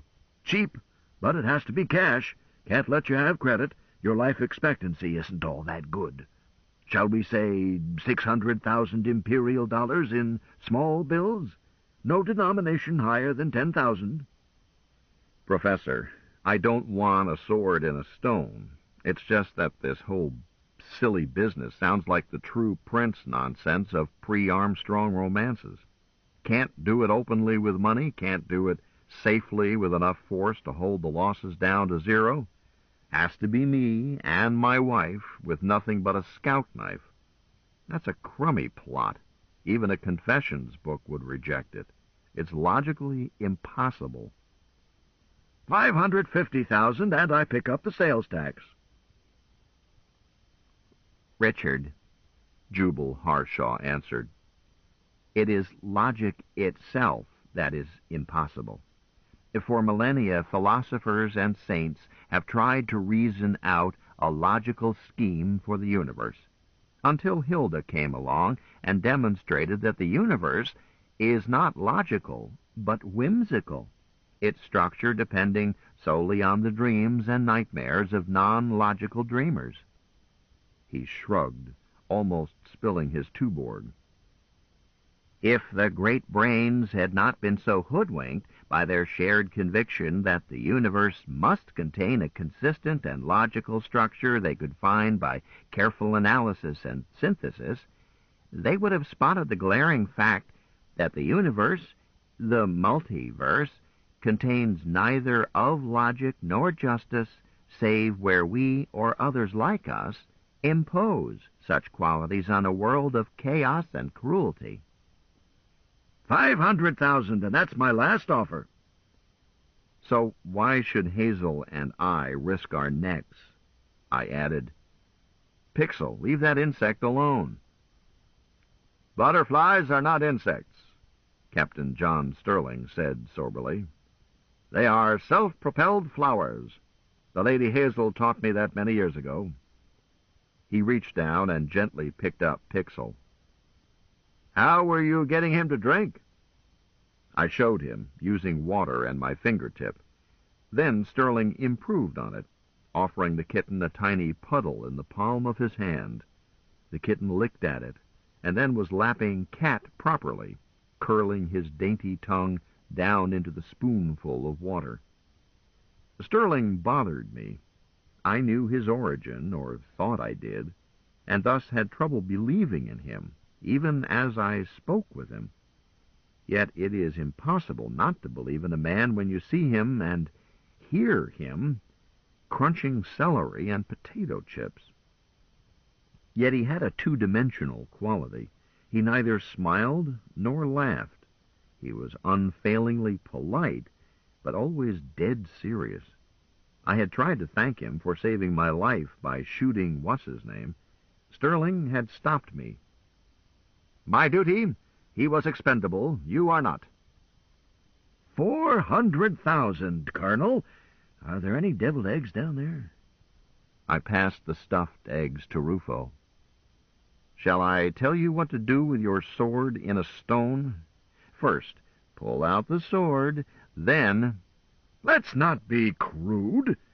350,000. Professor, I wouldn't have it as a door prize. I was simply making a point. Better take an option, at least. You'll need it for the Boff opening when they shoot this as a stereo series. No publicity. That's one of the conditions imposed on me, if I do it. No publicity until after. Then there has to be publicity. It must wind up in the history books. Manny, tell them why you have never published your memoirs of the Revolution. Mr. Davis answered. Mike sleeping, not have people bother him yet. Uncle Jock said, Manuel, you have an unpublished autobiography? My stepfather-in-law nodded. Necessary. Prof dead, Wyoming dead, Mike dead, maybe. Am only witness true story of loony revolution. Lies. Lots of lies by cobbers not there. He scratched his chin with his left hand, the one I knew to be artificial, or so I heard. This hand looked just like his right hand. A transplant? Stored with Mike before out to asteroids. We rescue Mike, then publish, maybe. Davis looked at me. Want to hear how I met my daughter, Hazel? Yes, indeed, I answered, and Sterling strongly agreed. Was Monday, 13 May 2075, in El City. Talk in Stilyagi Hall, how to fight Warden. Not revolution, just sad, stupid talk. Unhappy people. Skinny little girl sat on floor down front. Orange hair, no breasts. 10, maybe 11. Listens every word, claps hard, dead serious. Yellow jackets, Warden's cops break in, start killing. Too busy to keep track of skinny redheads. Jackets kill my best friend. When see her in action. Throws self through air, rolled in ball, hits yellow jacket in knees, down he goes. I break his jaw with left hand, not this hand, number 2, and step over him, dragging my wife, Wyoming. Not wife then, with me. Skinny flame top is gone. Don't see her some weeks. But, friends, hard rock truth. Hazel, as little girl, fought so hard and smart that she saved her Papa Manny and her Mama Wyo both. From Warden's Sphinx, long before she knew she was ours. Manuel Davis smiled wistfully. Did find her. Davis family opted her. Daughter, not wife. Still a baby. But not baby when counts. Worked hard to free Luna every day, every hour, every minute. Danger don't stop her never. 4th o' July, 2076, Hazel Meade Davis, youngest comrade, signing Declaration of Independence. No comrade rated it more. Mr. Davis had tears in his eyes. So did I. Captain Sterling stood up. Mr. Davis, I am humbly proud to have heard that story. Mr. Campbell, I have enjoyed your hospitality. Colonel Campbell, I hope you decide to fight with us. We need you. And now, if I may be excused, I must leave. As the Galactic Overlord does not take long lunch hours, I must not. Uncle Jock said, Shucks, John, you've got to have some R&R now and then. Come go dinosaur hunting with me again. Time spent in the Mesozoic won't affect your quest. The Overlord will never know your way. That's the greatest beauty of time jumping. I would know that I was away, but I do thank you. I enjoyed that hunt. He bowed and left. Dr. Harshaw said quietly, There goes real nobility. When at last he destroys the Overlord, he will be erased. He knows it. It doesn't stop him. Why must he be erased? I demanded. Eh? Colonel, I know that this is new to you, but you are, or have been, a fabulist yourself, have you not? Still am, as far as I know. Finished a long one and sent it off to my agent just 10 days ago. Must get back to work soon. Got a wife to support. Then you know that, for plot purposes, Especially in adventure stories, heroes and villains come in complementary pairs. Each is necessary for the other. Yes, but... Look, lay it on the bar. This man who just left is truly the character that Hazel and her son Roger Stone created for their series, The Scourge of the Spaceways? Yes, Hazel and her son created him. Sterling knows it. Look, sir, all of us are fictions, someone's fabulous dreams, but usually we do not know it. John Sterling knows it, and is strong enough to stand up to it. He knows his role and his destiny. He accepts it. He doesn't have to be erased. Dr. Harshaw looked puzzled. But you are a writer. A literary writer, perhaps? Plotless? Me? I don't know how to write literature. I write stories, for printout or 3D or even bound books, but all sorts. Sin, Suffer, and Repent, horse opera, space opera, war, murder, spies, sea stories, whatever.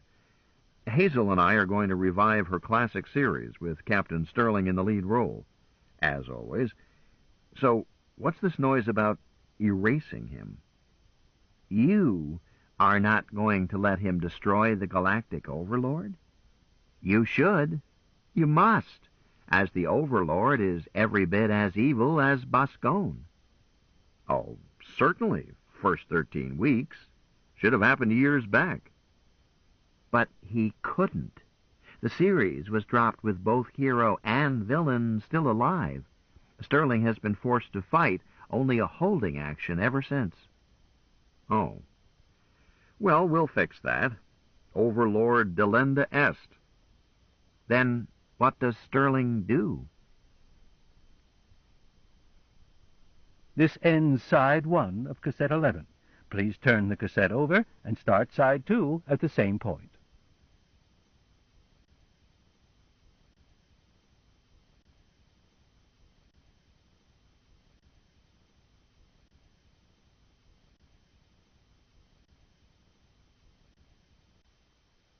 I started to answer, suddenly realized that the question was not inquiry, but Socratic. For each fine cat, a fine rat. A hero of Sterling's stature must oppose a villain as strong as he is. If we kill off the Overlord, then we must dream up son of Overlord, with just as many balls, teeth, just as long, disposition just as vile, and steam coming out of his ears. I don't know, we'll think of something. Age him, maybe, and put him to pasture as Commandant of the Star Patrol Academy, some such. No need to kill him off. A job like that would not require a villain as horrendous as the Overlord. Wouldn't it? Harshaw asked quietly. Maybe you would like to take over the series, Not me. I'm semi-retired. All I have now is The Stonebender Family, a series strictly for laughs, no substantial villain required. Now I know the truth of the world as myth, and I will never again create a real villain. And I thank Clono that I never have, not really, as I have only a limited belief in villainy. Well, I can't answer without Hazel, anyhow. I'm the junior writer, in charge of punctuation and filling in weather and scenery. She controls the plot, so I must change the subject. Uncle Jock, what was this you were saying to Captain Sterling about hunting dinosaurs? One of your jokes, like the time you sawed off 10 square clicks of the Ross ice shelf and towed it to Singapore swimming sidestroke? Not sidestroke all the way, that's not possible. Come off it. Dinosaurs? What about dinosaurs? I like to hunt them. I took John Sterling with me once. He got a truly magnificent Tyrannosaurus Rex. Would you like to try it? Are you serious? Uncle, you know I don't hunt. I don't like to shoot anything that can't shoot back. Oh, you misunderstood me, nephew. We don't kill the poor beasties. Killing a dinosaur is about as sporting as shooting a cow, and not as good meat. A dinosaur more than a year old is tough and tasteless. I did try them years back when some thought was being given to using dinosaur meat to quench a famine on Timeline 7, but the logistics were dreadful, and when you come right down to it, there is little justice in killing stupid lizards to feed stupid people. They had earned their famine. But hunting dinosaurs with cameras, that's real fun. It even gets sporting if you go after the big carnivores and happen to flush a bull who is feeling edgy and sexy. It improves your running, or else. Dickie, there is a spot down about Wichita where I can promise you triceratops, several sorts of pterodactyls, duckbills, thunder lizards, and maybe a male stegosaurus, all in one day. Once this caper is over, we'll take a day off and do it. What do you say? Is it that easy? With the installed equipment, the Mesozoic is no farther away than is THQ, or Boondock. Time and space are illusions.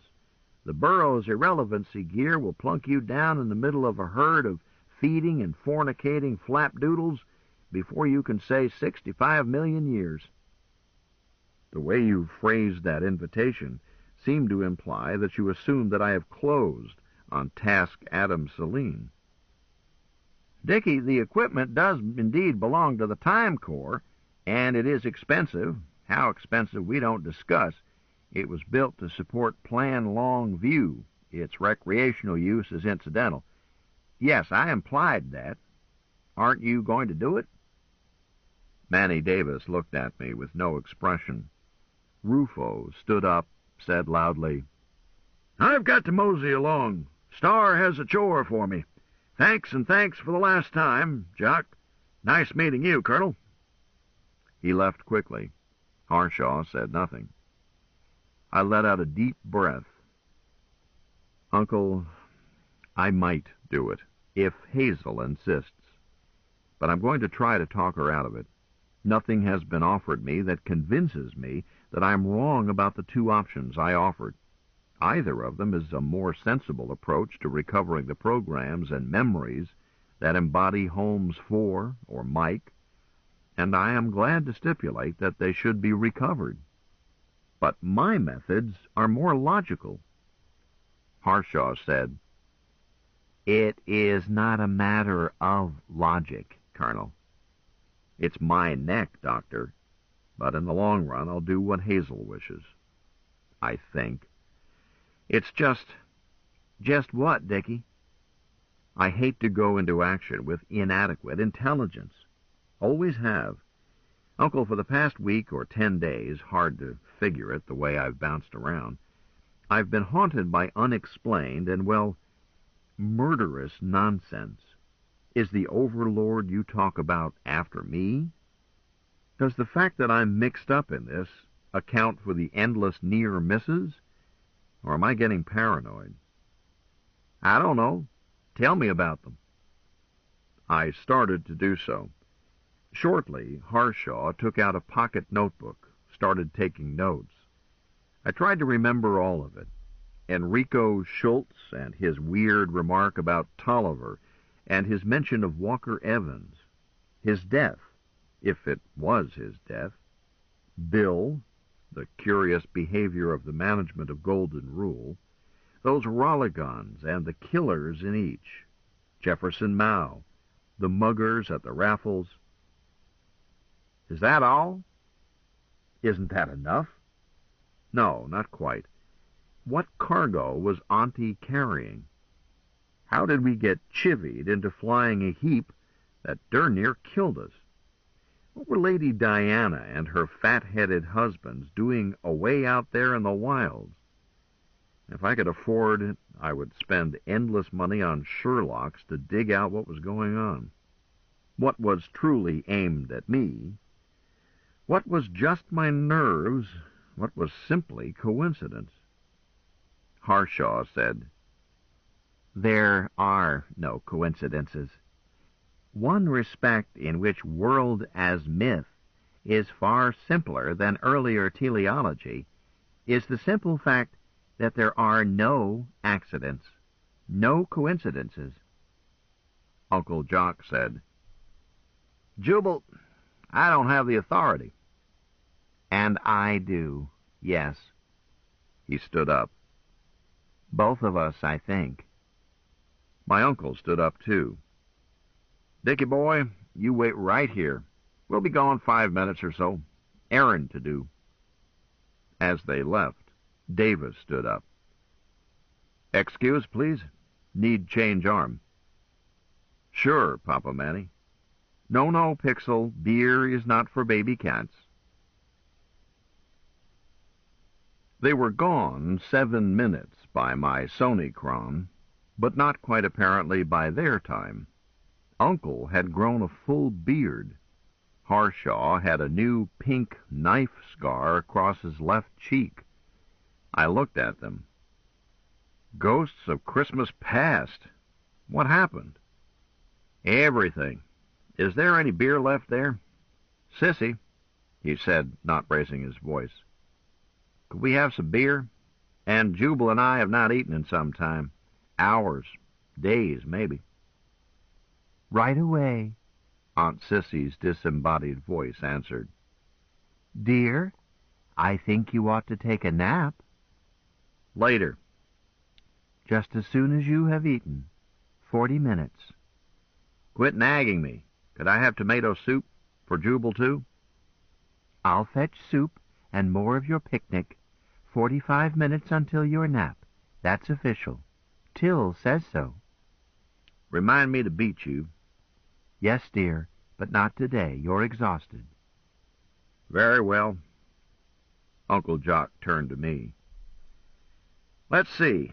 What'll you have first? Those Rolligons? Your friend Hendrik Schultz handled that one. You can be sure it's thorough. He has turned out to be an Ichiban field investigator. You can forget paranoia on that one, Dickie. 2 opponents, the Time Lords and the Scene Changers, and both of them after you as well as each other.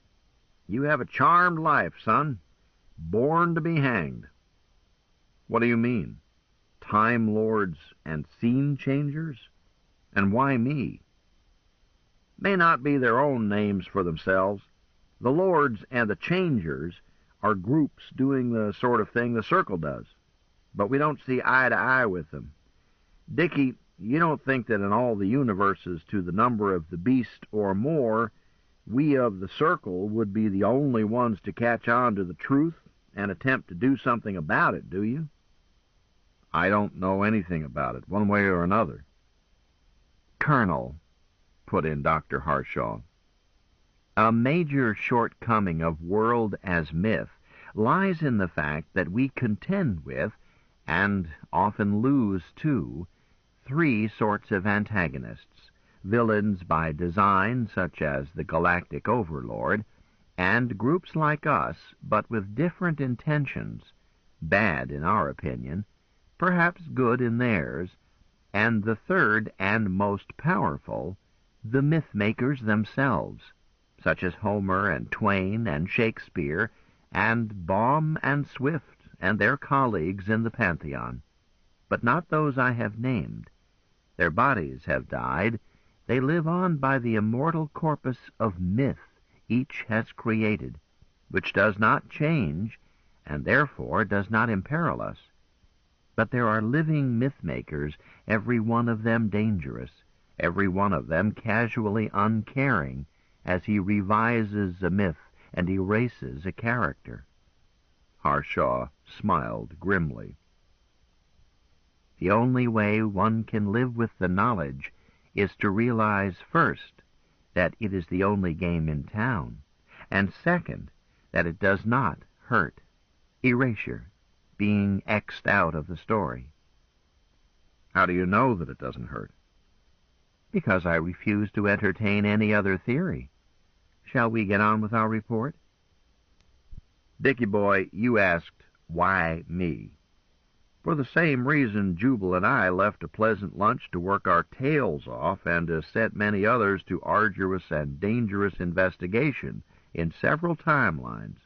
Because of task Adam Selene and your key part in it. Near as we can tell, the Time Lords want to kidnap Mike while the Scene Changers want to destroy him. But both groups want you dead. You're a menace to their plans. But at that time I had not even heard of Mike the computer. Best time to kill you, wouldn't you say? Sissy, you are not only beautiful, you are pleasant to have around, besides your hidden talents. Just put it down, we'll serve ourselves. Blagueur et grand menteur. You still must nap. Message from Till. You are not to come to the dinner table until you shave off that beard. Tell that baggage that I will starve before I will be henpecked. Yes, sir. And I feel the same way she does about it. Peace, woman. So I volunteer to shave you, and to cut your hair. I accept.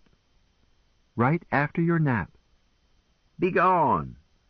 Jubal, did you have any of this jellied salad? It is something Till does exceptionally well, although all three of my owners are fine cooks. Will you put that in writing? I told you to disappear. Jubal, living with three women takes fortitude. I know. I did so for many years.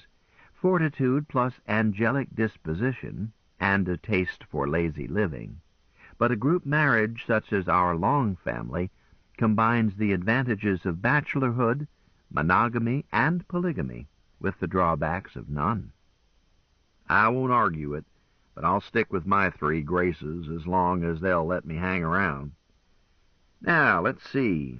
Enrico Schultz. No such character. So? I answered. He made some horrid stains on my tablecloth. So he had another name, but you knew that.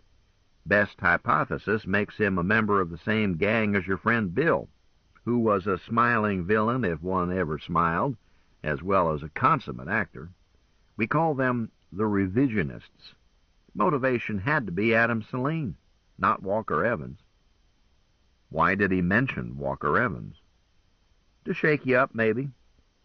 Dickie, I didn't know about General Evans until you brought the matter up, since that debacle is still in my future, my normal future. I can see how it weighs on your mind, will weigh on your mind. Remember, I didn't know that you had been invalided out of the Andorran Contract Crusaders until you told me. Anyhow, all of the friends of Walker Evans are dead, except you and one who went to the asteroids and can't be found. This is as of July 10th, 2188, 11 years forward, unless you want to talk to any alive on some date not quite so forward. Can't see any reason to.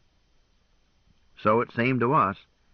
Now, Walker Evans himself, Lazarus handled this, and a spot of world-changing, partly to show you what can be done. No attempt was made to revise the battle. It would be difficult in 2177 to revise a battle in 2178 without utterly changing your life. Either kill you that year or not lose your leg, and you stay in the service. Yes, I now know about your leg, although it's forward from here. Either way, you don't go to Golden Rule, you don't marry Hazel, and we aren't sitting here talking about it. World-changing is touchy, Dickie, best done in homeopathic doses. Lazarus has two messages for you. He says that you should feel no personal guilt over that debacle. To do so would be as silly as a subordinate of Custer feeling guilty over Little Bighorn, to which, he adds, that Custer was a far more brilliant general than Evans ever was. Lazarus speaks as one who has held every rank, from private to commander-in-chief, in experience spread over many centuries and 17 wars. That's the first message. The second is this. Tell your nephew that, yes, it horrifies nice people, but it happens. Only those who go out beyond the end of streetlights and of pavements know how such things can happen. He says that he is certain that Walker Evans would not hold it against you. Dickie, What's he talking about? Had he wanted you to know, he would have told you. Reasonable. Was General Evans a man of good taste? What? I stared at my uncle, then answered reluctantly. Well, no, I would not say so. I found him tough and a bit stringy. Now we have it out in the open. Yes, damn you. And I can tell you the rest, the world changing. A field operative hid a couple of ration packs under the general's body. When you moved the body, you found them, and it was just enough that none of the friends of Walker Evans ever reached that degree of hunger necessary to overcome the taboo. So it never happened. Then why do I remember it? Do you? Why, you remember finding jettisoned field rations under the body, and how good you felt. Uncle, this is crazy. That's world-changing. For a time you have a memory, then a faded memory of a memory. Then, nothing. It never happened, Dickie. You went through one hell of an ordeal and lost a leg, but you did not eat your commanding officer. Uncle went on. Jubal, what do we have left that's important? Dickie, you can't expect to have all your questions answered. No man can expect that. Oh, yes, those diseases. You had 2 of them. The rest was hype. You were cured in about 3 days. Then they kept you in a controlled memory field and put a new leg on you and did something else. Haven't you felt better lately? Brisk? More energetic? Well, yes, but it dates from the day I married Hazel, not from Boondock. Both, probably. During the month they had you available, Dr. Ishtar gave you a booster. I learned that they shifted you from the rejuvenation clinic to the hospital just the day before they let you wake up. Oh, they really swindled you, boy. They gave you a new leg and made you 30 years younger. I think you ought to sue them. Oh, knock it off. How about that heat bomb? More hype? Maybe, maybe not. Not decided. Just the time tick spiked. The thing is... Harshaw intervened. Richard, we think now that we may be able to finish Task Adam Selene before a heat bomb would be necessary. There are some plans, so the heat bombing right now is in the status of Schrodinger's cat. The outcome depends on Task Adam Selene, and vice versa. We'll see. These plans. You're assuming that I'll come around. No, we're assuming that you won't. If you are assuming that I won't, why are you two bothering to tell me all this? Uncle said in a tired voice. Dick, you boy, thousands and thousands of man-hours have gone into satisfying your childish demand to have the veil lifted from the unknown. You think we are simply going to burn the results? Sit back down and pay attention. Stay out of Luna City and Golden Rule after June of 2188. There are warrants out for you for 8 murders. 8? Who? Tolliver, Enrico Schultz, Johnson, Oswald Progant, Rasmussen. Rasmussen? Do you know him? I wore his fez for 10 minutes. I never laid eyes on him. Let's not waste time on these murder charges. All they mean is that someone is out to get you, both in El City and in Golden Rule. With 3 time-jumping groups after you, that's not surprising. You want them cleared up? They can be cleared up later, if needed. If you don't, just go to Tertius and forget it. Oh, yes, those code groups. Not a message, just a prop to get you to open that door. But you didn't let yourself be killed quietly the way you were supposed to. Dickie, you're a troublemaker. Gosh, I'm sorry. Any more questions? Go take your nap. Not yet. Jubal, Now? Certainly. Dr. Harshaw got up and left. Dickie. Yes, Uncle. She loves you, boy. She really does. God knows why, but that does not mean that she will tell you the truth or always act in your interest. Be warned. Uncle Jock, it never does any good to warn a man about his wife. Would you accept any advice from me about Sissy? Of course not, but I'm older than you are and much more experienced. Answer me. Let's change the subject instead. You don't like Lazarus Long. I grinned at him. Uncle, the only thing that persuades me that he might be as old as he is reputed to be is that it would take more than one ordinary lifetime to grow as cantankerous and generally difficult as he is. He rubs me the wrong way every time, and the bastard makes it worse by putting me under obligations to him. This foot from a clone of his. Did you know that? And that dust-up you heard about this morning? Lazarus shot that bloke, what's-his-name, who tried to kill me. But Captain Sterling and Commander Smith did too, and probably quicker. Or maybe not. Either way, I had to thank all three of them. Damn it. I'd like to save his life just once to balance the books, the bastard. No way to talk, Dickie. Abby would have trounced you. So she would have. I take it back. Besides, your own parents were never married. So I've often been told, colorfully. I mean it, literally. Your mother was my favorite sister, much younger than I, pretty child. I taught her to walk, played with her when she was growing up, spoiled her every way I could. So naturally, when she was in what used to be called trouble, she came to her big brother, and to your Aunt Abby. Dickie, it was not that your father wasn't around. It was that your grandfather disliked him as intensely as, well, as you dislike Lazarus Long.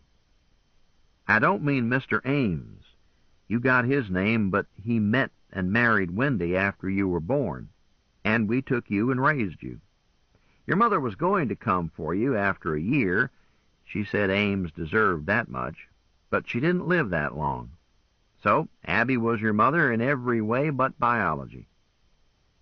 Uncle, Aunt Abby was the best mother a boy could want. Look, those peach switchings were good for me. I know it. I'm pleased to hear you say so. Dickie, I love all your aunts, but there will never be another Abby. Hazel reminds me of her. Dickie, have you made up your mind? Uncle, I'll fight it all the way.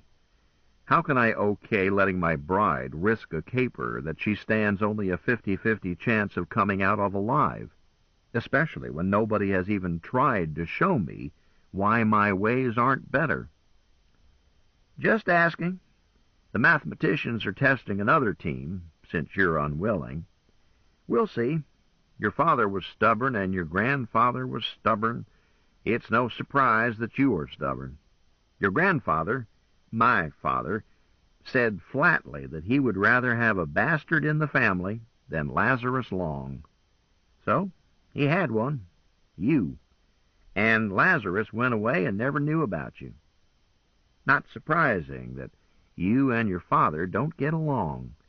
You're too much alike. And now he's going to take your place on the team for Task Adam Saline.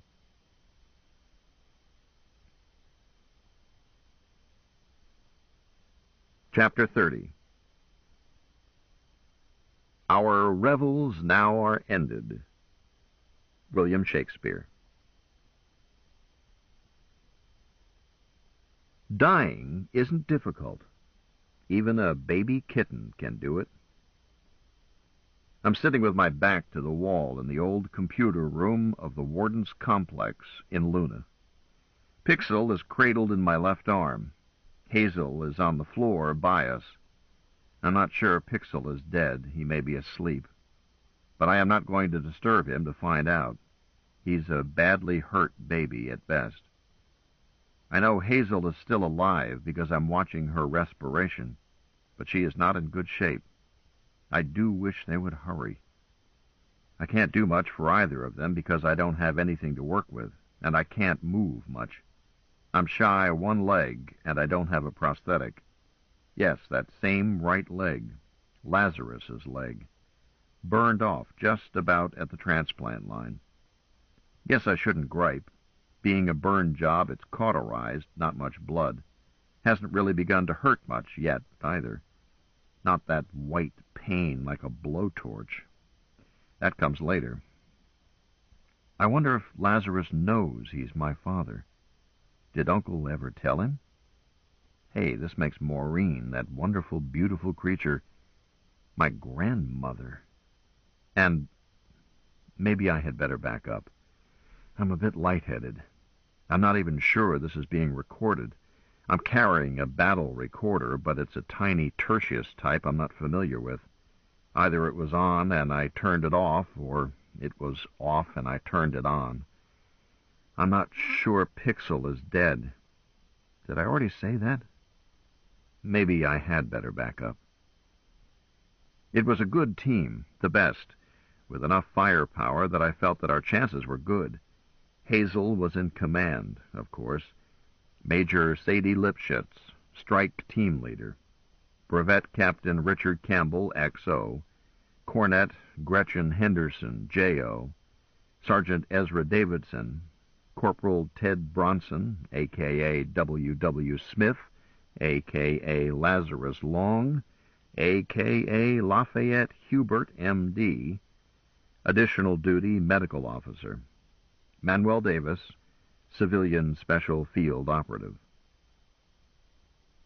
Lazarus insisted on being called Ted Bronson when he was designated a corporal for this task force. It's an insider's joke, I think. I was not let in on it.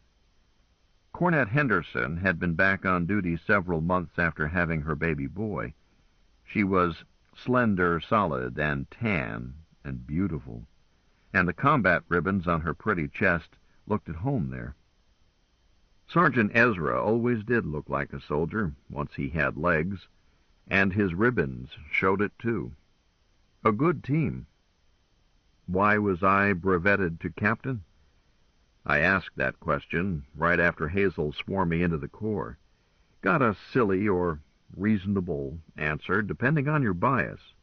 Because, said Hazel, in every history book in which this was mentioned, I had been second in charge. The histories did not name others, but they did not say that we acted alone, so she decided on more firepower and picked her team. She decided. She picked. Not Lazarus. Not some THQ brain trust. That suited me. Gay Deceiver was manned by its first team, too. Hilda commanding. Dee Dee, XO and astrogator. Zeb Carter, chief pilot. Jake Burrows, co-pilot, irrelevancy gear. And Gay herself, conscious, sentient, and able to pilot herself. Not true of any other irrelevancy craft except Dora, who was too big for this job. The skipper of the car, Hilda, was under the command of the strike force team leader. I would have expected a hitch here, but Hilda had proposed it. Hazel, it's got to be that way. Everybody must know who's boss. When it hits the fan, we can't stop to chat. A good team. We had not trained together, but we were professionals, and our CO made everything so clear that we didn't need drill. Attention to orders. The purpose of this force is to capture items selected by Davis and to return them and Davis to Tertius. There is no other purpose. If we have no casualties, fine. But if all of us are killed while Davis and his selections reach Tertius, our task is accomplished.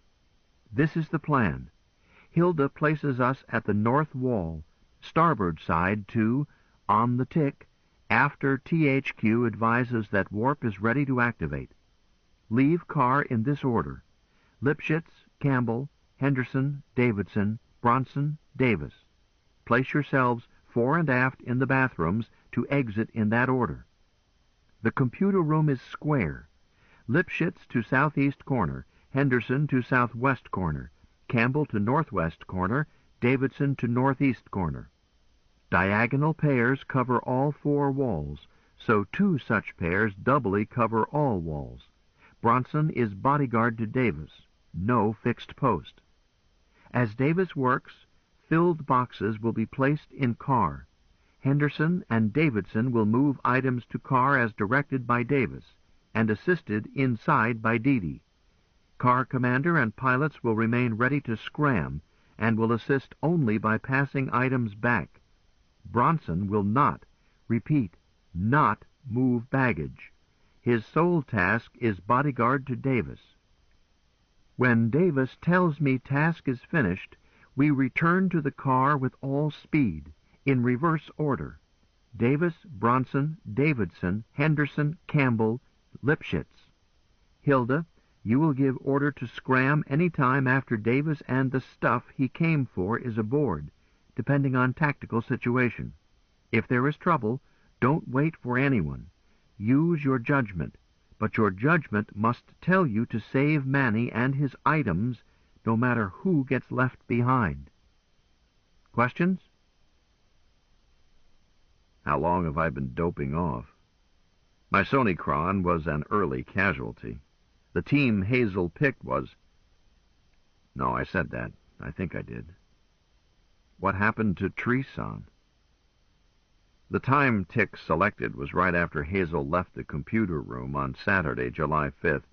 The group, picking the tick, reasoned that if they were laying for us to arrive at the raffles, then that antagonist, Time Lords, would not be looking for us in the computer room. No way to do it earlier than that. Hazel had reported that Adam Celine was in the computer room when she was there. We cut it mighty sharp, almost too sharp. When Hazel was getting out of Gay, she stopped suddenly with me right behind her, waited briefly, then moved out. She paused because she saw her own back leaving the room. I must get word to Aunt Till that Hazel and I can't make it home for supper. My head aches and my eyes bother me. I don't know how Pixel got aboard Gay. How that baby does get around. Jubal Harshaw says, the only consistent thing in these shifting fairy chess worlds is human love. That's enough. Pixel moved a little. It's been nice to have both feet for a few days. Richard? Yes, beloved? Gretchen's baby. You his father. Huh? She told me months ago. I don't understand. Paradox. I started to question her about it. She was asleep again. The compress I had placed on her wound was seeping, but I didn't have anything more, so I didn't touch it. Won't see Aunt Belden this trip. Too bad. What happened to my files? Still in my other foot? Hey, tomorrow is the day we're all dead, if Tolliver isn't. The first hour went by with no incident whatever. Manny worked steadily, changed arms once, started filling boxes. Gretchen and Ezra carried them to the car, passed them in, resumed their posts between trips. Most of this seemed to be programs that Manny was bleeding off into his own cubes, using equipment he had fetched. I could not see. Then he started filling boxes more quickly, loading them with cylinders. Adam Celine's memories? I don't know. Maybe I watched too much. Manny straightened up, said, "Does it. Done." I heard an answering, "Blurt." And they hit us. I was down at once, lower leg gone. I saw Manny fall. I heard Hazel shout, "Bronson, get him aboard! Henderson, Davidson, those last 2 boxes!" I missed the next, as I was firing. The whole east wall was open. I traversed it with my heater at full power. Somebody else was firing on our side, I think. Then it was quiet. Richard? Yes, dearest. It's been fun. Yes, love, all of it. Richard, that light, end tunnel. Yes? I'll wait there. Honey, you're going to outlive me. Look for me. I'll... When that wall opened, I think I saw what's-his-name. Could the bloke who erased him write him back into the story? To clip us? Who was writing our story? Was he going to let us live? Anyone who would kill a baby kitten is cruel, mean cruel. Whoever you are, I hate you. I despise you. I dragged myself awake, realized that I had fallen asleep on watch. I had to pull myself together because they might be back. Or, glory be, Gay Deceiver will be back. I couldn't figure out why Gay wasn't back. Trouble spiking the right time tick? It could be anything. But they won't just leave me here. We saved Manny and the stuff he picked out. We won! Damn you all! Had to see what weapons ammo were left. I didn't have anything more. My beam gun was exhausted, I knew. But my sidearm? Don't remember firing it. All gone. Must look around. Dear? Yes, Hazel? She's going to ask me for water, and I haven't got any. I'm sorry people were eating. What's that? I had to kill him, dearest. He was assigned to kill you. I placed the little cat on Hazel. Maybe he moved, maybe not. Maybe both of them were dead. I managed to pull myself up onto my foot by holding onto a computer rack, then let myself down again. Despite long practice in hopping at 1/6 G, I found that I was neither strong enough, nor did I have good balance. And I was separated from my cane for the first time in years. It was, I thought, in Gay's forward bathroom. So I crawled, careful of my right leg. It was beginning to hurt. I found no weapons with charges. At painful last, I was back with Gwen and Pixel. Neither stirred. I couldn't be sure. A week isn't a long honeymoon, and it's an awfully short married life. I explored her handbag, which I should have done earlier. She had carried it slung over one shoulder to the other hip, even into battle. That handbag was much bigger inside than out. I found 12 chocolate bars. I found her little camera. I found her deadly little lady's gun, that Miyako, fully loaded, 8 in the clip, 1 in the chamber. And down in the bottom, I found the dart projector that had to be there. I almost missed it. It was styled to look like a toilet kit. 4 darts were still in it. If they come back, or a fresh gang, I don't care. I'm going to get us a baker's dozen. The end. You've been listening to The Cat Who Walks Through Walls by Robert A. Heinlein, narrated by George Wilson. If you've enjoyed this book and this performance, Recorded Books recommends The Moon is a Harsh Mistress, also by Robert A. Heinlein, and narrated by George Wilson. You'll find a wide selection of titles in the Recorded Books catalog, including bestsellers, mysteries, classics, histories, and more. So to order another recorded book, or for a copy of our latest listing, call us, toll-free, nationwide, at 1-800-638-1304. You can order by phone with Visa or MasterCard, or by writing to us, or by faxing us at 410-535-5499. Don't forget to ask about easy 30-day rentals by mail. And thank you for being a Recorded Books reader. Reader. Reader. Reader. Reader. Reader. Reader. Reader. Reader.